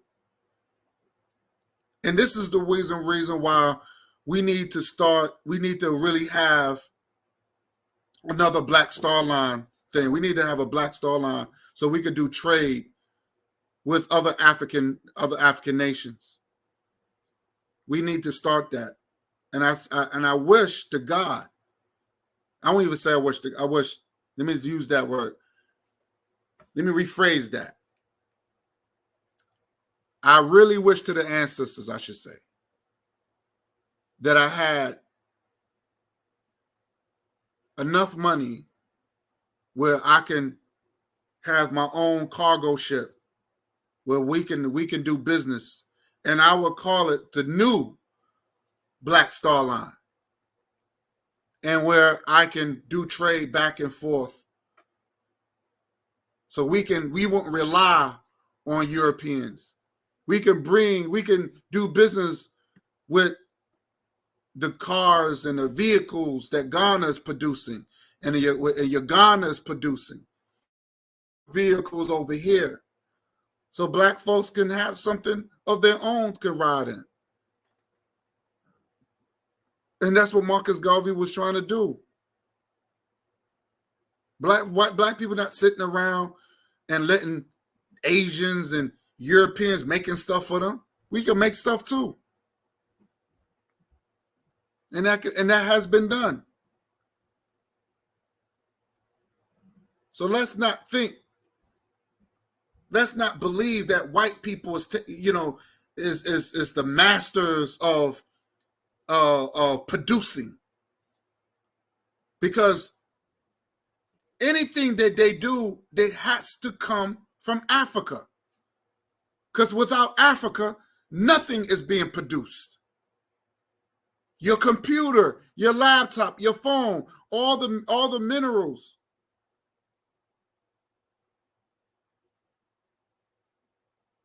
All the minerals is making these stuff works.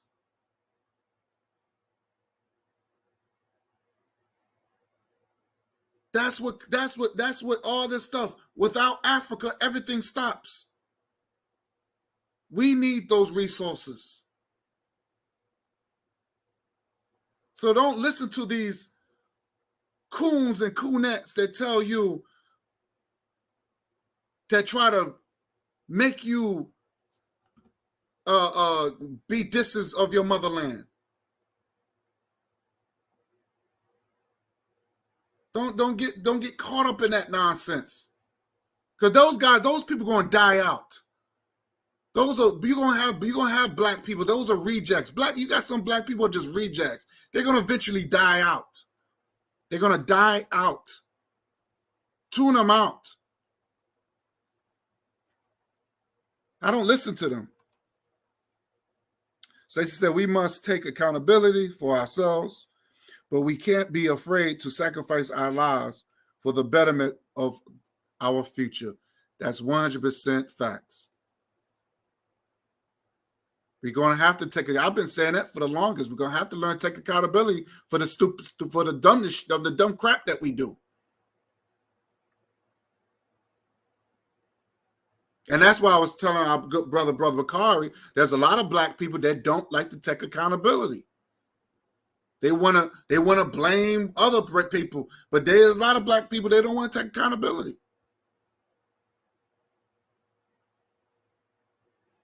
They don't want to take accountability. And yes, it's life. Life is sacrificing. It's sacrificing. Being a parent, you're going to have to sacrifice being a parent. Sacrifices of being a parent. Making sure everything works. Making sure your kids are fed. Making sure they have, making sure they have school supplies and all that stuff. But you got some black folks, some black parents, they can't do that. They can't do that. I know this one lady on my job, she's a sister, and she said that her child's father don't do nothing for her son. Nothing. She got to do everything. Holidays come around, she has to pay for everything.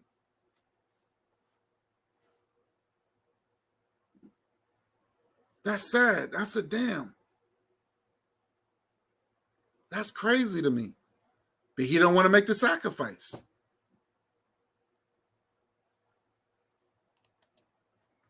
Shout out to Underrated Darkness. What's good, King? What's good? Underrated Darkness, you want to come up real quick before I end this live? Let's put in a yes or no.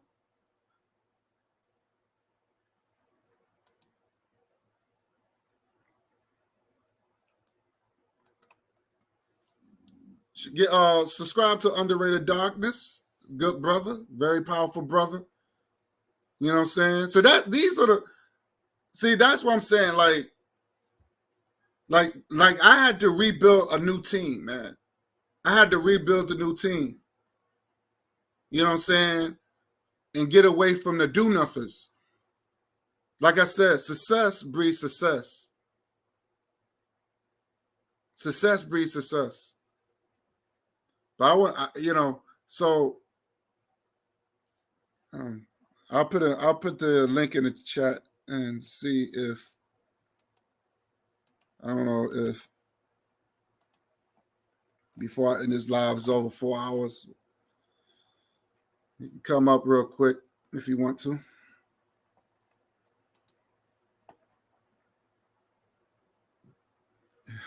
Sister said we need a word for our brother Underrated Darkness. Yes, man. Underrated Darkness, if you're still in the chat, if you want to come up, I put the link in. You want to say a few words. But I want to thank everybody for coming through, and we need more discussions like this. And like I said, we put in work. Like I can't speak for anybody else. And like I said, I'm not here to impress a do-nother. I don't impress do-nothers. I don't impress do-nothers. I don't do that. I don't get down like that. I'm willing to support any my people. I'm willing to support. There's RBG Wear. I'll promote. I know Brother Bakari does the book drive. So I mean, I support. Okay. Yo, what's good, King? I can fire. What's going on, big man? What's going on, King? How are you, man? I'm good, man. How you feeling? Well, I'm here to talk revolution with you, big bro. Mm-hmm. You feel me? Yeah, because we tired of the softness, man. Facts. Black people is like very colonized and they think they are not. See, that's how it's the trick. That's how the trick is going. Black people actually think they are not under the influence of colonization. You understand? So you're right. Yeah, they even speak in that they have been decolonized from the 1960s. I'll be like, well, how do you decolonize something? You feel me? You just say it. Mhm. You feel me? I mean, colonization is an act, and no one have never decolonized the act or reverse the act. So how are we not decolonized or not colonized? That's right. You feel me? Mm-hmm. You and then aren't we still living in the colony? Yeah, You understand? that's true. It's Yeah, like you're right. we are weird. We are very weird people. It's like, can't we see? You are poor, they are rich. Isn't you still in the colony? Mm-hmm. Ran by the colonists? The America is colonizers. Yeah. the colony. I mean, you could say different about the Caribbean, but the Caribbean is still run by a colonial system. Mm-hmm. You feel me? And there are still colonists residing in the colonies of the Caribbean. And when you look at Africa, it's still run by the colonizers' government system. That's right. And there are still colonizers living in your former what it it's the organization is the colony in Africa, not the land. It's the organization. And it's different from America. America is a colony. Mm-hmm. The land. You feel me? The Right. land is a colony. The white people, the colonizer, is the dominant force in America. You feel me? So Mm-hmm. we here playing even FBA. I'll be like, you guys, man. I'll be like, you guys, you have been planted to slow down Pan-Africanism and Black consciousness in America. That's right. They They have been definitely planted. planted. Yeah, they've been planted, of course. I think it was definitely government affiliated. You know, they Yeah, did it's a that. Yeah. government installation because let me tell Mm-hmm. you, it is because of Ghana. That's the reason. Mm. None of them was activated before the year of return. It is Mm. 2018 during the rise of Black consciousness. You feel me? And Right. then the utterance of Nana Akufo-Addo, the utterance of him inviting the Caribbean and American people to Ghana for the year of return. There rose FBA and ADOS. That's how Oh, they makes rose. sense. Yeah, makes sense. Yep. You feel me? They didn't exist. Tariq Nasheed was a Pan-African at that time. Yeah, he was. Yeah, I remember that. Yep. You feel me? So Mm-hmm. so they got paid. They got paid big time to disrupt and destroy the movement. That's what they're doing. You feel me? Mm-hmm. Yeah, That's they're right. getting paid. You have to me, I have a conspiracy theory mindset. You have a lot of onliners who I call orphan children of America who was taught by the system, and they have been launched on the internet to cause disruption in Black communication. Right. You believe that? No, I do believe it. Yeah, I do believe it. Yeah. I believe that. I believe there's a secret. I don't think. To be honest, I don't think it's nothing new. Of course not. There's nothing new. They've been trying to keep us divided for the longest. I mean, this is coming from And I think this is coming from what's his name? J. Edgar Hoover. Edgar Hoover. Yeah, that said, Pan-Africanism is the most dangerous thing to the United States. Yep. And just the other day, I heard that France has a document of the same origin, where France has declared just the other day that Pan-Africanism is the enemy of France. Wow. See? Yeah. The document is out. I'm not sure if you can find it, but it's in the French source. And it's because of Mali, Burkina Faso, and Niger and their Pan-African stance. You feel me? But let me tell you, all the aggression they have on us, it just made Pan-Africanism grow stronger because just the other about 3 years now, as I said, the Democrats have put out an online onslaught on Pan-Africanism and Black consciousness, but mainly Pan-Africanism. And they ring Pan-African in opposition. They ring Pan-Africanism name so loud, I think it only got bigger. And the impact only got worse on them. Yep. So to me, they only got Pan-Africanism stronger. Because you didn't notice online, everybody come out, oh, I don't like Pan-Africanism. Oh, I'm not a Pan-Africanist. Oh, I'm not this. I'm not that. You didn't hear them? I heard them. Yeah. I heard them. So they I said this before. If you're not Pan-African, then you're a coon. It's one or the other. Of course. You're a sellout. And I don't deal with those type of people. If you're not working for blackness and you black, then who you working for? Right. Whiteness. You feel me? Yep. You working for whiteness if you're not working for blackness.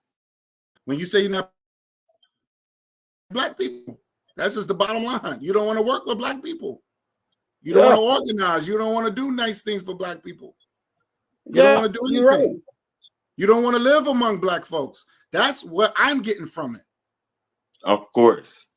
And I want to tell you, it's true because, you see, just like what that little worthless Negro call what you was talking about, where the white man put him in his little stinking place. That's what they all get. All of them who think they can exclude themselves from the black population. That's what all of them get. They get dunked on by the white man, call them monkey tongue. You feel me? Shut your monkey tongue up. You feel me? That's embarrassing. No white man cannot speak to me like that because white man can speak. Nobody, not even black folks can speak to me like that. I ain't in no talking with you. No. You feel me? After that point, we and my enemy. Yeah, me and my enemy not gonna have no wholesome conversation. You feel me? Not at all. And that's what you see the two little black Negroes on that video what you saying? You see that other one, the host? Yeah, you see that other one, the host? You see that other one, the host? Yeah, I see that. He a Nigerian. He a Nigerian that cuss every Nigerian, trying to be African American and cuss everything black. And that's why he adopting white people on his channel. He's a white ass licker. You feel me? And a black degrader. That's what that Negro is. You see how his mouth. If you could play it again, how he shaped up his mouth when the white man is dissing his brother. Feel me? Yeah. He had nothing to say.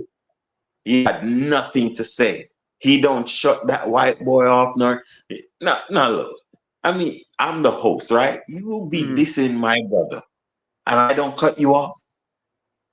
That was another thing I didn't understand. I'm like, damn, you didn't drop him or nothing. Because he likes it.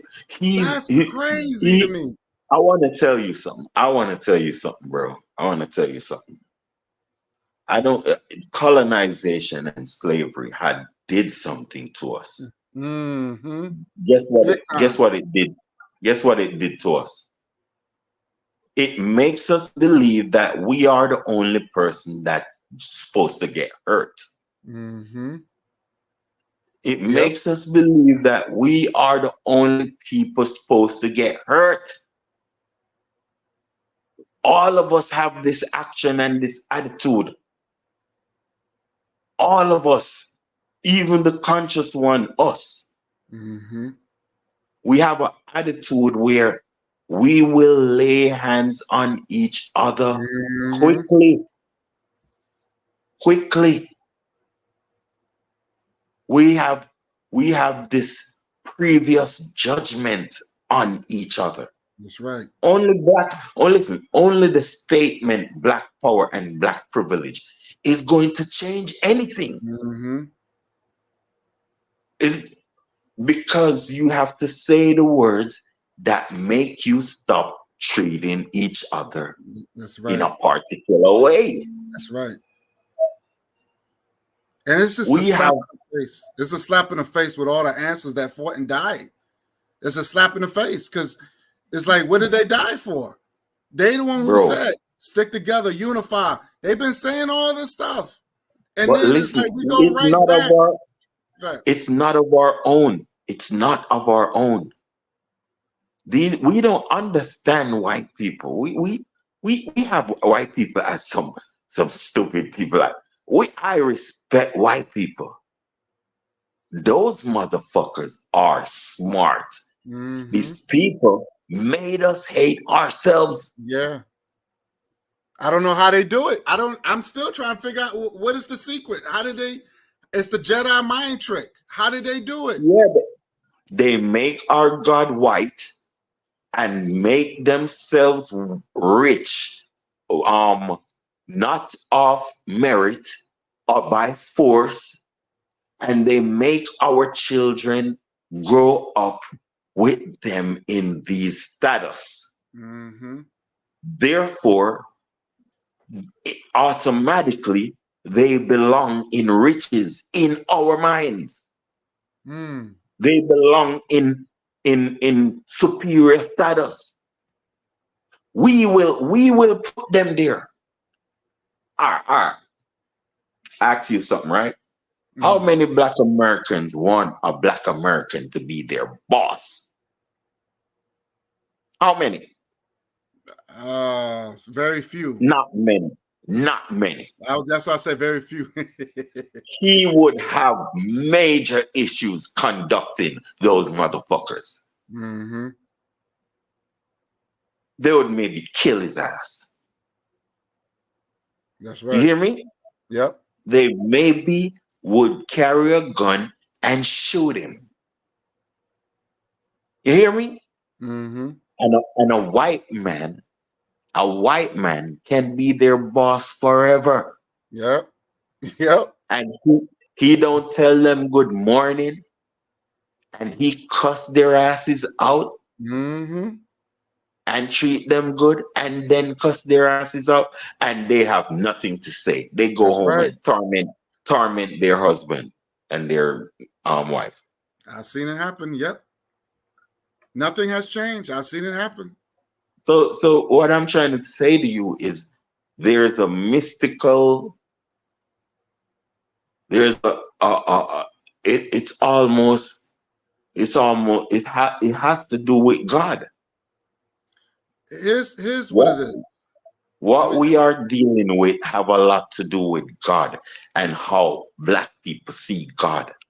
Here's what it is. It's not. I'm gonna say what it is. And I know the answer because I was reading this book called Little White Lies by Brother Jabari. Right?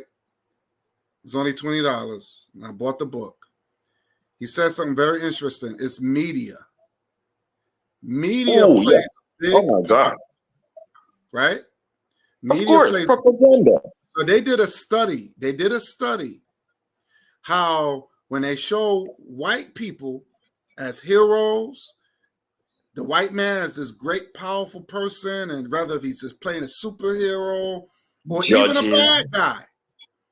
hold on, That's judges, right. politician, Right. they Politician. everybody that's Right. big. Everybody that's big. Right. And the self-esteem of white children grows higher, right?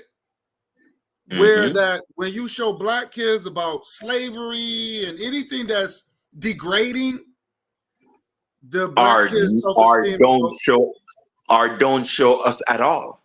right. That part too. Or even interracial relationships. They always show the black woman, a beautiful black woman with this white guy. He's very successful. So you have our baby girls, they thinking, well, white men are the shit. Well, you know, they look down on black men and vice versa. I'm glad you mentioned that. Right. So media is playing their media is really messing us up. That's the bottom line. It's really messing us up. Go ahead. Nollywood, I'm glad you mentioned that. I want to also refer to our baby girls, as you said. Oh my gosh. They have used our women on us. They are using our women to batter us, dude. Listen. They don't have nothing to say to us men. They don't really speak to us.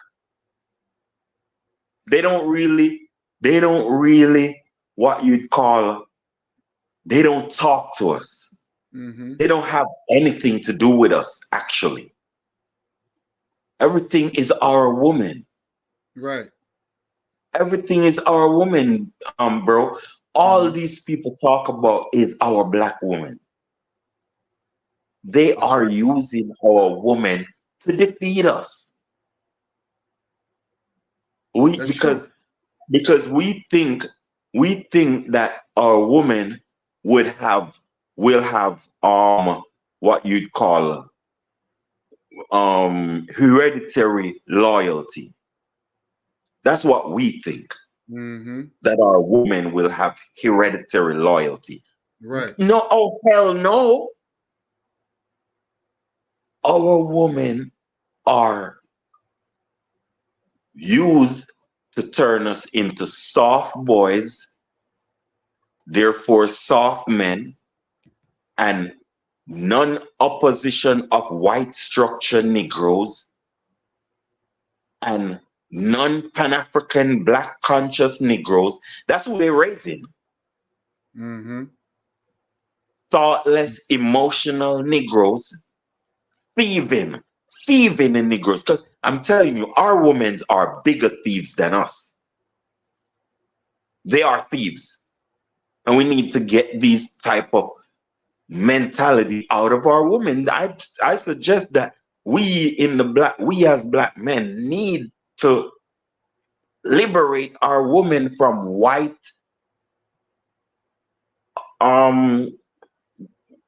text.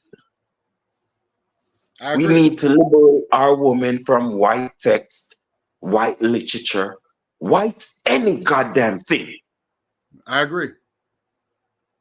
And it has to stay strong. But as black men, we have to be consistent and we have to be strong-minded. If we can't see, the thing is with us, we have to show some sort of leadership. You know what I'm saying? Like, I'm gonna give you a perfect example. You know, because I work with mostly sisters. You know, and I was talking to this one beautiful girl, this one sister, and I could tell she's very strong-minded. But but she also have an issue with men, and I could tell. So I was telling her, said I separate certain women, right? This is something about my mother. What's strong-minded? What do you mean strong-minded in terms of? Like she has her strong views about certain things, right? So, but I could tell she's very liberal, right? Okay, thank you. So I'm talking to the sister, and we was talking about relationships. So I said, well, my mother said that we have to separate women. There's good women. There's not so good women. There's women that you marry. There's women that you don't. In other words, there's women that you might call queens and sisters, and there's women that you might call bitches and hoes. And it's something that my mother taught me, right? And it's true. You have two different people, two different characters. So she's telling me, she's telling me that, oh, I hope you're not one of those type of men that thinking that some women are bitches or something like that, she said.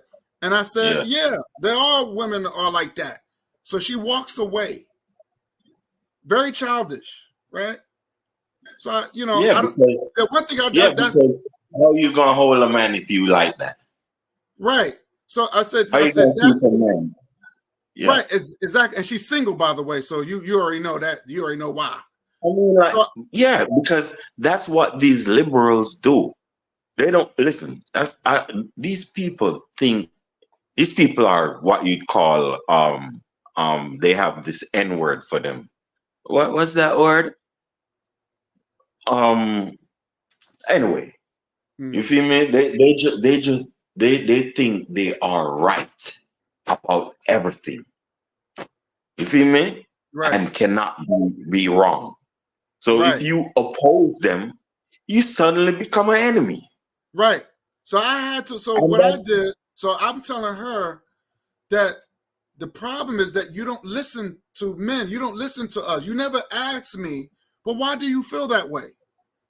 So I said, so you mean to tell me that I should treat Sexy Red the same way I should treat you? She said, yes, because she's human. So I said, that's what she told me too. And I said, wow, so I should treat Karen that will probably call you all types of N-words because according to your standards, she's a human being. Yeah. So what she said. Well, no, I didn't tell her that because I was about to leave. I didn't get the chance to tell her that. So, but in my mind, I'm like, yo, what the fuck she's talking about? So she's not tolerant enough for you to tell her that. Right, but that's what I'm because I told her, I said we're gonna finish this discussion. I told her that. It didn't make any sense. So according to her, she's a big Sexy Red fan. So this is the problem. The problem with her, and you got some women like that. I'm not saying all. They don't listen to us. They think that we have this. They think men. They just had this misconception about men, right? Because you got some women that do that. What's the percentage? You say only some woman is like that. What's the percentage? Oh, I don't know the percentage. I can't really. Like I said, I'll give it to you. 90% of black women in America is just like that one that you have that had a disagreement with you. 90% of them is like that. It's very few you can meet that don't have those characteristics. Okay. Yeah. Few. Like I said, I'm just trying to be nice about it. I said some. I would just say you got some women, but I don't know because I never met all women. Nollywood, I want to tell you this. I never met all women, so I say some. But you got some sisters that would say you got some sisters would say that they hear you out. Go ahead. I'm sorry. Yeah, all right. Hold on. I want to tell you this. America is very censored. A lot of people don't know, but America is very censored. America makes you think that it's open, but to the citizens of America, there's a lot of things you're not seeing. Yeah. There's a lot of things they censor you from. That put you in a bubble. You feel me? Make you don't understand that. Listen, America has almost spoiled everybody successfully. Spoiled mentally. You understand? That's right. Can't function properly, people. Mm. You feel me? Right. Only by American standards they can prosper. You feel me? That's true. Yeah, which is some type of homo type of thinking. You feel me? And I'm telling you, it's like look at just look at our black women in America, right? They don't think they are incorrect about anything. Listen. A woman, a girl is supposed to get married before she comes out of her parents' house. Or that's supposed to be the reason for her to come out of her parents' house. A girl is not supposed to come out of school and be running the goddamn town red. That is out of order. That is out of place. You see anything, Nollywood, you see anything different from, don't you see that's what's going on and that is suggested to be right? And black women walking around having no problem with that type of behavior? You don't see? I see, yeah. It's messed up. And America, the government is promoting that. Yeah. So we don't understand that these people are trying to destroy us one way or the other. They always trying to destroy the African family and our values on certain things, because they trying to turn us, in which they have succeeded. They're trying to make us degenerate. They're trying to make it say, "Oh, you don't have to get married. You can have 4 or 5 kids by different men." Yes. I mean, this is sickening. And we fall into it every day. They know, and the thing is, I tell my people, you know what's wrong. You know what's wrong. You know it's not right. You try to make excuses for it, or you try to polish it up and try to be a happy family, because you finally found somebody, and now that person is taking on a whole bunch of baggage. And that's why you have these.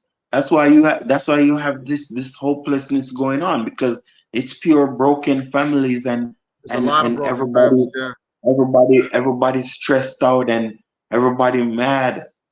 You feel me? Yeah. Everybody cheating. Nobody have in line about nothing, and it's messed up. It's messing everybody up. It's not working. It's not working. You feel me? And what I think as a solution is a all men's organization in order to facilitate what you'd call